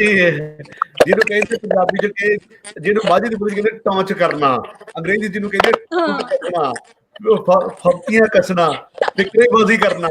ਇਹ ਹੋਰ ਦੱਸੋ ਕਿੰਨੀ ਕਿਲੋ ਜ਼ਮਾਨਾ ਦੱਸਾਂ। ਉਹਨੂੰ ਕਹਿੰਦੇ ਕਟਾਕਸ਼। ਤੇ ਨਾਲ ਪੁੱਛ ਵੀ ਲੈਣਾ ਚਾਹੀਦਾ, ਜਿਹੜੀ ਗੱਲ ਦਾ ਨਹੀਂ ਪਤਾ। ਸਾਡਾ ਮਕਸਦ ਹੀ ਅੱਜ ਦੇ ਪ੍ਰੋਗਰਾਮ ਦਾ ਹੀ ਆ ਵੀ ਉਹ ਚੀਜ਼ਾਂ ਜਿੰਨੀਆਂ ਦਾ ਸਾਨੂੰ ਨਹੀਂ ਪਤਾ ਅਸੀਂ ਤੁਹਾਨੂੰ ਪੁੱਛੀਏ, ਜਿਨ੍ਹਾਂ ਦਾ ਤੁਹਾਨੂੰ ਨਹੀਂ ਪਤਾ ਤੁਸੀਂ ਸਾਨੂੰ ਪੁੱਛੋ। ਸੋ ਮਕਸਦ ਵੀ ਇਹ ਤਾਂ ਅੱਜ ਦਾ ਪ੍ਰੋਗਰਾਮ ਦਾ ਹੀ ਹੈ। ਸੁਭਾਨੀ ਗੁੱਜਰ ਸਾਡੇ ਨਾਲ ਪਹਿਲਾਂ ਇਹਨਾਂ ਦੀ ਗੱਲ ਰੱਖ ਲਈ। ਗੁੱਜਰ ਸਾਹਿਬ, ਕਟਾਕਸ਼ ਢਿੱਲੋਂ ਸਾਹਿਬ, ਅਰੋੜਾ ਸਾਹਿਬ, ਹਾਂਜੀ, ਖੈਰੀਅਤ ਹੈ, ਠੀਕ ਠਾਕ ਹੋ? ਮੈਂ ਥੋੜਾ ਜਿਹਾ ਲੋਕ ਰਕਸ ਦੇ ਬਾਰੇ ਚ ਇਨਫੋਰਮੇਸ਼ਨ 'ਚ ਇਜ਼ਾਫਾ ਕਰਨਾ ਚਾਹੁੰਦਾ ਵਾਂ। ਪਾਕਿਸਤਾਨੀਆਂ ਨੂੰ ਵੀ ਬਹੁਤ ਸਾਰਿਆਂ ਨੂੰ ਨਹੀਂ ਪਤਾ ਹੋਣਾ, ਤੇ ਸ਼ਾਇਦ ਇੰਡੀਆ 'ਚ ਵੈਸੇ ਕੁਝ ਪਤਾ ਹੋਵੇ। ਡਾਕਟਰ ਫਕੀਰ ਹੁਸੈਨ ਸਾਗਾ ਸਾਹਿਬ ਇੱਕ ਫੌਤ ਹੋ ਗਏ ਨੇ, ਉਹਨਾਂ ਨੂੰ ਅੱਲਾ ਜੰਨਤ ਨਸੀਬ ਕਰੇ, 2002 ਦੇ ਵਿੱਚ। ਉਹ ਬੇਸਿਕਲੀ ਤੇ ਪ੍ਰੋਫੈਸਰ ਸਨ university of veterinary and animal sciences ਦੇ ਵਿੱਚ, ਲੇਕਿਨ ਉਹਨਾਂ ਦਾ ਡਾਂਸ ਦੇ ਹਵਾਲੇ ਨਾਲ ਪਾਕਿਸਤਾਨ ਦੇ ਵਿੱਚ ਬਹੁਤ ਜ਼ਿਆਦਾ ਕੰਮ ਆ। ਬਹੁਤ ਬੜੇ ਅੱਛੇ ਮੋਰ ਡਾਂਸਰ ਸੀ, ਪਲੱਸ ਉਹ ਭੰਗੜਾ ਸਿਖਾਉਂਦੇ ਸੀ। ਉਹ ਅਲ ਹਮਰਾ ਕਲਚਰਲ ਕੰਪਲੈਕਸ ਦੇ ਵਿੱਚ 90s ਦੇ ਵਿੱਚ ਐਜ਼ ਅ ਟੀਚਰ ਉੱਥੇ ਭੰਗੜਾ ਵੀ ਸਿਖਾਉਂਦੇ ਸੀ ਔਰ ਬਾਕੀ ਡਾਂਸਿਸ ਦੀਆਂ ਸਾਰੀਆਂ ਸ਼ਕਲਾਂ, ਲੁੱਡੀ, ਝੁੰਮਰ ਵਗੈਰਾ ਸਿਖਾਉਂਦੇ ਸੀ। ਔਰ 1996 ਦੇ ਵਿੱਚ ਉਹਨਾਂ ਨੇ ਪੰਜਾਬ ਕੇ ਲੋਕ ਰਕਸ ਦੇ ਨਾਂ ਤੋਂ ਇੱਕ ਕਿਤਾਬ ਲਿਖੀ ਸੀ 1996 ਦੇ ਵਿੱਚ, 24 ਈਅਰ, ਤਕਰੀਬਨ 24 ਸਾਲ ਪਹਿਲੇ। ਤੇ ਉਹ ਕਿਤਾਬ ਨੂੰ ਇੱਥੇ ਪਾਕਿਸਤਾਨ ਦੇ ਵਿੱਚ ਉਸ ਟਾਈਮ 1996 'ਚ ਹੀ ਬੈਸਟ ਪੰਜਾਬੀ ਲੋਕ ਰਕਸ ਬੈਸਟ ਬੁੱਕ ਦਾ ਨਾਮ ਮਿਲਿਆ ਸੀ ਅਲਾਮਾ ਮੁਹੰਮਦ ਇਕਬਾਲ ਅਵਾਰਡ ਦੇ ਨਾਂ ਤੋਂ। ਤੇ ਉਹਨਾਂ ਦੀਆਂ ਡਾਕਟਰ ਫਕੀਰ ਹੁਸੈਨ ਸਾਗਾ ਸਾਹਿਬ ਦੀਆਂ ਬਹੁਤ ਖਿਦਮਾਤ ਆ ਪਾਕਿਸਤਾਨ ਦੇ ਵਿੱਚ ਲੋਕ ਰਕਸ ਦੇ ਹਵਾਲੇ ਨਾਲ। ਹਾਲਾਂਕਿ ਪਾਕਿਸਤਾਨ 'ਚ, ਪੰਜਾਬ 'ਚ ਲੋਕ ਰਕਸ ਬਹੁਤ ਮਹਿਦੂਦ ਆ, ਇੰਤਹਾਈ ਜ਼ਿਆਦਾ ਘੱਟ ਆ, ਇੱਥੇ ਕੋਈ ਇੰਨਾ ਉਹਦਾ ਰਿਵਾਜ ਨਹੀਂ। ਉਦੋਂ ਵੀ ਅਲਹਮਰਾ ਕਲਚਰਲ, ਜਦੋਂ ਅਲਹਮਰਾ ਦੇ ਵਿੱਚ ਉਹ ਆਰਟਸ ਕਾਊਂਸਲ 'ਚ ਸਿਖਾਉਂਦੇ ਸੀ ਤੇ ਮੇਰਾ ਖਿਆਲ ਉਹਨਾਂ ਦੇ ਜ਼ਿਆਦਾ ਤੋਂ ਜ਼ਿਆਦਾ ਉਸ ਟਾਈਮ ਵੀ ਮੌਜੂਦ ਸ਼ਾਗਿਰਦ ਕੋਈ 20, 25, 30 ਤੋਂ ਜ਼ਿਆਦਾ ਨਹੀਂ ਸੀ ਹੁੰਦੇ ਇੱਕ ਟਾਈਮ ਦੇ ਵਿੱਚ। ਤੇ ਲੇਕਿਨ ਉਹਨਾਂ ਦੀ ਖਿਦਮਾਤ ਬਹੁਤ, ਮੈਂ ਕਿਹਾ ਉਹ ਜ਼ਿਕਰ ਕਰਦਾ। ਅਗਰ ਕੋਈ ਪੰਜਾਬ ਦੇ ਲੋਕ ਰਕਸ ਦੇ ਬਾਰੇ ਜਾਣਨਾ ਚਾਹਵੇ ਤਾਂ ਪੰਜਾਬ ਕੇ ਲੋਕ ਰਕਸ ਕਿਤਾਬ ਡਾਕਟਰ ਫਕੀਰ ਹੁਸੈਨ ਸਾਗਾ ਸਾਹਿਬ ਦੀ ਉਹ ਪੜ੍ਹ ਸਕਦਾ। ਬਹੁਤ ਸ਼ੁਕਰੀਆ ਗੁੱਜਰ ਸਾਹਿਬ, ਬਹੁਤ ਸ਼ੁਕਰੀਆ ਤੁਹਾਡਾ ਜਨਾਬ। ਸਾਡੇ ਨਾਲ ਆਪਾਂ ਹੋਰ ਵੀ ਦੋਸਤਾਂ ਨੂੰ ਨਾਲ ਜੋੜ ਲਈਏ ਕਿਉਂਕਿ ਕਾਫੀ ਦੇਰ ਤੋਂ ਵੇਟਿੰਗ ਦੇ ਵਿੱਚ ਨੇ। ਜੀ ਨਾਸਿਰ ਸਾਹਿਬ, ਮੈਨੂੰ ਗੁਰਮਿੰਦਰ ਆਲੂਵਾਲੀਆ ਸਾਹਿਬ ਉਹ ਤੁਹਾਡੇ ਕੋਲ ਜੁਆਇਨ ਕਰਨ ਦੀ ਕੋਸ਼ਿਸ਼ ਕਰ ਰਹੇ ਨੇ। ਜੀਪੀ ਸਿੰਘ ਆਲੂਵਾਲੀਆ ਮੈਨੂੰ ਫੋਨ ਵੀ ਕਰ ਰਹੇ ਨੇ ਜੀ। ਉਹਨਾਂ ਦੇ ਉਹ ਭੰਗੜੇ ਦੇ ਬਹੁਤ ਵੱਡੇ ਉਸਤਾਦ ਨੇ ਪਟਿਆਲੇ, ਉਹਨਾਂ ਨੇ ਬਹੁਤ ਕੰਮ ਭੰਗੜੇ ਤੇ। ਮੈਂ ਇਸ ਤੋਂ ਹੀ ਕਹਿੰਦਾ ਆਪਾਂ ਫਟਾਫਟ ਕਾਲਰਸ ਨੂੰ ਲੈ ਕੇ ਉਹਨਾਂ ਨੂੰ ਫਾਰਗ ਕਰਕੇ ਫਿਰ ਉਹਨਾਂ ਨੂੰ ਜਗ੍ਹਾ ਦਿੰਦੇ ਹਾਂ। ਤੁਸੀਂ ਜਿਨ੍ਹਾਂ ਨੂੰ ਵੀ ਅਸੀਂ ਕਾਲਰਸ ਜਿਹੜੇ ਨੂੰ ਲਾਵਾਂਗੇ ਉਹ 30 ਸੈਕਿੰਡ ਦੀ ਤੁਸੀਂ ਜਲਦੀ ਤੋਂ ਜਲਦੀ ਆਪਣੀ ਗੱਲ ਰੱਖ ਕੇ ਸਾਨੂੰ ਦੂਜੇ ਦੋਸਤਾਂ ਨੂੰ ਮੌਕਾ ਦੇਣ ਦੀ ਕੋਸ਼ਿਸ਼ ਕਰਿਓ। ਸਾਡੇ ਨਾਲ ਨੇ ਅਕਰਮ ਸਾਹਿਬ, ਯੂਸਫ ਸਾਹਿਬ ਕੀ ਕਹਿਣਾ ਚਾਹੁੰਦੇ ਹੋ? ਸਲਾਮ ਵਾਲੇਕਮ ਢਿੱਲੋਂ ਸਾਹਿਬ, ਸਤਿ ਸ੍ਰੀ ਅਕਾਲ। ਹਾਂਜੀ, ਅਸੀਂ ਜੀ ਗਿੱਧੇ ਤੇ ਗੱਲ ਕਰਨਾ ਚਾਹੁੰਦੇ ਹਾਂ ਜੀ ਕਿ ਗਿੱਧਾ ਹੁਣ ਪਾਕਿਸਤਾਨ 'ਚ ਇਸ ਵਾਸਤੇ ਖਤਮ ਹੋ ਗਿਆ ਕਿ ਹੁਣ ਔਰਤਾਂ ਜਿਹੜੀਆਂ ਉਹ ਬਰਾਤ ਦੇ ਨਾਲ ਚਲੀ ਜਾਂਦੀਆਂ। ਪਹਿਲੇ ਬਰਾਤ ਦੇ ਨਾਲ ਜਾਂਦੀਆਂ, ਫਿਰ ਉਹ ਪਿੱਛੇ ਘਰ ਗਿੱਧਾ ਪਾਉਂਦੀਆਂ ਸਨ, ਘਰੇ ਰਹਿੰਦੀਆਂ ਸੀ ਤੇ ਘਰੇ ਗਿੱਧਾ ਪਾਉਂਦੀਆਂ ਸੀ ਉਹ। ਬਿਲਕੁਲ ਯੂਸਫ ਸਾਹਿਬ ਦੀ ਗੱਲ ਸਹੀ ਆ ਸਰ ਜੀ। ਅਸੀਂ ਵੀ ਆਪਣੇ ਤੱਕ ਵੇਖਿਆ ਰੋੜਾ ਸਾਹਿਬ, ਜਦੋਂ ਕਹਿਣਾ ਨਾ ਕੁੜੀਆਂ ਨੇ ਵੀ ਅਸੀਂ ਵਿਆਹ ਜਾਣਾ ਤੇ ਵੱਡੇ ਬਾਬੇ ਨੇ ਅੱਖਾਂ ਕਰਨੀਆਂ ਐਂ ਕਰਕੇ ਵੇਖਣਾ ਨਾ, ਜਿਹਨੇ ਨਾਂ ਲਿਆ ਨਾ ਉਹਨਾਂ ਵਿਚਾਰੀਆਂ ਡਰ ਕੇ ਉੱਥੇ ਬੈਠਣਾ ਵੀ ਹੁਣ ਇਸ ਵਜ੍ਹਾ ਤੋਂ ਗਿੱਧਾ ਜਿਹੜਾ ਪਾਕਿਸਤਾਨ 'ਚ ਖਤਮ ਹੋ ਗਿਆ ਵਾ। ਜੇ ਅਸੀਂ ਹੁਣ ਤੇ ਪਟਿਆਲੇ ਤੋਂ ਬਿਲੋਂਗ ਕਰਦੇ ਹਾਂ, ਉਹਨੀਆਂ ਗੱਡੀਆਂ ਹੀ ਆਪਣਾ ਬੰਦਿਆਂ ਦੀਆਂ ਹੁੰਦੀਆਂ, ਉਹਨਾਂ ਬੀਬੀਆਂ ਦੀਆਂ, ਹੁਣ ਤੇ ਮਿਕਸਅਪ ਹੋ ਗਿਆ। ਆਉਂਦੀਆਂ ਬੀਬੀਆਂ ਦੀ ਆਉਂਦੀਆਂ ਤੇ ਉਦੋਂ ਫਿਰ ਰਾਤ ਰਹਿੰਦੀ ਸੀ ਬਰਾਤ ਪਹਿਲੇ, ਹੁਣ ਤੇ ਰਾਤ ਵੀ ਨਹੀਂ ਰਹਿੰਦੀ। ਹਾਂਜੀ, ਰਾਤਾਂ ਰਹਿੰਦੀਆਂ, ਪਿੱਛੇ ਵੀ ਗਿੱਧੇ ਤਾਂ ਪੈਂਦੇ ਸੀਗੇ, ਹੁਣ ਉਹ ਗਿੱਧੇ ਇਸ ਵਜ੍ਹਾ ਤੋਂ ਖਤਮ ਹੋ ਗਏ ਨੇ। ਬਹੁਤ ਸ਼ੁਕਰੀਆ। ਸੋ ਅਸੀਂ ਕੁਇਕਲੀ ਉਹਨਾਂ ਸਾਹਿਬ ਕਾਲਰਸ ਨੂੰ ਨਾਲ ਆਪਾਂ ਲਈ ਜਾਂਦੇ ਹਾਂ, ਨਾਲ ਉਹਨਾਂ ਦੀ ਗੱਲ ਰੱਖੀ ਜਾਂਦੇ ਹਾਂ। ਜੀ ਸੰਧੂ ਸਾਹਿਬ ਕੀ ਕਹਿਣਾ ਚਾਹੁੰਦੇ ਹੋ? ਹਾਂਜੀ, ਸਤਿ ਸ੍ਰੀ ਅਕਾਲ, ਸਲਾਮ ਵਾਲੇਕੁਮ ਜੀ ਸਭ ਨੂੰ। ਸਤਿ ਸ੍ਰੀ ਅਕਾਲ ਸੰਧੂ ਸਾਹਿਬ। ਵਾਲੇਕੁਮ ਸਲਾਮ। ਮੈਡਮ ਜੀ ਹੁਣੀ ਕਹਿ ਰਹੇ ਸੀ ਸਿੱਠਣੀਆਂ ਦੇ ਬਾਰੇ ਗੱਲ, ਤੇ ਮੈਂ ਜਿੱਦਾਂ ਮਤਲਬ ਇੱਥੋਂ ਸਾਲ ਡੇਢ ਬਾਅਦ ਜਾਂਦਾ ਹੁੰਦਾ ਨਾਰਵੇ ਤੋਂ, ਆਪਣੇ ਪਿੱਛੇ ਪਾਕਿਸਤਾਨ ਤੋਂ ਟੇਕ ਸਿੰਘ, ਤੇ ਮੇਰੇ ਜਿਹੜੀ ਅੰਮੀ ਨੇ, ਮਾਤਾ ਜੀ ਇਹਨਾਂ ਨੂੰ ਕਹਿ ਲਓ, ਮੈਂ ਪਿਆਰ ਨਾਲ ਹਜੇ ਵੀ ਮਾਤਾ ਜੀ ਕਦੇ ਕਹਿ ਲੈਂਦਾ ਤੇ ਬੜੇ ਖੁਸ਼ ਹੁੰਦੇ ਵੀ ਚਲੋ ਜਰਾ ਥੋੜੀ ਜਿਹੀ ਪੰਜਾਬੀ ਜ਼ਰਾ ਨਾ ਪਿਆਰ ਨਾਲ ਬੋਲ ਲੈਂਦਾ ਵਾ। ਤੇ ਹਜੇ ਵੀ ਮਤਲਬ ਮੈਂ ਜਿੰਨੀ ਵਾਰੀ ਗਿਆ ਵਾ ਉਹ ਮੇਰਾ ਤੇਲ ਚੋਂਦੇ ਆ ਦਰਵਾਜ਼ੇ ਦੇ ਦੋਨਾਂ ਪਾਸੇ, ਤਾਂ ਉਹ ਅੱਗੇ ਉਹ ਸਿੱਠਣੀਆਂ ਬੋਲਦੇ ਆ। ਮੇਰੀ ਮਾਸੀ ਮਤਲਬ ਉਹ ਚਲੋ ਉਹਨਾਂ ਦੀ ਡੈਥ ਹੋ ਗਈ, ਕਾਫੀ ਏਜਡ ਹੋ ਗਏ ਸੀਗੇ, ਪਰ ਉਹ ਹਜੇ ਤੱਕ ਵੀ ਮਤਲਬ ਨਾ ਕਰਦੇ ਹੈਗੇ ਆ ਮੇਰਾ। ਜਿਵੇਂ ਮੈਡਮ ਹੁਣੀ ਕਹਿ ਰਹੇ ਸੀਗੇ ਵੀ ਉਹ ਨੌਵਾਂ ਸੱਸਾਂ ਦਾ ਜਿਵੇਂ ਨੈਣ ਨਕਸ਼ ਖਿੱਚ ਕੇ ਤਾਂ ਉਹਨਾਂ ਦੀ ਗੱਲਬਾਤ ਕਰਦੇ ਆ, ਪਰ ਮੈਂ ਤਾਂ ਇਕੱਲਾ ਜਾਂਦਾ ਤਾਂ ਮੇਰੇ ਨਾਲ ਹਜੇ ਵੀ ਕਰਦੇ, ਮੇਰੇ ਨਾਲ ਤਾਂ ਕੋਈ ਸੱਸ ਸਹੁਰਾ ਹੁੰਦੇ ਵੀ ਨੀ ਗੇ। ਇਹਦੇ ਬਾਰੇ ਥੋੜਾ ਜਿਹਾ ਕਲੀਅਰ ਕਰ ਦਿਓ ਵੀ ਇਹ ਪਿਆਰ ਹੁੰਦਾ ਜਾਂ ਉਹ ਮੇਰੇ ਪਿਛਲੇ ਸੱਸ ਸਹੁਰਾ ਨੂੰ ਗੱਲਾਂ ਲਾਉਂਦੇ ਹੈਗੇ ਆ। ਜੀ ਜ਼ਰੂਰ, ਆਪਾਂ ਸਰਗੀ ਕੋ ਪੁੱਛਾਂਗੇ ਵੀ ਤੁਹਾਡਾ ਕਮੈਂਟ। ਸਰਗੀ ਇਹ ਨੋਟ ਡਾਊਨ ਕਰ ਲਓ, ਅਸੀਂ ਹੋਰ ਕਾਲਰਸ ਨੂੰ ਲੈ ਕੇ ਇਹਨਾਂ ਦਾ ਜਵਾਬ ਫਿਰ ਦੇਣਾ। ਸੰਧੂ ਸਾਹਿਬ ਬਹੁਤ ਸ਼ੁਕਰੀਆ। ਥੈਂਕ ਯੂ ਭਾਜੀ, ਹੱਸਦੇ ਵਸਦੇ ਰਹੋ ਜੀ। ਸਾਡੇ ਨਾਲ ਹੋਰ ਨੇ ਜੀ ਮਲਕ ਤੈਮੂਰ। ਜੀ ਮਲਕ ਸਾਹਿਬ। अस्सलाम वालेकुम जी ਢਿੱਲੋਂ ਸਾਹਿਬ ਤੇ ਸਤਿ ਸ੍ਰੀ ਅਕਾਲ ਅਰੋੜਾ ਸਾਹਿਬ। ਜੀ ਸਤਿ ਸ੍ਰੀ ਅਕਾਲ। ਮੇਰਾ ਸਵਾਲ ਸੀ ਕਿ ਝੂਮਰ ਤੇ ਭੰਗੜੇ 'ਚ ਕੀ ਫਰਕ ਹੈਗਾ, ਕਿਉਂਕਿ ਪੰਜਾਬ ਵਿੱਚ ਨਾ, ਸਾਡੇ ਪੰਜਾਬ ਵਿੱਚ ਜ਼ਿਆਦਾਤਰ ਤੁਸੀਂ ਫੈਸਲਾਬਾਦ ਤੋਂ ਥੱਲੇ ਚਲੇ ਜਾਣਾ, ਝੂਮਰ ਦਾ ਬਹੁਤ ਕਲਚਰ ਹੈਗਾ ਤੇ ਢੋਲੇ ਮਾਈਆਂ ਤੇ ਇਹਦੇ 'ਚ ਜਾਗੋ ਤੇ ਢੋਲੇ ਮਾਈਆਂ 'ਚ ਕੀ ਫਰਕ ਹੈ? ਜੀ ਸੋ ਝੂਮਰ ਦੇ ਭੰਗੜੇ ਦਾ ਇੱਕ ਜਿਹੜਾ ਦੇਖੋ ਜੀ, ਜਿਹੜਾ ਇਹ ਕਿਉਂਕਿ ਬਹੁਤ ਸਾਰੀ ਜਿਹੜੀ ਇਹ ਹਿਸਟਰੀ ਲਿਖੀ ਨਹੀਂ ਗਈ, ਜਿਹੜੇ ਸਾਡੇ ਕੋਲ ਜਿਹੜਾ ਐਵੀਡੈਂਸ ਹੈ, ਜਿਹੜੇ ਸਾਡੇ ਕੋਲ ਜੋ ਚੀਜ਼ ਅੱਜ ਦੇ ਦੌਰ ਦੀ ਸਾਹਮਣੇ, ਅਸੀਂ ਉਹਨਾਂ ਤੇ ਜਿਹੜੇ ਪੁਰਾਣੇ ਉਸਤਾਦ ਲੋਕ ਉਹਨਾਂ ਨਾਲ ਗੱਲ ਕਰਕੇ ਜੋ ਚੀਜ਼ ਸਮਝ ਸਕੇ ਹਾਂ। ਝੂਮਰ ਦੇ ਵਿੱਚ ਜਿਹੜੀ ਢੋਲ ਦੀ ਥਾਪ ਜਿਹੜੀ ਹੈ, ਡਗਾ ਜਿਹੜਾ ਹੈ, ਡਗੇ ਦੋ ਪਾਸੇ, ਢੋਲ ਦੇ ਦੋ ਪਾਸੇ ਜਿਹੜਾ ਡਗਾ ਹੈ ਉਹ ਬਹੁਤ ਜ਼ੋਰ ਨਾਲ ਨਹੀਂ ਮਾਰਿਆ ਜਾਂਦਾ। ਜਦ ਕਿ ਢੋਲ ਦੇ ਵਿੱਚ ਜਿੰਨੇ ਜੋ ਜ਼ੋਰ ਦੀ ਡਗਾ ਤੁਸੀਂ ਮਾਰ ਸਕਦੇ ਹੋ ਉਹ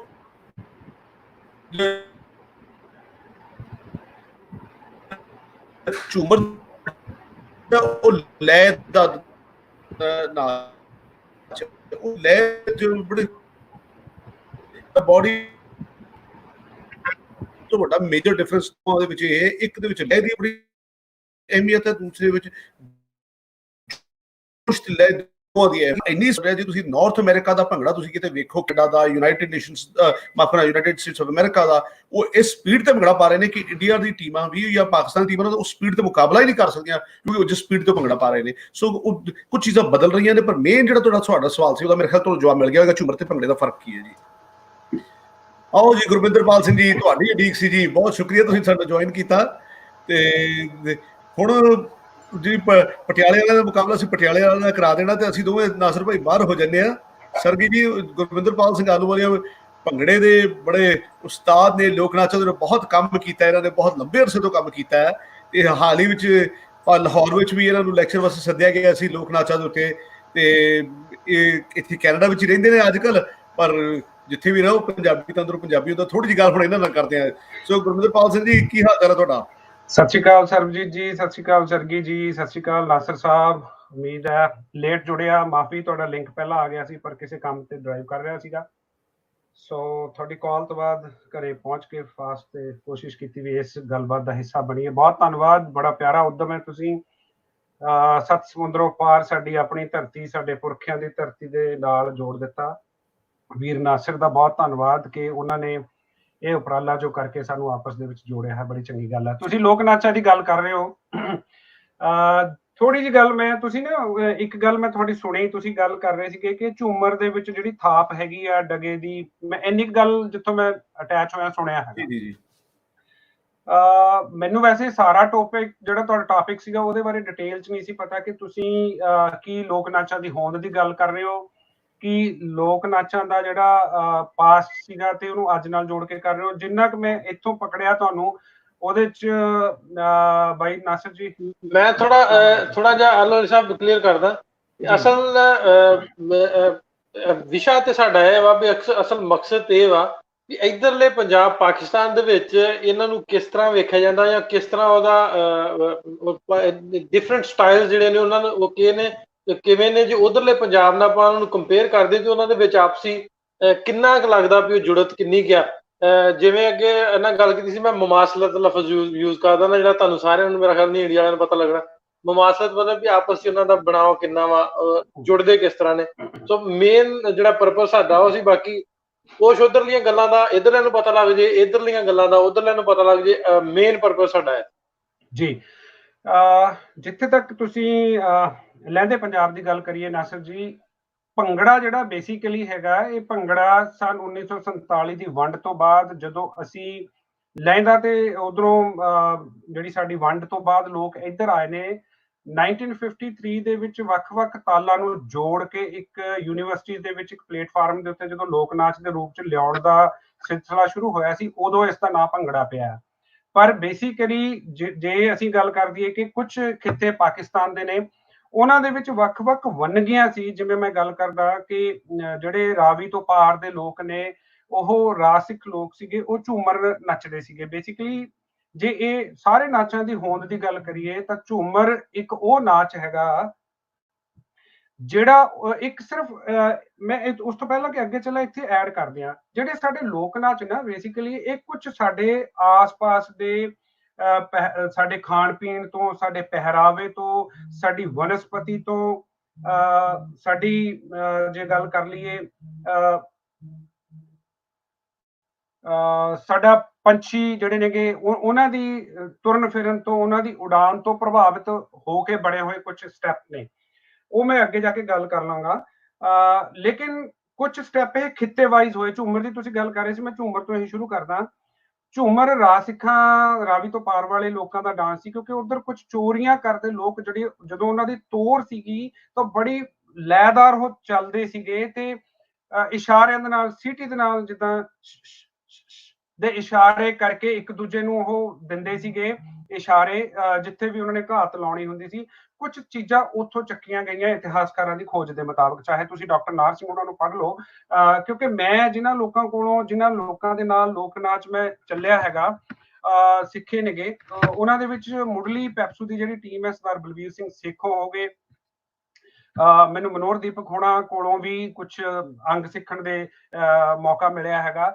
ਮੈਨੂੰ ਉਸ ਤੋਂ ਹਟ ਕੇ ਸਰਬਜੀਤ ਸਿੰਘ ਪੰਨੂ ਹੋਣੀ ਨੇ ਪਟਿਆਲਾ ਤੋਂ, ਜਿਨ੍ਹਾਂ ਦੇ ਨਾਲ ਸੰਗਤ ਕਰਨ ਦਾ ਵੀ ਮੌਕਾ ਮਿਲਿਆ ਹੈਗਾ। ਮੈਨੂੰ ਭਾਗ ਸਿੰਘ ਜੀ ਚੰਡੀਗੜ੍ਹ ਮੋਹਾਲੀ ਦੇ ਵਿੱਚ ਸੀਗੇ, ਅੱਜ ਕੱਲ ਨਹੀਂ ਇਸ ਦੁਨੀਆ ਦੇ ਵਿੱਚ, ਉਹਨਾਂ ਦੇ ਨਾਲ ਉਹਨਾਂ ਤੋਂ ਸਿੱਖਣ ਦਾ ਮੌਕਾ ਮਿਲਿਆ। ਫਿਰ ਇਸ ਤਰ੍ਹਾਂ ਇੱਕ ਡਾਂਸ ਸੀਗਾ ਜਿਹਨੂੰ ਅਸੀਂ ਡੰਡਾਸ ਕਹਿ ਦਿੰਦੇ ਆ, ਉਹਦੇ ਚ ਸਰਦਾਰ ਚਰਨ ਸਿੰਘ ਸਿੰਧਰਾ ਸਾਹਿਬ ਪਿਛਲੇ 1-2 ਸਾਲਾਂ ਦੇ ਵਿੱਚ ਇਸ ਸੰਸਾਰ ਤੋਂ ਚੜ੍ਹਾਈ ਕਰ ਗਏ ਨੇ, ਉਹ ਵੀ ਰਹੇ, ਉਹਨਾਂ ਕੋਲੋਂ ਕੁਝ ਅੱਗੇ ਉਹ ਸਿੱਖਣ ਦਾ ਮੌਕਾ ਮਿਲਿਆ। ਸੋ ਜਿਵੇਂ ਜਿਵੇਂ ਉਹਨਾਂ ਦੇ ਨਾਲ ਨਾਲ ਅਸੀਂ ਵਿਚਰਦੇ ਰਹੇ ਤੇ ਉੱਥੋਂ ਇਹ ਗੱਲਾਂ ਜਿਹੜੀਆਂ ਜ਼ਿਆਦਾ ਗੰਭੀਰਤਾ ਦੇ ਨਾਲ ਅੱਗੇ ਆਈਆਂ। ਰਾਵੀ ਤੋਂ ਪਾਰ ਤੋਂ ਝੂਮਰ ਆਇਆ, ਫਿਰ ਪਠਾਨੀਆ ਪਾਕਿਸਤਾਨ ਤੋਂ ਸਾਨੂੰ ਮਿਲਦਾ ਹੈਗਾ, ਲੁੱਡੀ ਜਿਹੜੀ ਹੈ ਪਾਕਿਸਤਾਨ ਤੋਂ ਮਿਲਦੀ ਹੈਗੀ ਆ। ਲੁੱਡੀ ਦੇ ਵੱਖ-ਵੱਖ ਰੂਪ ਆ ਕੇ ਪੰਜਾਬ ਦੇ ਵਿੱਚ ਜਿਵੇਂ ਜਿਵੇਂ ਥੋੜਾ ਜਿਹਾ ਸਟਾਈਲ ਬਦਲਦਾ ਗਿਆ, ਕਿਉਂਕਿ ਪੰਜਾਬ ਦੇ ਵਿੱਚ ਕੁਝ ਜਿਹੜੇ ਸਾਡੇ ਲੋਕ ਨਾਚ ਵੰਨਗੀਆਂ ਨੇ ਉਹਨਾਂ ਦੇ ਨਾਂ ਵੀ ਅਲੱਗ-ਅਲੱਗ ਨੇ, ਮਾਝਾ, ਮਾਲਵਾ, ਦੁਆਬਾ ਦੇ। ਮਿਸਾਲ ਦੇ ਤੌਰ ਤੇ ਬੜਾ ਵੱਡਾ ਇੱਥੇ ਇੱਕ ਪੁਆਇੰਟ ਇੱਕ ਵਾਰੀ ਉੱਠਿਆ, ਮੈਂ ਥੋੜਾ ਜਿਹਾ ਵਿੱਚ ਨੋਟ ਦਰਜ ਕਰਾ ਦਿੰਦਾ ਇਹ, ਕਿ ਇੱਕ ਵਾਰੀ ਪੰਜਾਬ ਦੀ ਟੀਮ ਕੈਨੇਡਾ ਦੇ ਵਿੱਚ ਪਰਫਾਰਮੈਂਸ ਕਰਨ ਆਈ ਤੇ ਉਹਨਾਂ ਦੇ ਵਿੱਚ ਮੇਰੇ ਆਪਣੇ ਦੋਸਤ ਮਿੱਤਰ ਉੱਥੋਂ ਸੀ ਜਿਨ੍ਹਾਂ ਨਾਲ ਮੈਂ ਨੱਚਦਾ ਰਿਹਾ। ਤੇ ਜਦੋਂ ਸਟੇਜ ਦੇ ਉੱਤੇ ਇੱਕ ਸੱਜਣ ਆ ਕੇ ਆਪਣੇ ਆਪ ਦਾ ਤਾਰਫ ਕਰਾ ਰਹੇ ਨੇ, ਉਹ ਕਹਿ ਰਹੇ ਨੇ ਜੀ ਕਿ ਜੰਡੂ ਸਿੰਘਾ ਮੈਂ ਸ਼ੁਰੂ ਕੀਤਾ। ਅਸੀਂ ਸਾਰੇ ਹੈਰਾਨ ਵੀ ਜੰਡੂ ਸਿੰਘਾ ਸਟੈਪ ਕਿਹੜਾ ਹੈਗਾ, ਭੰਗੜੇ ਦੀ ਕਿਹੜੀ ਤਾਲ ਹੈ ਜੀ, ਕੋਈ ਤਾਲ ਨਹੀਂ ਸੀਗੀ। ਚਲੋ ਉਹ ਇੱਕ ਵਿਸ਼ਾ ਬਣ ਗਿਆ ਤਾਂ ਉਹਦੇ ਉੱਤੇ ਇਹ ਵੈਸੇ ਵਧੀਆ ਪੁਆਇੰਟ ਵੀ ਹੈ, ਜੇ ਸਾਡੇ ਦਰਸ਼ਕ ਜਿੰਨੇ ਜੁੜੇ ਨੇ ਜਦੋਂ ਉਹ ਸੁਣਦੇ ਹੋਣਗੇ ਇਹ ਗੱਲਾਂ ਨਾਲ ਨਾਲ ਸਾਡੇ ਸਿਧਾਂਤ ਦੇ ਵਿੱਚ ਜੁੜਨਗੀਆਂ। ਬੇਸਿਕਲੀ ਕੀ ਹੈ, ਖਾਲਸਾ ਕਾਲਜ ਜਲੰਧਰ ਦੇ ਵਿੱਚ ਜਦੋਂ ਟੀਮ ਤਿਆਰ ਹੁੰਦੀ ਸੀ ਤਾਂ ਜੰਡੂ ਸਿੰਘਾ ਜਲੰਧਰ ਦੇ ਨੇੜੇ ਦਾ ਇੱਕ ਪਿੰਡ ਹੈ, ਉੱਥੋਂ ਦਾ ਇੱਕ ਮੁੰਡਾ ਹੁੰਦਾ ਸੀਗਾ, ਉਹ ਬਹੁਤ ਖੂਬਸੂਰਤ ਉਹਦੀ ਚਾਲ ਸੀ। ਜੰਡੂ ਸਿੰਘਾ ਨੂੰ ਮੈਂ ਭੰਗੜੇ ਦੇ ਵਿੱਚ ਨਾਂ ਦੇ ਰਿਹਾ, ਇਹਨੂੰ ਮੋਰ ਚਾਲ ਨੂੰ ਜੰਡੂ ਸਿੰਘਾ ਕਿਹਾ ਜਾਂਦਾ ਜੀ ਬੇਸਿਕਲੀ। ਹੁਣ ਜਿਹੜੀ ਮੋਰ ਚਾਲ ਹੈ, ਮੋਰ ਚਾਲ ਜਿੱਥੋਂ ਪ੍ਰਭਾਵਿਤ ਹੋਈ ਆ, ਉਹ ਪ੍ਰਭਾਵਿਤ ਹੋਈ ਹੈਗੀ ਹੈ ਜੀ ਮੋਰ ਦੀ ਚਾਲ ਤੋਂ, ਕਿਉਂਕਿ ਜਦੋਂ ਮੋਰ ਥੋੜਾ ਭੱਜਦਾ ਤਾਂ ਉਹਦੇ ਪੈਰ ਏਦਾਂ ਦੀ ਮੂਵ ਚ ਜਾਂਦੇ ਨੇਗੇ ਤੇ ਉਹਦੇ ਸਿਰ ਦੀ ਜਿਹੜੀ ਕਲੰਗੀ ਹੈਗੀ ਆ ਤੇ ਉਹਦੀ ਗਰਦਨ ਉਹ ਮਤਲਬ ਜਿਵੇਂ ਕਹੀਏ ਛਲਕਾਵਾ ਖਾਂਦੀ ਹੈ। ਤਾਂ ਉਸ ਚਾਲ ਤੋਂ ਪ੍ਰਭਾਵਿਤ ਹੋ ਕੇ ਜਿਹੜੇ ਸਟੈਪ ਸੀਗੇ, ਤਾਂ ਉਹ ਸਟੈਪ ਦੇ ਵਿੱਚ ਇੱਕ ਮੜਕ ਬੜੀ ਖੂਬਸੂਰਤ ਮਟਕ ਹੈ ਜਿਹਦੇ ਵਿੱਚ ਹੱਥ ਏਦਾਂ ਹੁੰਦੇ ਨੇ, ਇੱਕ ਹੱਥ ਉੱਪਰ ਹੁੰਦਾ ਤੇ ਅਗਲੀ ਸੱਜੀ ਪੈਰ ਨਾਲ 3 ਵਾਰ ਸੱਜੇ ਨੂੰ ਤੇ ਖੱਬੇ ਨਾਲ ਖੱਬੇ ਨੂੰ। ਤਾਂ ਉਹ ਕੀ ਸੀਗਾ ਕਿ ਉਹ ਜੰਡੂ ਸਿੰਘਾ ਵਾਲੇ ਦਾ ਸਟੈਪ ਬਹੁਤ ਖੂਬਸੂਰਤ ਤੇ ਉਹਦੀ ਮੜਕ ਖੂਬਸੂਰਤ ਹੋਣ ਕਰਕੇ ਪ੍ਰੋਫੈਸਰ ਇੰਦਰਜੀਤ ਹੋਣਾ ਨੇ ਇਹ ਗੱਲ ਕੀਤੀ ਕਿ ਆਹ ਜੰਡੂ ਸਿੰਘੇ ਵਾਲਾ ਪਾ ਲਓ। ਜਦੋਂ ਆਪਣੀ ਕਾਲਜ ਦੀ ਟੀਮ ਦੀ ਬਣਾਉਂਦੇ ਸੀ ਸਕ੍ਰਿਪਟ, ਜਿਹਨੂੰ ਆਪਾਂ ਕਹਿੰਦੇ ਆ ਕੋਚਿੰਗ ਕਰਦੇ ਸੀ, ਤਾਂ ਉਹ ਕਹਿੰਦੇ ਸੀ ਇੱਥੇ ਆਹ ਐਡ ਕਰ ਲਓ ਸਟੈਪ। ਤਾਂ ਉਹ ਕੀ ਹੋ ਗਿਆ ਕਿ ਉਸ ਸਟੈਪ ਦਾ ਨਾਂ, ਉਹ ਮੁੰਡੇ ਦਾ ਨਾਂ ਰਮਿੰਦਰ ਸਿੰਘ ਸੀ, ਮੈਂ ਹੁਣ ਵੀ ਦੋਸਤ ਆਪਣਾ ਇੱਥੇ ਹੈ ਕੈਨੇਡਾ 'ਚ, ਤੇ ਉਹਦੇ ਨਾਂ ਦੇ ਉੱਤੇ ਉਹ ਜੰਡੂ ਸਿੰਘਾ ਸਟੈਪ ਜੁੜ ਗਿਆ। ਤੇ ਅਸੀਂ ਜਦੋਂ ਉਰੇ ਆਏ ਅਸੀਂ ਉਹਨੂੰ ਮੋਰ ਚਾਲ ਕਹਿੰਦੇ ਸੀਗੇ, ਤੇ ਜਦੋਂ ਸਾਨੂੰ ਪਤਾ ਲੱਗਿਆ ਤੇ ਉਹਨੂੰ ਜੰਡੂ ਸਿੰਘਾ ਦਾ ਨਾਮ ਮਿਲ ਗਿਆ। ਸੋ ਏਦਾਂ ਦੇ ਕੁਝ ਸਟੈਪ ਵਿੱਚ ਜਿਹੜੇ ਨੇਗੇ ਉਹ ਜਿਵੇਂ ਕਹਿ ਦਈਏ ਯੂਜ਼ ਹੋਣ ਲੱਗੇ। ਮਿਰਜ਼ਾ ਅਸੀਂ ਜਾਣਦੇ ਹਾਂ, ਫੁੰਮਣੀਆਂ ਦਾ ਸਟੈਪ ਹੈਗਾ, ਇਹ ਪਾਕਿਸਤਾਨ ਦੇ ਲੋਕਾਂ ਤੋਂ ਆਇਆ ਹੋਇਆ ਸਟੈਪ ਹੈ, ਉਸ ਖਿੱਤੇ ਦੇ ਉਹਨਾਂ ਦਾ ਲੋਕਾਂ ਦਾ ਸਟੈਪ ਹੈ। ਹੁਣ ਜੇ ਗੱਲ ਕਰ ਲਈਏ ਧਮਾਲ ਜਿਹੜੀ ਹੈਗੀ ਆ, ਖਾਸ ਕਰਕੇ ਭਲਵਾਨਾਂ ਦਾ ਸਟੈਪ ਹੈਗਾ। ਜਦੋਂ ਛਿੰਝ ਪੁੱਟੀ ਜਾਂਦੀ ਹੁੰਦੀ ਸੀ ਤੇ ਭਲਵਾਨਾਂ ਦੇ ਲਈ ਇੱਕ ਸਭ ਤੋਂ ਪਹਿਲਾ ਇਸ਼ਾਰਾ ਹੁੰਦਾ ਸੀਗਾ ਕਿ ਪੱਟ ਤੇ ਥਾਪੀ ਮਾਰ ਕੇ ਉਹਨਾਂ ਨੇ ਹੱਥ ਉੱਪਰ ਚੱਕ ਕੇ ਇਸ਼ਾਰਾ ਕਰਨਾ ਹੁੰਦਾ ਸੀ ਕਿ ਇਹ ਝੰਡੀ ਜਿਹੜੀ ਹੈ ਮੈਂ ਪੁੱਟਣੀ ਹੈ, ਤੇ ਉਹ ਇਸ਼ਾਰਾ ਸੀਗਾ। ਲੇਕਿਨ ਉਹਦੀ ਬੀਟ ਦੇਖੋ, ਜੇ ਮੈਂ ਗੱਲ ਕਰਦੇ ਹਾਂ ਹੁਣ, ਕਿੰਨੀ ਪਿਆਰੀ ਬੀਟ ਆ ਉਹ ਜਿਹੜੀ ਧਮਾਲ ਦੇ ਵਿੱਚ ਬੀਟ ਵੱਜਦੀ ਹੈ ਸਰਬਜੀਤ ਜੀ। ਉਹ ਬੀਟ ਸਾਡੇ ਗੁੱਗਾ ਪੀਰ, ਜਿਹੜੀ ਸਾਡੇ ਗੁੱਗਾ ਪੀਰ ਦੀ ਜਦੋਂ ਆਮ ਮੇਲਾ ਲੱਗਦਾ ਜਾਂ ਉੱਥੇ ਉਹਨਾਂ ਦੀ ਪੂਜਾ ਅਰਚਨਾ ਕਰਦੇ ਨੇ ਉਹਨਾਂ ਦਿਨਾਂ ਦੇ ਵਿੱਚ, ਤਾਂ ਜਿਹੜੀ ਉਹ ਇੱਕ ਬੜਾ ਸੂਦਿੰਗ ਮਿਊਜ਼ਿਕ ਹੈਗਾ, ਉਹ ਜਦੋਂ ਵੱਜਦਾ ਹੈਗਾ ਸਪਿਰਿਚੁਅਲ ਮਿਊਜ਼ਿਕ ਹੈ ਬੇਸਿਕਲੀ।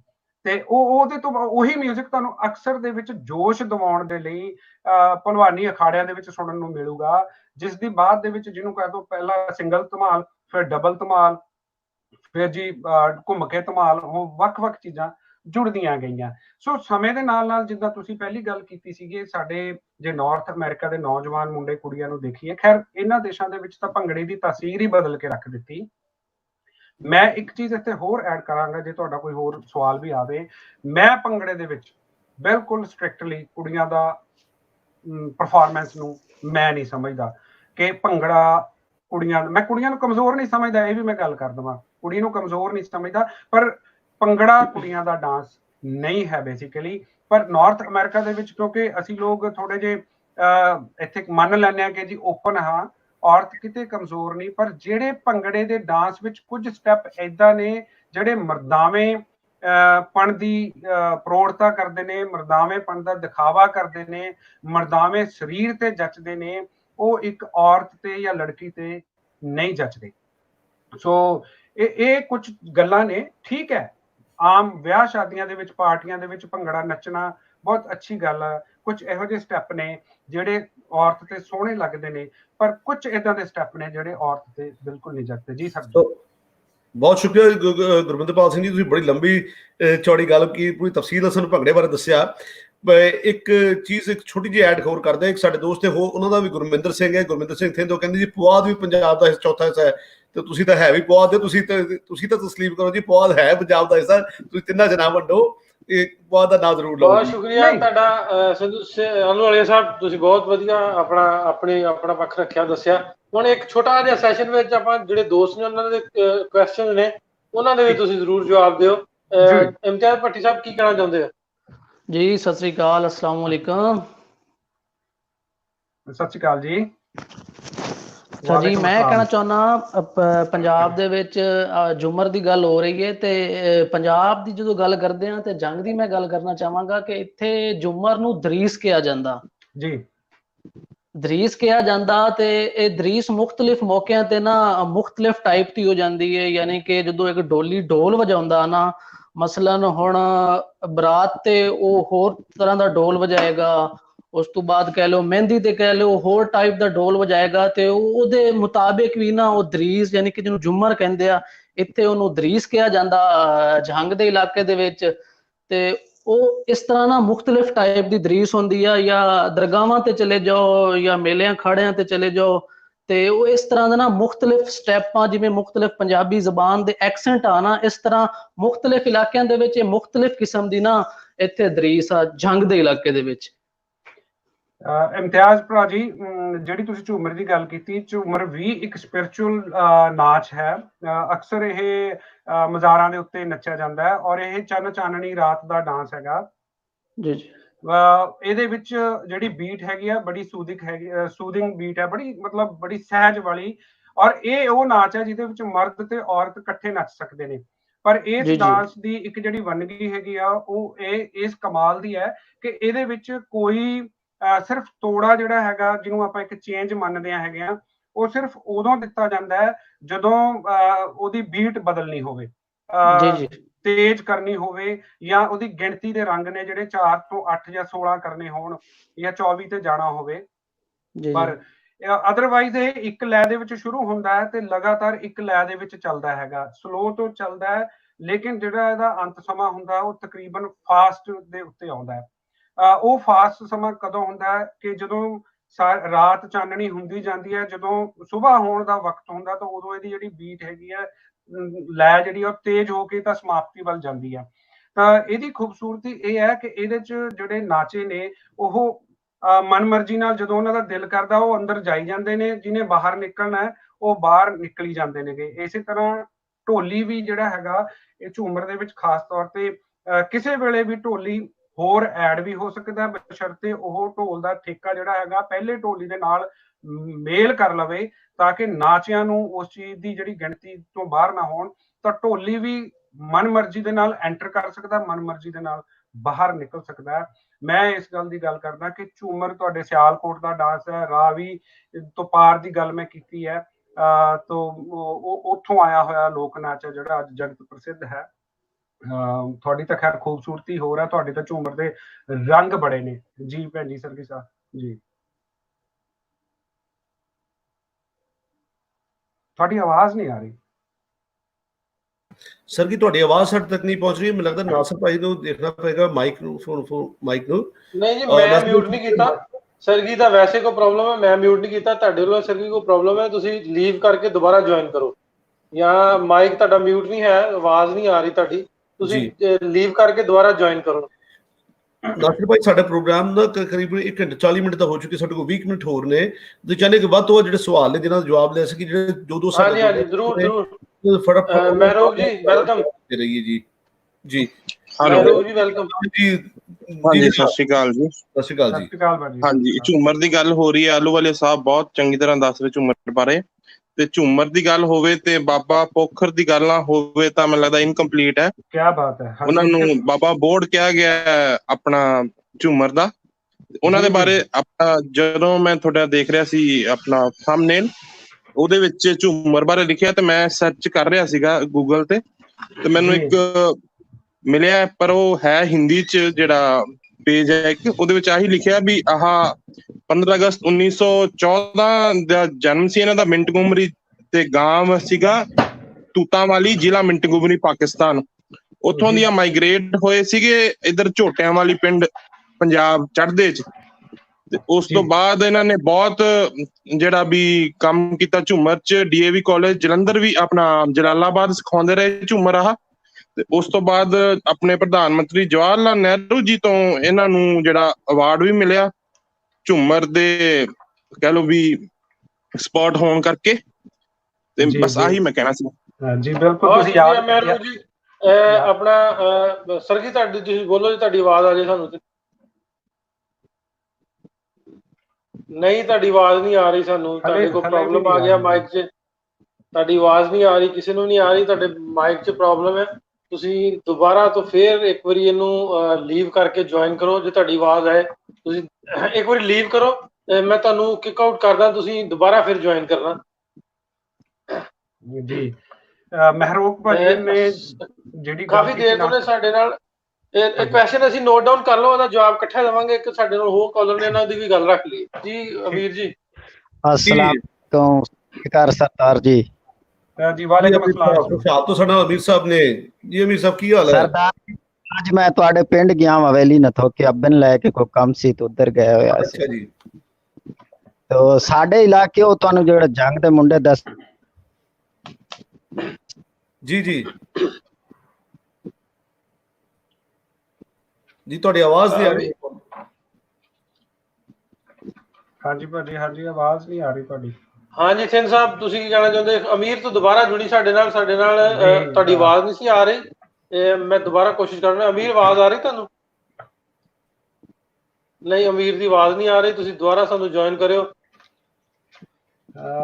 ਮੈਂ ਉਹ ਗੱਲ ਮਹਿਰੂਬ ਭਾਜੀ ਉਹਨਾਂ ਨੇ ਇੱਕ ਗੱਲ ਤੋਰੀ ਸੀਗੀ, ਬਾਬਾ ਪੋਖਰ ਜੀ ਦੀ ਗੱਲ ਤੋਰੀ ਸੀਗੀ, ਤੇ ਮੇਰੇ ਉਹ ਗੱਲ ਬਿਲਕੁਲ ਚੇਤੇ ਆ ਗਈ। ਤੇ ਉਸੇ ਗੱਲ ਨੂੰ ਯਾਦ ਕਰਦਿਆਂ ਤੇ ਮੈਨੂੰ ਹਲੇ ਮੈਂ ਕੱਲ ਪਰਸੋਂ ਕੁਝ ਆਪਣਾ ਕੁਝ ਰੈਕਡ ਲੱਭ ਰਿਹਾ ਸੀ, ਮੇਰੇ ਕੁਝ ਆਰਟੀਕਲਸ ਮੈਂ ਪਾ ਰਿਹਾ ਸੀ ਫੇਸਬੁੱਕ ਦੇ ਉੱਤੇ, ਤੇ ਉਹਦੇ ਵਿੱਚ ਬਾਬਾ ਪੋਖਰ ਉਹਨਾਂ ਦੀ ਫੋਟੋ ਲੱਭ ਗਈ ਤੇ ਮੈਂ ਸਾਂਝੀ ਕਰਨਾ ਚਾਹੁੰਦਾ ਸੀ ਕਿ ਕਈ ਸੱਜਣਾਂ ਨੇ ਸ਼ਾਇਦ ਬਾਬਾ ਪੋਖਰ ਨੂੰ ਅੱਜ ਨਹੀਂ ਦੇਖਿਆ ਵੀ ਹੋਣਾ, ਤੇ ਚਲੋ ਅਗਰ ਉਹ ਸ਼ਖਸੀਅਤ ਦੇ ਦਰਸ਼ਨ ਵੀ ਹੋ ਜਾਣ ਤੇ ਵਧੀਆ ਗੱਲ ਹੈਗੀ ਆ।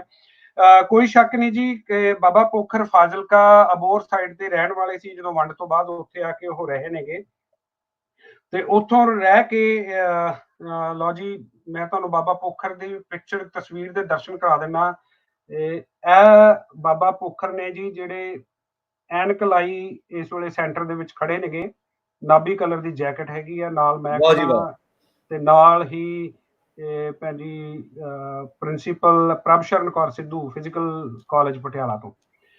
ਤੇ ਇਹ ਉਹ ਸ਼ਖਸੀਅਤ ਹੈ ਜੀ ਜਿਨ੍ਹਾਂ ਨੇ ਝੂਮਰ ਦਾ ਨਾਂ ਅੰਤਰਰਾਸ਼ਟਰੀ ਪੱਧਰ ਦੇ ਉੱਤੇ ਪਰਫਾਰਮੈਂਸ ਰੂਪ ਦੇ ਵਿੱਚ, ਕਿਉਂਕਿ ਇੱਕ ਚੀਜ਼ ਮੈਂ ਸਰਬਜੀਤ ਉਦੋਂ ਗੱਲ ਕਰ ਰਿਹਾ ਸੀਗਾ ਕਿ ਜਦੋਂ ਵੱਖ-ਵੱਖ ਵੰਨਗੀਆਂ ਨੂੰ ਲੈ ਕੇ 1953 ਦੇ ਵਿੱਚ ਭੰਗੜੇ ਦਾ ਨਾਮਕਰਨ ਹੁੰਦਾ ਹੈ ਪੰਜਾਬ ਦੇ ਲੋਕ ਨਾਚ ਦੇ ਵਜੋਂ, ਜਦੋਂ ਇਹ ਨਾਰਨੌਲ ਰਿਆਸਤ ਦੇ ਵਿੱਚ ਭਾਰਤੀ, ਮੈਂ ਖਿੱਤੇ ਦੀ ਗੱਲ ਕਰਦਾ, ਇਹ ਨਾਰਨੌਲ ਰਿਆਸਤ ਦੇ ਵਿੱਚ ਨੱਚਿਆ ਜਾਂਦਾ ਹੈ। ਤੇ ਨਾਰਨੌਲ ਰਿਆਸਤ ਦੇ ਉਸ ਵੇਲੇ ਮਹਾਰਾਜਾ ਹੁੰਦੇ ਸੀਗੇ, ਤੇ ਉਹ ਯਾਦਵਿੰਦਰਾ ਜੀ ਉਹ ਇਹਨਾਂ ਨੂੰ ਬੁਲਾਉਂਦੇ ਨੇ ਵੀ ਤੁਸੀਂ ਕੀ ਕਰਦੇ ਹੋ, ਤਾਂ ਫਿਰ ਉਹਨਾਂ ਨੇ ਉਸ ਵੇਲੇ ਇਹਨਾਂ ਦੀਆਂ ਵਰਦੀਆਂ ਦੇ ਉੱਤੇ ਲਗਭਗ 10,000 ਰੁਪਇਆ ਖਰਚ ਕੇ ਤੇ ਪਹਿਲੀ ਪਰਫਾਰਮੈਂਸ ਇਹ 1954 26 ਜਨਵਰੀ ਰਿਪਬਲਿਕ ਡੇ ਪਰੇਡ ਦੇ ਵਿੱਚ ਕੀਤੀ ਜਾਂਦੀ ਹੈ ਜੀ। ਉਸ ਤੋਂ ਬਾਅਦ ਭਾਰਤੀ ਖਿੱਤੇ ਦੇ ਵਿੱਚ ਇਹ ਭੰਗੜੇ ਦੇ ਨਾਂ ਨਾਲ ਮਸ਼ਹੂਰ ਹੋ ਜਾਂਦਾ ਹੈ। ਲਗਾਤਾਰ 7 ਸਾਲ ਇਹ ਲੋਕ ਨਾਚ ਭਾਰਤੀ ਖਿੱਤੇ ਦੇ ਵਿੱਚ ਰਿਪਬਲਿਕ ਡੇ ਪਰੇਡ ਦੇ ਉੱਤੇ ਨੱਚਿਆ ਜਾਂਦਾ ਹੈ। ਜਿੱਥੋਂ ਮਨੋਹਰ ਦੀਪਕ ਹੋਣਾ ਦੀ ਜਿਹੜੀ ਹੈ ਇੱਕ ਲਵ ਸਟੋਰੀ ਸ਼ੁਰੂ ਹੁੰਦੀ ਹੈ। ਉਹਨਾਂ ਦੀ ਜਿਹੜੀ ਵਾਈਫ ਸਾਡੀ ਫਿਲਮ ਐਕਟਰੈਸ ਸੀਗੇ, ਮੈਂ ਨਾਂ ਥੋੜਾ ਜਿਹਾ ਇੱਥੇ ਵਿਸਰ ਗਿਆ ਮਨ ਚੋਂ। ਤੇ ਉਸ ਤੋਂ ਬਾਅਦ ਫਿਰ ਯੂਨੀਵਰਸਿਟੀਜ਼ ਨੂੰ ਇਹ ਨਾਚ ਜਿਹੜੇ ਜਿਹਨੇ ਦਿੱਤੇ ਜਾਂਦੇ ਨੇਗੇ ਕਿ ਹੁਣ ਯੂਨੀਵਰਸਿਟੀ ਦੇ ਵਿੱਚ ਨੌਜਵਾਨਾਂ ਦੇ ਵਿੱਚ ਇਹਨਾਂ ਲੋਕ ਨਾਚਾਂ ਨੂੰ ਰਿਵਾਈਵ ਕਰਨ ਦੇ ਵਿੱਚ ਜਿਹੜੀ ਹੈ ਉਹ ਮਤਲਬ ਇੱਕ ਸਕ੍ਰਿਪਟ ਦਿੱਤੀ ਜਾਂਦੀ ਹੈ, ਜਿਹਦੇ ਤੇ ਉਹ ਸਕ੍ਰਿਪਟ ਬਣਦੀ ਹੈ। ਟਾਈਮ ਨਿਰਧਾਰਿਤ ਹੁੰਦੇ ਨੇ 8 ਤੋਂ 12 ਮਿੰਟ। ਫਿਰ ਉਹਦੇ ਚ ਸਾਥੀ ਨਿਰਧਾਰਿਤ ਹੁੰਦੇ ਨੇ ਵੀ ਕਿੰਨੇ ਹੋਣਗੇ, ਕਿੰਨੇ ਗਾਇਕ ਹੋਣਗੇ, ਸਾਜੀ ਹੋਣਗੇ ਤੇ ਨੱਚਣ ਵਾਲੇ ਹੋਣਗੇ। ਸੋ ਜਿਹੜੀ ਗੱਲ ਭਰਾ ਜੀ ਨੇ ਕੀਤੀ ਸੀਗੀ ਕਿ ਪੋਖਰ ਸਾਹਿਬ ਦਾ ਵੱਡਾ ਰੋਲ ਰਿਹਾ ਹੈਗਾ ਪੰਜਾਬ ਦੇ ਵਿੱਚ, ਚੜ੍ਹਦੇ ਪੰਜਾਬ ਦੇ ਵਿੱਚ ਝੂਮਰ ਨੂੰ ਬਰਕਰਾਰ ਰੱਖਣਾ। ਰੱਬ ਉਹਨਾਂ ਦੀ ਆਤਮਾ ਨੂੰ ਸ਼ਾਂਤੀ ਬਖਸ਼ਣ। ਇਸ ਵੇਲੇ ਇਸ ਦੁਨੀਆ ਦੇ ਵਿੱਚ ਨਹੀਂ, ਪਰ ਉਹਨਾਂ ਦੇ ਸੰਗੀ ਸਾਥੀ ਹਲੇ ਵੀ ਇਸ ਪਰੰਪਰਾ ਨੂੰ ਜਾਰੀ ਰੱਖ ਰਹੇ ਨੇਗੇ। ਲੇਕਿਨ ਇੱਕ ਚੀਜ਼ ਮੈਂ ਗੱਲ ਕਹੂੰਗਾ, ਜੋ ਠਹਿਰਾਵ ਢੋਲੀਆਂ ਦੇ ਵਿੱਚ, ਖਾਸ ਕਰਕੇ ਝੂਮਰ ਦੇ ਵਿੱਚ ਪਾਕਿਸਤਾਨ ਦੇ ਢੋਲੀਆਂ ਦੇ ਵਿੱਚ ਹੈ, ਉਹ ਹਲੇ ਪੰਜਾਬ ਦੇ ਢੋਲੀਆਂ ਦੇ ਵਿੱਚ ਹਲੇ ਵੀ ਉਸ ਲੈਵਲ ਤੇ ਦੇਖਣ ਨੂੰ ਨਹੀਂ ਮਿਲਦਾ। ਜੋਸ਼ ਬਹੁਤ ਹੈ ਪੰਜਾਬੀ ਢੋਲੀਆਂ ਦੇ ਵਿੱਚ, ਜਾਨ ਬੜੀ ਹੈ, ਉਹ ਜਾਨ ਨਾਲ ਢੋਲ ਤੇ ਵਜਾਉਂਦੇ ਨੇਗੇ। ਪਰ ਜਿਹੜਾ ਠਹਿਰਾਵ ਇੱਥੇ ਢੋਲੀਆਂ ਦੇ ਵਿੱਚ ਕੀ ਫਰਕ ਆਇਆ, ਜਿਹੜੇ ਪੰਜਾਬ ਦੇ ਢੋਲ ਨੇ ਜੀ ਸਾਡੇ, ਉਹਨਾਂ ਦੇ ਵਿੱਚ ਤੁਸੀਂ ਗੱਲ ਕੀਤੀ ਸਰਬਜੀਤ ਵੀ ਢੋਲ ਦੇ ਦੋਏ ਪਾਸੇ, ਇੱਕ ਪਾਸੇ ਪੁੜਾ ਹੁੰਦਾ ਢੋਲ ਦਾ, ਇੱਕ ਪਾਸੇ ਤਾਲ ਹੁੰਦੀ ਹੈ। ਦੋਨੋਂ ਖੱਲ ਬੱਕਰੇ ਦੀ ਤੇ ਹੁੰਦੇ ਸੀ, ਪਰ ਜਿਹੜਾ ਪੁੜਾ ਹੁੰਦਾ ਸੀਗਾ ਉਹ ਮੋਟੇ ਬੱਕਰੇ ਦੀ ਖੱਲ ਹੁੰਦੀ ਸੀ। ਜਿਹੜੀ ਤਾਲ ਹੁੰਦੀ ਸੀ ਉਹ ਛੋਟੇ ਜਿਹੜਾ ਬੱਚਾ, ਮਤਲਬ ਜਿਵੇਂ ਕਹਿ ਲਓ ਲੇਲਾ, ਜਿਵੇਂ ਕਹਿ ਲਓ, ਉਹਦੀ ਖੱਲ ਤੋਂ ਬਣਦੀ ਸੀ ਤਾਲ, ਤਾਂ ਕਿ ਉਹਦੀ ਆਵਾਜ਼ ਜਿਹੜੀ ਸੀ ਉਹ ਟੁਣਕਵੀਂ ਆਵੇ। ਤੇ ਜਿਹੜਾ ਪੁੜਾ ਸੀਗਾ ਉਹ ਮੈਚੁਰ ਬੱਕਰੇ ਦੀ ਖੱਲ ਤੋਂ ਬਣਦਾ ਸੀਗਾ। ਇਹ ਦੋਨੋਂ ਖੱਲਾਂ ਅੱਜ ਪਾਕਿਸਤਾਨ ਦੇ ਵਿੱਚ ਢੋਲਾਂ ਦੇ ਵਿੱਚ ਤੁਹਾਨੂੰ ਮਿਲਦੀਆਂ ਨੇ। ਕਾਰਨ ਇਹ ਹੈ ਕਿ ਉੱਥੇ ਜ਼ਿਆਦਾ ਮਾਤਰਾ ਦੇ ਵਿੱਚ ਜਿੱਦਾਂ ਕਹਿ ਲਈਏ ਗੋਸ਼ਤ ਖਾਇਆ ਜਾਂਦਾ, ਤਾਂ ਉੱਥੇ ਖੱਲ ਆਮ ਅਵੇਲੇਬਲ ਹੋ ਜਾਂਦੀ ਹੈ। ਜੇ ਪੰਜਾਬ ਦੇ ਵਿੱਚ ਗੱਲ ਕਰੀਏ, ਉੱਥੇ ਕੰਪੈਰੀਟਿਵਲੀ ਘੱਟ ਹੁੰਦੀ ਹੈ। ਤੇ ਉੱਥੇ ਕੀ ਹੋ ਗਿਆ ਕਿ ਤਾਲ ਵਾਲਾ ਜਿਹੜਾ ਪਾਸਾ ਹੈਗਾ ਉਹ ਸਾਨੂੰ ਅਜੋਕੇ ਯੁੱਗ ਦੇ ਵਿੱਚ ਪਲਾਸਟਿਕ ਵਾਲਾ ਮਿਲਣ ਲੱਗ ਗਿਆ। ਜਾਣੀ ਕਿ ਮੈਨ ਮੇਡ ਜਿਹੜੀ ਤਾਲ ਆ ਗਈ, ਜਿਸ ਦੇ ਵਿੱਚ ਉਹ ਮਿਠਾਸ ਨਹੀਂ ਬਣਦੀ, ਉਹ ਮਿਠਾਸ ਨਹੀਂ ਬਣਦੀ ਜਦੋਂ ਤੁਸੀਂ ਉਸ ਨੂੰ ਵਜਾਉਂਦੇ ਹੋ। ਸੋ ਇਹ ਵੱਡਾ ਫਰਕ ਹੈ। ਇਹੀ ਕਾਰਨ ਸੀ ਸਰਬਜੀਤ, ਜਦੋਂ ਆਪਾਂ ਲਾਹੌਰ ਪਹੁੰਚੇ ਸੀ ਤੇ ਮੈਂ ਤੁਹਾਡੇ ਨਾਲ ਬੈਠਾ ਰਹਿ ਗਿਆ ਗੱਡੀ ਦੇ ਵਿੱਚ, ਤੇ ਜਦੋਂ ਮੈਨੂੰ ਦੋਨਾਂ ਢੋਲਾਂ ਦੀ ਫਿਰ ਆਵਾਜ਼ ਮੇਰੇ ਜਦੋਂ ਮੇਰੇ ਸਰੀਰ ਨੇ ਮੇਰੇ ਮਨ ਤੋਂ ਅਸਹਿ ਹੋ ਗਈ, ਤੇ ਮਜਬੂਰਨ ਵਸ ਮੈਨੂੰ ਗੱਡੀ 'ਚ ਉਤਰ ਕੇ ਜਾ ਕੇ ਉਹਨਾਂ ਨਾਲ ਨੱਚਣਾ ਪਿਆ। ਤੇ ਉਹ ਫਿਰ ਮੇਰੇ ਮਨ ਨੂੰ ਟੁੰਬਦੀ ਆ ਉਹ ਆਵਾਜ਼। ਤੇ ਉਹ ਅੱਜ ਵੀ ਵੀਡੀਓ ਮੈਂ ਕਦੇ ਕਦੇ ਦੇਖ ਕੇ ਆਪਣੇ ਆਪ ਤੇ ਕਈ ਵਾਰੀ ਹੱਸ ਵੀ ਲੈਣਾ ਕਿ ਇਹ ਸੰਗੀਤ ਕਿਸੇ ਦੀ ਵੀ ਕਮਜ਼ੋਰੀ ਹੋ ਸਕਦਾ, ਪਰ ਮੈਨੂੰ ਕਮਜ਼ੋਰੀ ਨਹੀਂ ਮੰਨਦਾ, ਇਹ ਰੂਹ ਦੀ ਖੁਰਾਕ ਨੇ। ਦੋਸਤੋ, ਸੰਗੀਤ ਦੇ ਵਿੱਚ ਅਸੀਂ ਜੁੜੇ ਰਹੀਏ। ਇਹ ਇੱਕ ਸਪਿਰਿਚੁਅਲਨੈਸ ਵੀ ਹੈ, ਤੁਹਾਨੂੰ ਮਨ ਦਾ ਸਕੂਨ ਵੀ ਦਿੰਦੀ ਹੈ, ਇਹ ਤੁਹਾਨੂੰ ਆਪਣੇ ਰੱਬ ਨਾਲ, ਆਪਣੇ ਖੁਦਾ ਨਾਲ ਜੋੜਦੀ ਹੈ। ਸੋ ਮਕਸਦ ਸਿਰਫ ਇਹ ਹੈ ਕਿ ਤੁਸੀਂ ਉਸ ਵੇਲੇ ਕਿਸ ਅਵਸਥਾ ਦੇ ਵਿੱਚ ਹੁੰਦੇ ਹੋ, ਉਸ ਨੂੰ ਕਿਸ ਤਰ੍ਹਾਂ ਲੈਂਦੇ ਹੋ। ਮੈਂ ਇਸ ਨੂੰ ਇਸ ਤਰ੍ਹਾਂ ਬਿਆਨ ਕਰਾਂ। ਅਲਵਾਨੀ ਸਾਹਿਬ, ਤੁਹਾਡਾ ਬਹੁਤ ਸ਼ੁਕਰੀਆ, ਤੁਸੀਂ ਸਾਨੂੰ ਕਾਫੀ ਸਾਰਾ ਟਾਈਮ ਦਿੱਤਾ। ਸੋ ਅਸੀਂ ਅਖੀਰਲੇ ਸਮਿਆਂ ਦੇ ਹੋਰ ਕਾਲ ਵੀ ਲੈਣੀਆਂ। ਤੁਹਾਡਾ ਬਹੁਤ ਸ਼ੁਕਰੀਆ, ਤੁਹਾਨੂੰ ਫਿਰ ਕਿਤੇ ਜ਼ਹਿਮਤ ਦੇਵਾਂਗੇ। ਤੁਸੀਂ ਸਾਨੂੰ ਇੰਨਾ ਟਾਈਮ ਦਿੱਤਾ, ਬਹੁਤ ਸ਼ੁਕਰੀਆ ਤੁਹਾਡਾ। ਅਸੀਂ ਹੋਰ ਜਿਹੜੇ ਨੇ ਸਾਡੇ ਨਾਲ ਅਮੀਰ ਜੀ, ਵੈਲਕਮ। अस्सलाम वालेकुम। वालेकुम अस्सलाम जनाब। सर जी अरोड़ा साहब, आज तो एक तो ਤੁਹਾਡੇ ਪਿੰਡ ਗਿਆ ਹਵੇਲੀ ਨਤੋਕੇ, अच्छा जी, ਬੱਬੂ ਲੈ ਕੇ ਗਿਆ ਕੰਮ ਸੀ, ਤੇ ਦੂਸਰਾ ਅੱਜ ਤੁਹਾਡਾ ਨੈਟ ਸਲੋ, ਤੀਸਰਾ ਨਾਸਰ ਭਾਈ ਅੱਜ ਥੋੜੀ ਜਿਹੀ ਤੁਸੀਂ ਜੁਗਤਾ ਮਾਰ ਰਹੇ ਹੋ। नासिर भाई ने तो पूरा जोर लाया थे। नासिर भाई ने साडी बस कराई फिरदे ने, साडी बस कराई फिरदे ने। ਅੱਜ ਨਾਸਰ ਭਾਈ ਮੈਡਮ ਕੋਈ ਗੱਲ ਕਰਦੀ, ਉਸ ਤੋਂ ਜਿਹੜਾ ਨਾ ਜੁਗਤ ਮਾਰ ਦਿੰਦਾ ਹੈ। ਮੈਂ ਕਾਫੀ ਦਿਨ ਤੋਂ ਨੋਟ ਕਰ ਰਿਹਾ। दूसरा है कि साडे इलाके सरगोदा, कुशाब, जंग, झुमर बड़ी मशहूर है। ਮੈਨੂੰ ਇਹਨਾਂ ਦੀ ਆਵਾਜ਼ ਜਿਹੜੀ ਆ ਉਹ ਨਹੀਂ ਆ ਰਹੀ ਹੈਗੀ। मैं कह रहा साडे इलाके सरगोदा, कुशाब, झुमर मशहूर है। झुमर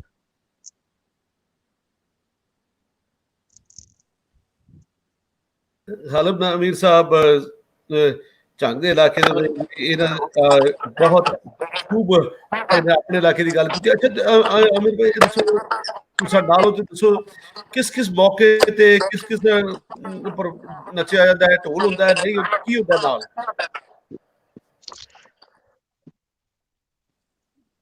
मेरी आवाज ਤੁਹਾਡੇ ਤੱਕ ਪਹੁੰਚ ਰਹੀ ਹੈ? नासिर भाई, ਮੈਨੂੰ ਲੱਗਦਾ ਹੈ ਮਾਈਕ ਉਹਨਾਂ ਦਾ ਮਿਊਟ ਹੈ। ਅਸੀਂ ਐਂਡ ਵਾਲੇ ਹੁਣ ਕਮੈਂਟ ਥੋੜੇ ਜਿਹੇ ਸਰਗੀ ਆਪਾਂ ਪੜ੍ਹ ਲਈ, ਉਹਨਾਂ ਦੇ ਕੁਐਸਚਨ ਜਵਾਬ ਦੇ ਦਈਏ। ਤੁਹਾਡੇ ਦਿਲ 'ਚ ਕੋਈ ਹੈ ਕੋਈ ਜਿਹੜੇ ਪਿੱਛੇ ਕੁਐਸਚਨ ਹੋਏ ਉਹਦੇ 'ਚ ਕੁਝ ਕਹਿਣਾ ਚਾਹੋ ਤਾਂ ਜ਼ਰੂਰ ਤੁਸੀਂ ਕਹਿ ਸਕਦੇ ਹੋ, ਨਹੀਂ ਤਾਂ ਅਸੀਂ ਉਨੀ ਦੇਰ ਕਮੈਂਟ ਪੜ੍ਹ ਲੈਂਦੇ ਆ, ਤੁਸੀਂ ਕੋਈ ਗੱਲ ਕਰਨਾ ਜ਼ਰੂਰ ਕਰ ਲਈ। ਹਾਂਜੀ, ਮੈਂ ਇੱਕ ਗੱਲ ਕਰਨਾ ਚਾਹੁੰਦੀ ਸੀ ਕਿਉਂਕਿ ਉਸ ਟਾਈਮ ਮੇਰੀ ਜਿਹੜੀ ਕਾਲ ਦਾ ਉਹਦੇ 'ਚ ਕੋਈ ਡਿਸਟਰਬੈਂਸ ਹੋ ਗਈ ਹੈ ਨਾ। ਜਿਵੇਂ ਆਲੂ ਵਾਲੀਆ ਸਾਹਿਬ ਗੱਲ ਕਰ ਰਹੇ ਸੀਗੇ ਕਿ ਜਿਹੜਾ ਝੂਮਰ ਨਾਚ ਹੈਗਾ ਆ ਉਹਦੇ ਵਿੱਚ ਔਰਤਾਂ ਵੀ ਪਾਰਟਿਸਿਪੇਟ ਕਰ ਲੈਂਦੀਆਂ ਨੇ, ਹਨਾ। ਮੈਂ ਅੱਜ ਤੱਕ ਨਹੀਂ ਸੀ ਦੇਖਿਆ, ਤਾਂ ਮੈਨੂੰ ਥੋੜੀ ਜਿਹੀ ਉਹਦੇ 'ਚ ਸ਼ੰਕਾ ਸੀਗੀ, ਸ਼ਾਇਦ ਅਰੋੜਾ ਸਾਹਿਬ ਇਹ ਗੱਲ ਨੂੰ ਕਲੀਅਰ ਕਰ ਸ਼ੰਕਾ ਵੀ ਦੱਸ ਦਿਓ, ਹਨਾ, ਕਿ ਵੀ ਉਹਦੇ 'ਚ ਔਰਤਾਂ ਪਰਫਾਰਮ ਕਰਦੀਆਂ, ਕਿਉਂਕਿ ਮੈਂ ਅੱਜ ਤੱਕ ਝੂਮਰ ਦੇ ਵਿੱਚ ਔਰਤਾਂ ਪਰਫਾਰਮ ਕਰਦੀਆਂ ਨਹੀਂ ਦੇਖੀਆਂ। ਕਿਉਂਕਿ ਜਿਹੜਾ ਝੂਮਰ ਆ ਮੇਨਲੀ ਉਹ ਸਾਂਦਲਬਾਰ ਦੇ ਏਰੀਏ ਦਾ, ਜਿਹਦੇ 'ਚ ਮਿੰਟ ਗੁਮਰੀ ਹੋ ਗਿਆ, ਆਪਣਾ ਟੋਭਾ ਟੇਕ ਸਿੰਘ, ਗੁਜਰਾਂਵਾਲਾ, ਝੰਗ, ਸਿਆਲਕੋਟ, ਹਨਾ, ਇਹ ਵਾਲੇ ਏਰੀਏ ਦਾ।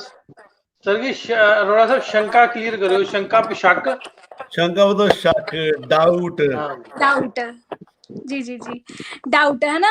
ਤੇ ਉਹ ਉੱਥੇ ਜਦੋਂ ਕਿਹਾ ਜਾਂਦਾ ਆ ਕਿ ਜਦੋਂ ਚਰਵਾਹੇ ਬੱਕਰੀਆਂ ਚਾਰਨ ਜਾਂ ਆਪਣੇ ਡੰਗਰ ਪਸ਼ੂ ਚਾਰਨ ਦੂਰ ਨਿਕਲ ਜਾਂਦੇ ਹੁੰਦੇ ਸੀ, ਤੇ ਉਹ ਮਰਦ ਜਿਹੜੇ ਸੀਗੇ ਉਹ ਔਰਤਾਂ ਦੀ, ਜਾਂ ਜ਼ਿਆਦਾਤਰ ਕਿਹਾ ਜਾਂਦਾ ਸੀ ਜਿਹੜੇ ਛੜੇ ਹੁੰਦੇ ਸੀਗੇ, ਹਨਾ, ਉਹ ਇੱਕ ਦੂਜੇ ਦਾ ਮਨ ਪਰਚਾਵਾ ਕਰਦੇ ਸੀ। ਇਹ ਇੱਕ ਤਰ੍ਹਾਂ ਦਾ ਜਿਹੜਾ ਝੂਮਰ ਆ, ਇਹ ਅਭਿਨੈ ਕਰਕੇ ਜਿਹੜਾ ਨੱਚਿਆ ਜਾਂਦਾ ਆ, ਔਰਤ ਦਾ ਰੂਪ ਧਾਰਨ ਕਰਕੇ ਜਾਂ ਕੁਛ ਵੀ, ਹਨਾ। ਉਦਾਂ ਝੂਮਰ ਜਿਹੜਾ, ਜਿੰਨਾ ਕੁ ਮੈਂ ਝੂਮਰ ਬਾਰੇ ਜਾਣਿਆ ਸੀਗਾ ਅੱਜ ਤੱਕ, ਕਿ ਝੂਮਰ ਉਹ ਹੁੰਦਾ ਆ ਜਦੋਂ ਇੱਕ ਮਰਦ ਔਰਤ ਦਾ ਅਭਿਨੈ ਕਰਦਾ ਆ ਔਰ ਉਹਨੂੰ ਪਰਫਾਰਮ ਕਰਦਾ ਨਾਚ ਦੇ ਰੂਪ ਦੇ ਵਿੱਚ, ਗਾ ਕੇ, ਬੋਲੀਆਂ ਪਾ ਕੇ, ਹਨਾ। ਤੇ ਜਿਵੇਂ ਉਹ ਅੱਜ ਕਹਿ ਰਹੇ ਸੀ ਕਿ ਔਰਤਾਂ ਇਹਦਾ ਹਿੱਸਾ ਹੋ ਸਕਦੀਆਂ ਨੇ, ਵੀ ਇਹ ਗੱਲ ਹੈਗੀ ਆ ਜਾਂ ਸਿਰਫ ਮੈਂ ਹੀ ਇਹਦੇ ਤੋਂ ਅਣਜਾਣ ਸੀਗੀ?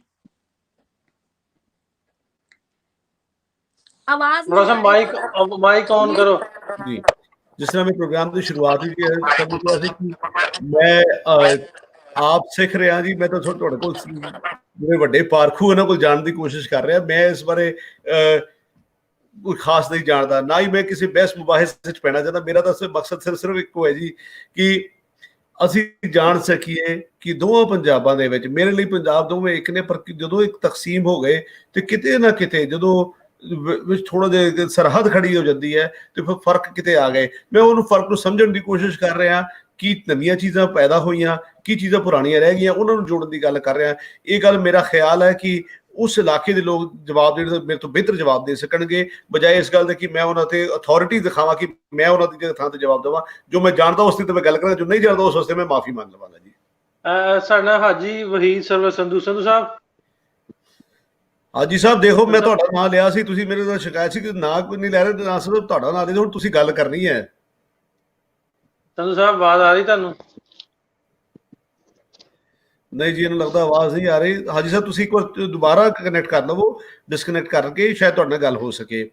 ਦੇਖੋ ਦੋਸਤੋ, ਅਸੀਂ ਸਾਡੀ ਕੋਸ਼ਿਸ਼ ਹੁੰਦੀ ਕਿ ਸਾਰਿਆਂ ਨਾਲ ਗੱਲ ਕਰੀਏ, ਅਸੀਂ ਸਾਰਿਆਂ ਨੂੰ ਨਾਲ ਜੋੜ ਕੇ ਗੱਲ ਕਰਨਾ ਚਾਹੁੰਦੇ, ਪਰ ਕਈ ਵਾਰ ਕੀ ਹੁੰਦਾ ਕਿ ਤਕਨੀਕੀ ਜਿਹੜੀ ਹੈ, ਟੈਕਨੀਕਲ ਪ੍ਰੋਬਲਮਸ ਨੇ, ਇੰਟਰਨੈਟ ਦਾ ਸਲੋ ਹੋਣਾ, ਜਾਂ ਕਈ ਵਾਰ ਤੁਹਾਡੇ ਐਂਡ ਦੇ ਇੰਟਰਨੈਟ ਸਲੋ ਹੋਣਾ ਜਾਂ ਸਾਡੇ ਐਂਡ ਦੇ ਇੰਟਰਨੈਟ ਸਲੋ ਹੋਣਾ। ਅਸੀਂ ਇਹ ਦੇਖੋ ਕਿ ਅਸੀਂ ਕਿੰਨੇ ਮੁਲਕਾਂ ਨੂੰ ਜੋੜ ਰਹੇ ਹਾਂ। ਸਰ ਇਸ ਵਕਤ ਇੰਡੀਆ ਵਿੱਚ ਨੇ, ਮੈਂ ਕੈਨੇਡਾ ਵਿੱਚ ਹਾਂ, ਤੇ ਨਾਸਰ ਭਾਈ ਪਾਕਿਸਤਾਨ ਵਿੱਚ, ਤੁਸੀਂ ਸਾਨੂੰ ਇਟਲੀ ਤੋਂ, ਨਾਰਵੇ ਤੋਂ, ਆਸਟ੍ਰੇਲੀਆ ਤੋਂ ਫੋਨ ਨਾਲ ਜੁੜ ਰਹੇ ਹੋ। ਤੇ ਇੰਟਰਨੈਟ ਦੀ ਥੋੜੀ ਜਿਹੀ ਤਕਲੀਫ ਨੂੰ ਸਮਝੋ, ਥੋੜੀ ਜਿਹੀ ਪੇਸ਼ੈਂਸ ਨਾਲ ਸਾਡੇ ਨਾਲ ਜੁੜੇ ਰਹੋ, ਗੁੱਸਾ ਨਾ ਕਰਨਾ ਸਾਡੀ ਕਿਸੇ। ਥਿੰਦ ਸਾਹਿਬ ਆਵਾਜ਼ ਆ ਰਹੀ ਤੁਹਾਨੂੰ? ਥਿੰਦ ਸਾਹਿਬ ਨੂੰ ਸਾਡੀ ਆਵਾਜ਼ ਨਹੀਂ ਜਾ ਰਹੀ। ਅੱਛਾ ਜੀ, ਹਾਂਜੀ ਰਵਿੰਦਰ ਜੀ, ਬਹੁਤ ਲੰਬਾ, ਆਲਮੋਸਟ 2 ਘੰਟੇ ਹੋ ਚੁੱਕੇ ਨੇ। ਸਤਿ ਸ੍ਰੀ ਅਕਾਲ ਜੀ ਸਾਰਿਆਂ ਨੂੰ। ਜੀ ਸਤਿ ਸ੍ਰੀ ਅਕਾਲ ਲੋਟੇ ਸਾਹਿਬ। ਇੱਕ ਛੋਟੀ ਜਿਹੀ ਗੱਲ ਕਰਨ ਲੱਗਾ ਜੀ, ਭੰਗੜੇ ਦੀ ਵੀ ਗੱਲ ਹੋਊਗੀ। ਅੱਗੇ ਪੁਰਾਣੇ ਪਿੰਡਾਂ ਦੇ ਵਿੱਚ ਜੀ ਨਚਾਰ ਹੁੰਦੇ ਸੀਗੇ, ਬੀਨ ਵਾਲਾ ਬਾਜਾ ਤੇ ਢੋਲ ਦੇ ਉੱਤੇ ਨੱਚਦੇ ਹੁੰਦੇ ਸੀਗੇ, ਉਹ ਮੇਲ ਆਰਟਿਸਟ ਹੁੰਦੇ ਸੀਗੇ ਜੀ। ਜੀ, ਉਹ ਹੁਣ ਬਿਲਕੁਲ ਹੀ ਖਤਮ ਹੋ ਗਏ ਨੇ ਜੀ। ਹਾਂਜੀ, ਮੇਰੀ ਭੈਣ ਜੀ ਨੂੰ ਵੀ ਪਤਾ ਹੋਊ, ਸਰਬਜੀਤ ਸਿੰਘ ਨੂੰ ਵੀ ਪਤਾ ਹੋਊ ਜੀ। ਮੇਰੀ ਬਹੁਤੀ ਜਿਹੜੀ ਪੜ੍ਹਾਈ ਹੈ, ਜਿਹੜਾ ਮੇਰਾ ਵਿਸ਼ਾ, ਕਿਉਂਕਿ ਮੈਂ ਥੀਏਟਰ ਨਾਲ ਸੰਬੰਧਿਤ ਹਾਂ, ਮੇਰੀ ਬਹੁਤੀ ਪੜ੍ਹਾਈ ਥੀਏਟਰ ਦੀ ਹੈ, ਤੇ ਮੈਂ ਉਸ ਹਵਾਲੇ ਤੋਂ ਉਹਨਾਂ ਬਾਰੇ ਪੜ੍ਹਿਆ ਹੈ, ਵੇਖਿਆ ਹੈ। ਸਾਡੇ ਕੋਲ ਬਹੁਤ ਸਾਰੀ ਚੀਜ਼ਾਂ, ਨਚਾਰ ਜਿਹੜੇ ਸਨ ਉਹ ਚਲੇ ਗਏ। ਇਨਫੈਕਟ ਇਹ ਨਚਾਰ ਸਿਰਫ ਵਿਆਹਾਂ ਸ਼ਾਦੀਆਂ ਤੇ ਨਹੀਂ, ਪੁਰਾਣੇ ਦੌਰ ਵਿੱਚ ਜਿਹੜੇ ਖਾਸ ਤੌਰ ਤੇ ਜਦੋਂ ਕੋਈ ਮਜ਼ਾਰਾਂ ਤੇ ਮੇਲੇ ਲੱਗਦੇ ਉੱਥੇ ਵੀ ਹੁੰਦੇ ਸਨ। ਜਦੋਂ ਮੰਦਿਰਾਂ ਦੇ ਉੱਤੇ ਖਾਸ ਕ੍ਰਿਸ਼ਨ ਜਨਮਾਸ਼ਟਮੀ ਦਾ ਜਿਹੜਾ ਮੇਲਾ ਹੁੰਦਾ ਸੀ, ਉਸ ਵੇਲੇ ਜਨਮਾਸ਼ਟਮੀ ਦੇ ਟਾਈਮ ਦੇ ਉੱਤੇ, ਜਿਹੜਾ ਕਿ ਜੁਲਾਈ ਸਾਉਣ ਦੇ ਮਹੀਨੇ ਚ, ਅਗਸਤ ਦੇ ਕਰੀਬ ਹੁੰਦੀ ਜਨਮਾਸ਼ਟਮੀ। ਮੈਨੂੰ ਡਬਲ ਆਵਾਜ਼ ਆ ਰਹੀ ਹੈ ਜੀ ਤੁਹਾਡੀ। ਅੱਛਾ ਡਬਲ ਆਵਾਜ਼ ਆ ਰਹੀ ਹੈ ਤੇ ਜੀ ਇਹਦਾ ਮਤਲਬ ਕਿਸੇ ਦਾ ਮਾਈਕ ਸੁਣੋ ਬੰਦੇ ਵੱਡੇ ਵੱਡੇ ਮੈਂ ਲੀਵ ਕਰਦਾ ਜੀ। ਥੈਂਕ ਯੂ, ਸਤਿ ਸ੍ਰੀ ਅਕਾਲ। ਚੰਗਾ ਜੀ, ਸਤਿ ਸ਼੍ਰੀ ਅਕਾਲ ਅਰੋੜਾ ਸਾਹਿਬ ਜੀ। ਜੀ ਇੱਕ ਸਾਡੇ ਦੋਸਤ ਨੇ ਜੌਨ ਸਾਹਿਬ ਤੇ ਸੰਧੂ ਸਾਹਿਬ, ਉਹ ਕਹਿ ਰਹੇ ਨੇ ਸੰਧੂ ਸਾਹਿਬ ਨੂੰ ਪੁੱਛਣ ਰਹੇ ਵੀ ਤੁਸੀਂ ਮੈਰਿਡ ਹੋ, ਮੈਨੂੰ ਲੱਗਦਾ ਵਿੱਚ ਹੀ ਵਿਚੋਲਿਆਂ ਵਾਲਾ ਕੰਮ ਵੀ ਸ਼ੁਰੂ ਹੋ ਗਿਆ ਤੁਹਾਡਾ। ਮਾਈਂਡ ਨਾ ਕਰਿਓ, ਮੈਂ ਮਜ਼ਾਕ ਕਰਨ ਡਿਆ ਵੀ ਉਹ ਪੁੱਛਣ ਰਹੇ ਵੀ ਤੁਸੀਂ ਮੈਰਿਡ ਹੋ, ਸੰਧੂ ਸਾਹਿਬ ਨੂੰ ਪੁੱਛ ਰਹੇ ਨੇ ਜੌਨ ਸਾਹਿਬ। ਸੋ ਇਹ ਕੱਲ ਗਮ ਹੋਰ ਕੋਈ ਵਾਸਤੇ ਨਹੀਂ ਤੁਰ ਪਿਆ। ਅੱਛਾ ਜੀ, ਹੁਣ ਮੈਨੂੰ ਤਾਂ ਸਾਨੂੰ ਇਹ ਵੀ ਕੰਮ ਕਰੇ ਬਸ ਕੋਈ ਇੱਕ ਆਈਡੀਆ ਹੈ ਕਿ ਸਵਾਲ ਇਹ ਹੈ ਕਿ ਗੱਲ ਕਰ ਲਵਾਂ। ਕੌਣ ਕਿਹਨੂੰ ਪੁੱਛ ਰਿਹਾ ਸੀ ਵੀ ਵਿਆਹਿਆ ਕੌਣ ਹੋਇਆ ਆ? ਉਹ ਆਪਸ ਵਿੱਚ ਕਮੈਂਟ ਦੇ ਵਿੱਚ, ਕਮੈਂਟ ਸੈਕਸ਼ਨ ਦੇ ਵਿੱਚ। ਅੱਛਾ ਠੀਕ ਹੈ। ਨਚਾਰਾਂ ਵਾਲੀ ਗੱਲ ਦੇ ਉੱਤੇ ਗੁਸਤਾਖੀ ਮਾਫ ਗੱਲ ਕਰਨਾ ਚਾਹੂੰਗੀ ਨਾ, ਜਿਵੇਂ ਉਹਨਾਂ ਨੇ ਕਿਹਾ ਸੀਗਾ, ਤੁਸੀਂ ਵੀ ਕਿਹਾ ਆ ਕਿ ਜਦੋਂ ਆਪਣੇ ਰਾਮਲੀਲਾ ਹੁੰਦੀ ਸੀਗੀ ਜਾਂ ਕ੍ਰਿਸ਼ਨ ਜਨਮਾਸ਼ਟਮੀ ਹੁੰਦੀ ਸੀਗੀ ਤੇ ਉਦੋਂ ਜਿਹੜੇ ਔਰਤਾਂ ਦੇ ਪਾਤਰ ਸੀ ਮਰਦਾਂ ਦੁਆਰਾ ਨਿਭਾਏ ਜਾਂਦੇ ਸੀ। ਤੁਸੀਂ ਥੀਏਟਰ ਬੈਕਗ੍ਰਾਉਂਡ ਤੋਂ ਸੰਬੰਧਿਤ ਹੈਗੇ ਹੋ, ਤੁਹਾਨੂੰ ਵੀ ਪਤਾ ਆ ਕਿ ਜਦੋਂ ਜਿਹੜਾ ਆਦਿ ਮਾਨਵ ਤੋਂ ਸ਼ੁਰੂ ਹੁੰਦਾ ਆ, ਰੇਨਾ ਥੀਏਟਰ ਤੋਂ ਸ਼ੁਰੂ ਹੁੰਦਾ ਆ ਥੀਏਟਰ, ਹਨਾ, ਤੇ ਜਦੋਂ ਇਹ ਮਤਲਬ ਇਹਨੂੰ ਐਂਟਰਟੇਨਮੈਂਟ ਜਾਂ ਜਾਗਰਤੀ ਦੇ ਤੌਰ ਤੇ ਲਿਆਉਣਾ ਸ਼ੁਰੂ ਹੋਇਆ, ਜਾਂ ਆਪਣੇ ਪੰਜਾਬ ਦੇ ਵਿੱਚ ਆਇਆ ਜਾਂ ਆਪਣੇ ਇੰਡੀਆ ਦੇ ਵਿੱਚ ਆਇਆ, ਆਪਣੀ ਜਿਹੜੀ ਮਤਲਬ ਸੋਚ ਜਿਹੜੀ ਸੀ ਉਹ ਇੰਨੀ ਵਿਸ਼ਾਲ ਨਹੀਂ ਸੀਗੀ, ਤਾਂ ਉਦੋਂ ਜਿਹੜੇ ਸੀਗੇ ਆਪਣੇ ਉਹ ਪਰਫਾਰਮੈਂਸਿਸ ਸੀਗੀਆਂ, ਉਹਦੇ ਚ ਜਿਹੜੇ ਔਰਤਾਂ ਵਾਲੇ ਕਰੈਕਟਰ ਸੀਗੇ ਉਹ ਮਰਦਾਂ ਤੋਂ ਹੀ ਕਰਵਾ ਲਏ ਜਾਂਦੇ ਸੀ। ਉਵੇਂ ਹੀ ਉਦੋਂ ਪਹਿਲਾਂ ਜਿਹੜੀਆਂ ਔਰਤਾਂ ਸੀਗੀਆਂ ਬਰਾਤ ਨਹੀਂ ਸੀ ਜਾਂਦੀਆਂ ਹੈਗੀਆਂ, ਠੀਕ ਹੈ ਨਾ, ਤੇ ਉੱਥੇ ਜਦੋਂ ਉਹਨਾਂ ਨੂੰ ਆਪਣੇ ਮਨੋਰੰਜਨ ਦੇ ਲਈ ਕੋਈ ਚਾਹੀਦਾ ਹੁੰਦਾ ਸੀ ਤਾਂ ਉਹ ਜਿਹੜੀਆਂ ਔਰਤਾਂ ਦਾ ਰੂਪ ਧਾਰਨ ਕਰਕੇ ਨਚਾਰ, ਹੁਣ ਤਾਂ ਕੁੜੀਆਂ ਉੱਥੇ ਹੁੰਦੀਆਂ ਆ ਨੱਚਣ ਨੂੰ, ਜਦ ਕਿ ਐਂਟਰਟੇਨਮੈਂਟ ਕਰਨ ਨੂੰ ਜਿੱਦਾਂ ਆਪਾਂ ਕੋਈ ਗਾਉਣ ਵਾਲੇ ਜੋੜੀ ਬੁਲਾ ਲੈਂਦੇ ਆ ਜਾਂ ਆਪਣੀਆਂ ਜਿਹੜੀਆਂ ਕੁੜੀਆਂ ਸਟੇਜ ਦੇ ਉੱਤੇ ਪਰਫਾਰਮ ਕਰਦੀਆਂ ਨੇ, ਹਨਾ, ਉਹ ਆ ਜਾਂਦੀਆਂ ਨੇ। ਤਾਂ ਉਹ ਜਿਹੜੇ ਸੋਰਸਿਸ ਨੇ ਉਹ ਡਿਵੈਲਪ ਹੋ ਗਏ ਨੇ, ਅੱਗੇ ਆ ਗਏ ਨੇ, ਕਿਉਂਕਿ ਜਦੋਂ ਅਗਲੇ ਨੂੰ ਔਰਤ ਦੇਖਣ ਨੂੰ ਸਹੀ ਰੂਪ ਦੇ ਵਿੱਚ ਮਿਲ ਰਹੀ ਆ, ਨੱਚਦੀ ਦਿਖ ਰਹੀ ਆ ਜਾਂ ਅਭਿਨੈ ਕਰਦੀ ਦਿਖ ਰਹੀ ਆ, ਤਾਂ ਕਰਕੇ ਉੱਥੇ ਫਿਰ ਉਹਨਾਂ ਚੀਜ਼ਾਂ ਦੀ ਜ਼ਰੂਰਤ ਨਹੀਂ ਹੈਗੀ ਕਿ ਮਰਦ ਨੂੰ ਔਰਤ ਦਾ ਰੂਪ ਦਿੱਤਾ ਜਾਵੇ। ਤਾਂ ਕਰਕੇ ਥੋੜੀਆਂ ਜੀਆਂ ਅਲੋਪ ਹੋ ਗਈਆਂ ਨੇ ਤੇ ਅਵੋਇਡ ਕਰ ਰਹੇ ਨੇ। ਹੁਣ ਜੇ ਕੋਈ ਮਤਲਬ ਕਹਿ ਲਓ ਵੀ ਅਸੀਂ ਜੀ ਪੁਰਾਣੀ ਰਸਮ ਦਿਖਾਉਣੀ ਆ, ਉਹਦੇ ਤੌਰ ਤੇ ਭਾਵੇਂ ਕੋਈ ਲੈ ਆਵੇ, ਅਦਰਵਾਈਜ਼ ਇਹਦੀ ਕੋਈ ਨੈਸੈਸਿਟੀ ਨਹੀਂ ਹੈਗੀ। ਜੀ ਸਰ, ਬਹੁਤ ਸਾਰੀਆਂ ਚੀਜ਼ਾਂ ਵਕਤੀ ਤੌਰ ਤੇ ਹੁੰਦੀਆਂ ਨੇ, ਚੀਜ਼ਾਂ ਬਦਲਦੀਆਂ ਨੇ, ਜਿਸ ਤਰ੍ਹਾਂ ਨਾਚ ਬਦਲ ਰਹੇ ਨੇ, ਉਸੇ ਤਰ੍ਹਾਂ ਪਰਫਾਰਮਰ ਬਦਲ ਰਹੇ ਨੇ। ਤੁਸੀਂ ਹਰ ਚੀਜ਼ ਨੂੰ ਪੁਰਾਣੇ ਦੌਰ ਦੇ ਨਾਲ ਨਹੀਂ ਜੋੜ ਸਕਦੇ। ਜੀ ਪੁਰਾਣੇ ਦੌਰ ਵਿੱਚ ਕੁਝ ਚੀਜ਼ਾਂ ਚੰਗੀਆਂ ਸਨ। ਜੇ ਮੈਂ ਗੱਲ ਕਰਾਂ ਪਹਿਲਾਂ ਬਿਨਾਂ ਭਾਂਡਿਆਂ ਤੇ, ਫਿਰ ਮਿੱਟੀ ਦੇ ਭਾਂਡੇ, ਫਿਰ ਪਿੱਤਲ ਦੇ ਕਹਿ ਦੇ ਭਾਂਡੇ, ਤੇ ਫਿਰ ਸਟੀਲ ਦੇ ਭਾਂਡੇ, ਫਿਰ ਉਸ ਤੋਂ ਬਾਅਦ ਮੈਲਮੋਵੇਅਰ, ਫਿਰ ਉਸ ਤੋਂ ਬਾਅਦ ਬੋਨ ਚਾਈਨਾ, ਹਰ ਕਿਸਮ ਦੇ ਅਸੀਂ ਭਾਂਡੇ ਵਰਤ ਰਹੇ ਹਾਂ। ਤਾਂ ਅਸੀਂ ਜੇ ਕਹੀਏ ਕਿ ਨਹੀਂ ਉਹੀ ਭਾਂਡੇ ਚੰਗੇ ਸਨ ਤੇ ਫਿਰ ਅਸੀਂ ਉੱਥੇ ਜਾ ਸਕਦੇ ਜਦੋਂ ਭਾਂਡੇ ਹੈ ਹੀ ਨਹੀਂ ਸਨ, ਉੱਥੇ ਤੱਕ ਵੀ ਜਾ ਸਕਦੇ ਹਾਂ। ਸੋ ਕੋਈ ਜ਼ਰੂਰੀ ਨਹੀਂ ਕਿ ਹਰ ਪੁਰਾਣੀ ਚੀਜ਼ ਨਾਲ ਅਸੀਂ ਰਹਿ ਸਕੀਏ, ਕੋਸ਼ਿਸ਼ ਕਰਦੇ ਹਾਂ ਉਹ ਜੋ ਸਾਨੂੰ ਚੰਗੀਆਂ ਲੱਗਦੀਆਂ ਜੋੜ ਸਕੀਏ। ਸੋ ਜਿਹੜੇ ਪੁਰਾਣੇ ਮਰਦ ਨਚਾਰ ਜਿਹੜੇ ਸੀ ਉਹ ਨਹੀਂ ਰਹੇ, ਕੋਈ ਗੱਲ ਨਹੀਂ ਜੀ, ਉਹਦੀ ਥਾਂ ਹੋਰ ਨਵੀਆਂ ਚੀਜ਼ਾਂ ਕਈ ਆ ਗਈ।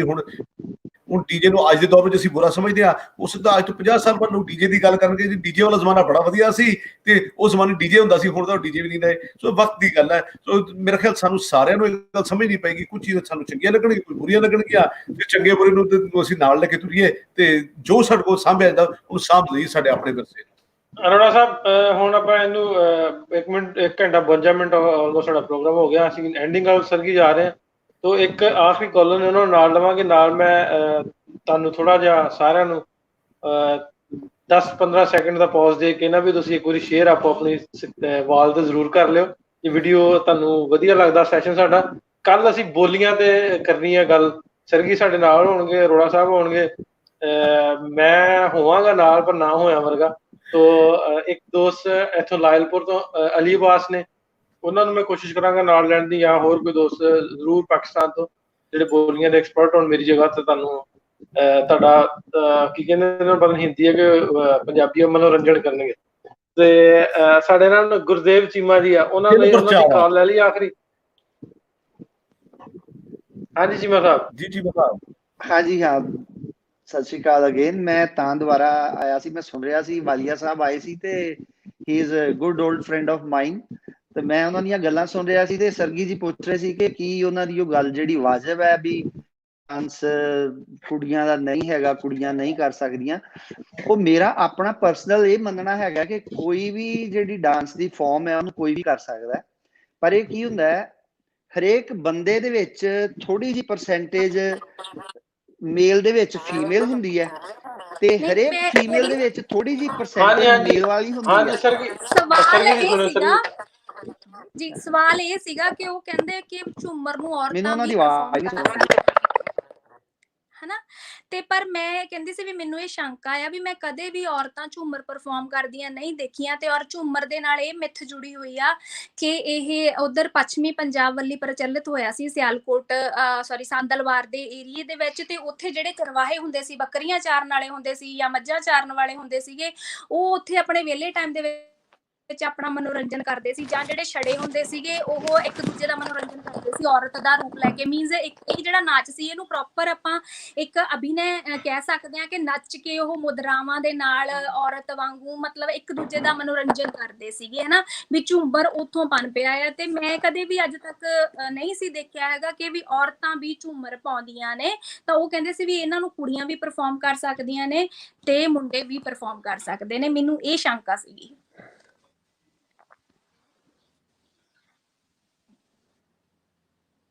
ਜੀ ਚੀਮਾ ਸਾਹਿਬ ਜੀ, ਚੀਮਾ ਸਾਹਿਬ ਆਵਾਜ਼ ਆ ਰਹੀ ਤੁਹਾਨੂੰ? ਮੈਨੂੰ ਬਿਲਕੁਲ ਆ ਰਹੀ ਹੈ। ਹਾਂ ਹੁਣ ਤੁਹਾਡੀ ਆਵਾਜ਼ ਆ ਰਹੀ ਹੈ। ਮੈਨੂੰ ਸਰਗੀ ਹੋਰਾਂ ਨੇ ਕੀ ਆਖਿਆ, ਮੈਨੂੰ ਉਹਨਾਂ ਦੀ ਕੋਈ ਸੋ ਗੱਲ ਦੀ ਉਦੋਂ ਸੁਣੀ। ਮੈਂ ਤੇ ਜੀ ਐਨੀਵੇ ਸ਼ਾਇਦ ਮੈਂ ਜਿਹੜੀ ਗੱਲ ਕਰ ਰਿਹਾ ਸੀ ਕਿ ਇੱਕ ਵਾਰ ਮੇਰਾ ਤੁਹਾਡਾ ਮੰਨਣਾ ਇਹ ਹੈ ਕਿ ਹਰੇਕ ਬੰਦੇ ਦੇ ਵਿੱਚ ਥੋੜੀ ਜਿਹੀ ਪਰਸੈਂਟੇਜ ਔਰਤ ਵਾਲੀ ਹੁੰਦੀ ਹੈ ਤੇ ਹਰੇਕ ਔਰਤ ਚ ਥੋੜੀ ਜਿਹੀ ਪਰਸੈਂਟੇਜ ਬੰਦੇ ਵਾਲੀ ਹੁੰਦੀ ਹੈ। ਉਹਦੀ ਪਰਸੈਂਟੇਜ ਘੱਟ ਵੱਧ ਹੋ ਜਾਂਦੀ ਹੈ। ਸੋ ਹਰੇਕ ਬੰਦੇ ਦਾ ਜਾਂ ਕੁੜੀਆਂ ਦਾ ਜਾਂ ਮੁੰਡਿਆਂ ਦਾ ਜਿਹੜਾ ਵੀ ਡਾਂਸ ਕਰਨ ਨੂੰ ਜੀ ਕਰਦਾ ਹੋਏ ਉਹ ਕਰ ਸਕਦੇ ਨੇ। ਪਰ ਉਹ ਇਹ ਜਿਹੜੇ ਵਾਲੀਆ ਸਾਹਿਬ ਕਹਿ ਰਹੇ ਸੀ ਉਹ ਕੁਝ ਟੈਕਨੀਕਲ ਗੱਲਾਂ, ਜਿਵੇਂ ਉਹਨਾਂ ਦੀ ਸਟੱਡੀਜ਼ ਦੇ ਦੌਰਾਨ PhD ਦੇ ਦੌਰਾਨ, because he is firm Punjabi university Patiala, ਤੇ ਉਹਨਾਂ ਦੀ ਗੱਲ ਦਾ ਸ਼ਾਇਦ ਕੁਝ ਇਸ ਤਰ੍ਹਾਂ ਦਾ ਮਤਲਬ ਹੋਵੇ। ਪਰ ਮੇਰੇ ਖਿਆਲ 'ਚ ਕੋਈ ਵੀ ਕੁੜੀਆਂ ਅੱਜ ਕੱਲ੍ਹ ਭੰਗੜਾ ਪਾਉਂਦੀਆਂ ਨੇ, ਮੁੰਡੇ ਵੀ ਘਰਾਂ ਦੇ ਵਿੱਚ ਆਪਣੇ ਕਈ ਵਾਰੀ ਗਿੱਧਾ ਪਾਉਣ ਦਾ ਸ਼ੌਂਕ ਪੂਰਾ ਕਰ ਲੈਂਦੇ ਨੇ। ਮੈਂ ਤੇ ਆਪ ਕਰ ਲੈਂਦਾ। ਜਦੋਂ ਅਸੀਂ ਕਾਲਜ ਭੰਗੜਾ ਪਾਉਂਦੇ ਸੀ, ਗੁਰਦਾਸ ਮਾਨ ਸਾਹਿਬ ਨੇ ਸਾਡੀ ਗਿੱਧੇ ਦੀ ਟੀਮ ਨੂੰ ਟ੍ਰੇਨਡ ਕੀਤਾ ਸੀ। You can just imagine, Gurdas Maan ਬੰਦਾ ਹੋਣ ਦੇ ਬਾਵਜੂਦ ਉਹਨਾਂ ਨੇ ਗਿੱਧੇ ਦੀ ਟੀਮ ਨੂੰ ਟ੍ਰੇਨ ਕੀਤਾ। So it hardly makes any difference. ਜੀ ਗੁਰਦੇਵ ਜੀ ਤੁਹਾਡੀ ਗੱਲ ਬਿਲਕੁਲ ਸਹੀ ਹੈ। ਜੇ ਅਸੀਂ ਸਿਰਫ ਤੇ ਸਿਰਫ ਢਿੱਲੋਂ ਸਾਹਿਬ ਮੈਨੂੰ ਆਵਾਜ਼ ਨਹੀਂ ਸੁਣ ਰਹੀ ਇਹਨਾਂ ਦੀ, ਮੇਰੀ ਆਵਾਜ਼ ਨਹੀਂ ਸੁਣ ਰਹੀ? ਹਾਂਜੀ ਗੁਰਦੇਵ ਜੀ ਤੁਸੀਂ ਦੁਬਾਰਾ ਜੁੜਨਾ, ਗੁਰਦੇਵ ਨਾਲ ਆਵਾਜ਼ ਨਹੀਂ ਆਉਂਦੀ। ਅਰਸਲਾਨ ਤੁਸੀਂ ਕੀ ਕਹਿਣਾ ਚਾਹੁੰਦੇ ਹੋ ਦੱਸਿਓ ਜੀ। ਅਰਸਲਾਨ ਤੁਸੀਂ ਵੀ, ਤੁਹਾਡਾ ਵੀ ਇੰਟਰਨੈਟ ਮਾੜਾ ਮੈਨੂੰ ਲੱਗਦਾ। ਅਰਸਲਾਨ ਦੀ ਆਵਾਜ਼ ਵੀ ਨਹੀਂ ਸੁਣ ਰਹੀ। ਅੱਗੋਂ ਥਿੰਨ ਸਾਹਿਬ ਆ ਤੁਹਾਡੇ ਕੋਲ ਲਾਸਟ ਮਿੰਟ ਹੈ, ਸਾਡੇ ਕੋਲ ਲਾਸਟ ਮੂਮੈਂਟ, ਤੁਸੀਂ ਕੁਝ ਕਹਿਣਾ ਚਾਹੁੰਦੇ ਤੇ ਕਹਿ ਲਓ। ਥਿੰਨ ਸਾਹਿਬ ਆਵਾਜ਼ ਆ ਰਹੀ ਤੁਹਾਨੂੰ? ਹਾਂਜੀ ਹਾਂਜੀ ਮੈਂ ਕਿਹਾ ਥਿੰਨ ਸਾਹਿਬ ਦਾੜੀ ਮੁੱਛਾਂ ਤੇਲ ਲਾਇਆ ਨਾ ਰਹਿ ਜੇ, ਨਾਤੀ ਧੋਤੀ ਨਾ ਰਹਿ ਜੇ। ਤੁਸੀਂ ਵੀ ਗੱਲ ਮੈਨੂੰ ਕਰ ਆ ਰਹੀ ਆਵਾਜ਼ ਤੁਹਾਡੀ? ਹਾਂਜੀ ਤੁਹਾਨੂੰ ਆ ਰਹੀ? ਹਾਂਜੀ ਆ ਰਹੀ, ਆਉਣ ਦਿਓ। ਮੈਂ ਇਹ ਪੁੱਛਣਾ ਚਾਹੁੰਦਾ ਸੀ ਕਿ ਜਦੋਂ ਇੱਕ ਵਿਆਹਾਂ 'ਚ ਪੁਰਾਣੇ ਟਾਈਮ 'ਚ ਹੁੰਦਾ ਸੀ,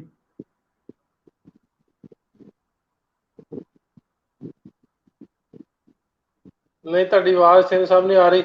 ਸੋ ਸਰਗੀ ਅਰੋੜਾ ਸਾਹਿਬ ਤੁਹਾਡਾ ਦੋਵਾਂ ਦਾ ਬਹੁਤ ਸ਼ੁਕਰੀਆ, ਤੁਸੀਂ ਟਾਈਮ ਦਿੱਤਾ। ਕੱਲ ਦੀ ਗੱਲ ਆਪਾਂ ਕਰਨੀ ਹੈ, ਬੋਲੀਆਂ ਤੇ ਤਿਆਰੀ ਕਰਕੇ ਆਇਓ। ਮੈਂ ਬੰਦਾ ਇੱਧਰ ਫੈਸਲਾਬਾਦ ਦਾ ਅਰੇਂਜ ਕਰ ਲੈਣਾ ਤੁਹਾਡੇ ਲਈ ਬੋਲੀਆਂ ਪਾਉਣ ਲਈ। ਅਰੋੜਾ ਸਾਹਿਬ ਤੇ ਸਰਗੀ ਤੁਹਾਡਾ ਦੋਵਾਂ ਦਾ ਬਹੁਤ ਸ਼ੁਕਰੀਆ। ਜਿੰਨੇ ਦੋਸਤ ਸਾਨੂੰ ਵੇਖਦੇ ਸਾਡੇ ਨਾਲ ਜੁੜੇ ਨੇ ਪਿਛਲੇ 2 ਘੰਟਿਆਂ ਤੋਂ, ਇੰਨਾ ਇੰਟਰਸਟ ਸਾਰਿਆਂ ਨੇ ਵਿਖਾਇਆ, ਸਾਰਿਆਂ ਦਾ ਬਹੁਤ ਸ਼ੁਕਰੀਆ। ਇੱਕ ਵਾਰੀ ਸ਼ੇਅਰ ਜ਼ਰੂਰ ਕਰਿਓ। ਸਰਗੀ ਜਾਂਦੇ ਜਾਂਦੇ ਕੁਝ ਕਹਿਣਾ ਚਾਹੋ ਤਾਂ ਜ਼ਰੂਰ ਦੱਸੋ। ਜੀ ਪਹਿਲੀ ਗੱਲ ਤਾਂ ਤੁਹਾਡਾ ਸ਼ੁਕਰਾਨਾ। ਮੈਨੂੰ ਮਤਲਬ ਆਪਣੇ ਜਿਹੜੇ ਲਹਿੰਦੇ ਪੰਜਾਬ ਨਾਲ ਵੈਸੇ ਬਹੁਤ ਮੋਹ ਹੈਗਾ ਆ, ਔਰ ਜਦੋਂ ਤੁਸੀਂ ਕਾਲ ਕਰਦੇ ਹੋ, ਤੁਸੀਂ ਯਾਦ ਕਰਦੇ ਹੋ, ਤਾਂ ਮੈਨੂੰ ਇਦਾਂ ਲੱਗਦਾ ਹੁੰਦਾ ਮੈਂ ਉੱਥੇ ਪਹੁੰਚ ਗਈ ਆ। ਔਰ ਜਿਹੜੀਆਂ ਅੱਜ ਅਸੀਂ ਗੱਲਾਂ ਕੀਤੀਆਂ ਨੇ, ਕਹਿ ਲਓ ਵੀ ਤੁਸੀਂ ਤਾਂ ਮੈਨੂੰ ਥੋੜੀ ਜਿਹੀ ਹਿੰਦੀ ਘਟਾਓ।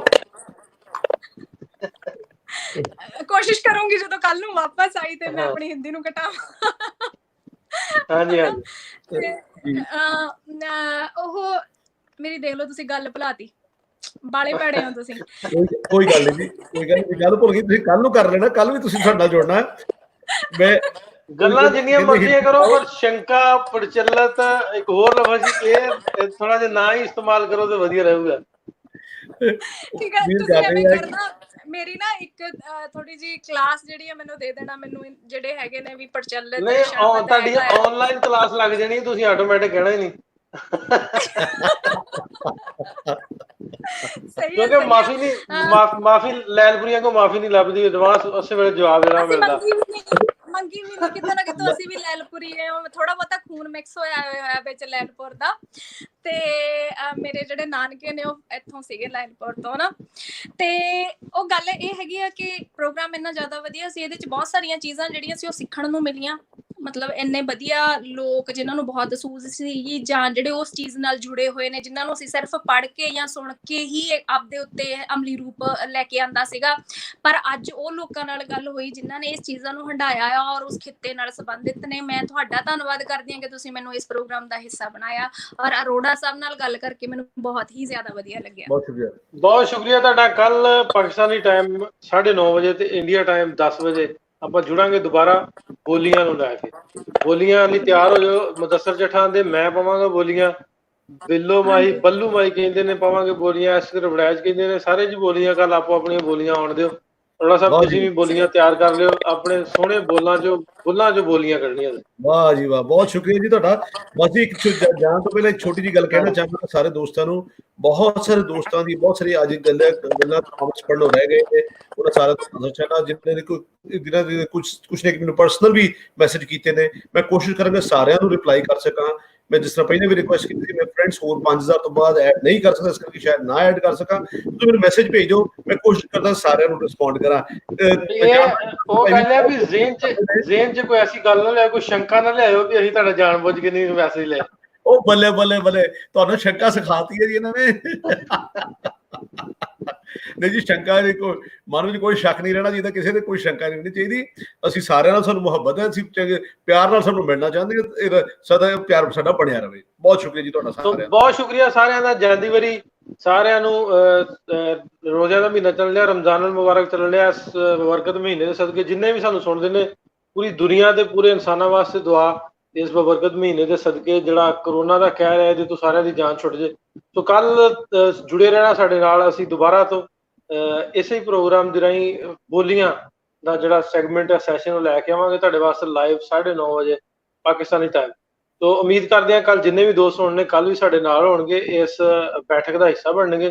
ਤੋ ਇਹਦੇ 'ਚ ਗੱਲਾਂ ਸਿੱਖਣ ਨੂੰ ਮਿਲਣੀਆਂ। 3-4 ਲਫ਼ਜ਼ ਮੈਂ ਸਿੱਖ ਲਏ, ਜਿਹੜੇ ਗਿੱਧਿਆਂ ਦੇ ਬਾਰੇ 'ਚ ਮੈਂ ਸਿੱਖ ਲਿਆ, ਬੋਲੀਆਂ ਦੇ ਬਾਰੇ 'ਚ ਕੁਝ ਮੈਂ ਸਿੱਖ ਲਿਆ, ਕੁਝ ਗੱਲਾਂ ਤੁਸੀਂ ਸਾਡੇ ਕੋਲ ਸਿੱਖ ਲਈਆਂ ਹੋਣਗੀਆਂ। ਸੋ ਸਾਰਿਆਂ ਦਾ ਬਹੁਤ ਸ਼ੁਕਰੀਆ। ਕੱਲ ਤੱਕ ਇਜਾਜ਼ਤ ਚਾਹੁੰਦੇ ਹਾਂ, ਰੱਬ ਰੱਖਾ। ਕੱਲ ਅਰੋੜਾ ਸਾਹਿਬ, ਮੈਂ ਸਰਗੀ ਨਾਲ ਇੱਕ ਦਾ ਹੋਰ ਦੋਸਤ ਅਸੀਂ ਜੋੜਾਂਗੇ ਨਾਲ, ਜਿੰਨੇ ਵੀ ਸਾਡੇ ਨਾਲ ਜੁੜੇ। ਰੱਬ ਰੱਖਾ।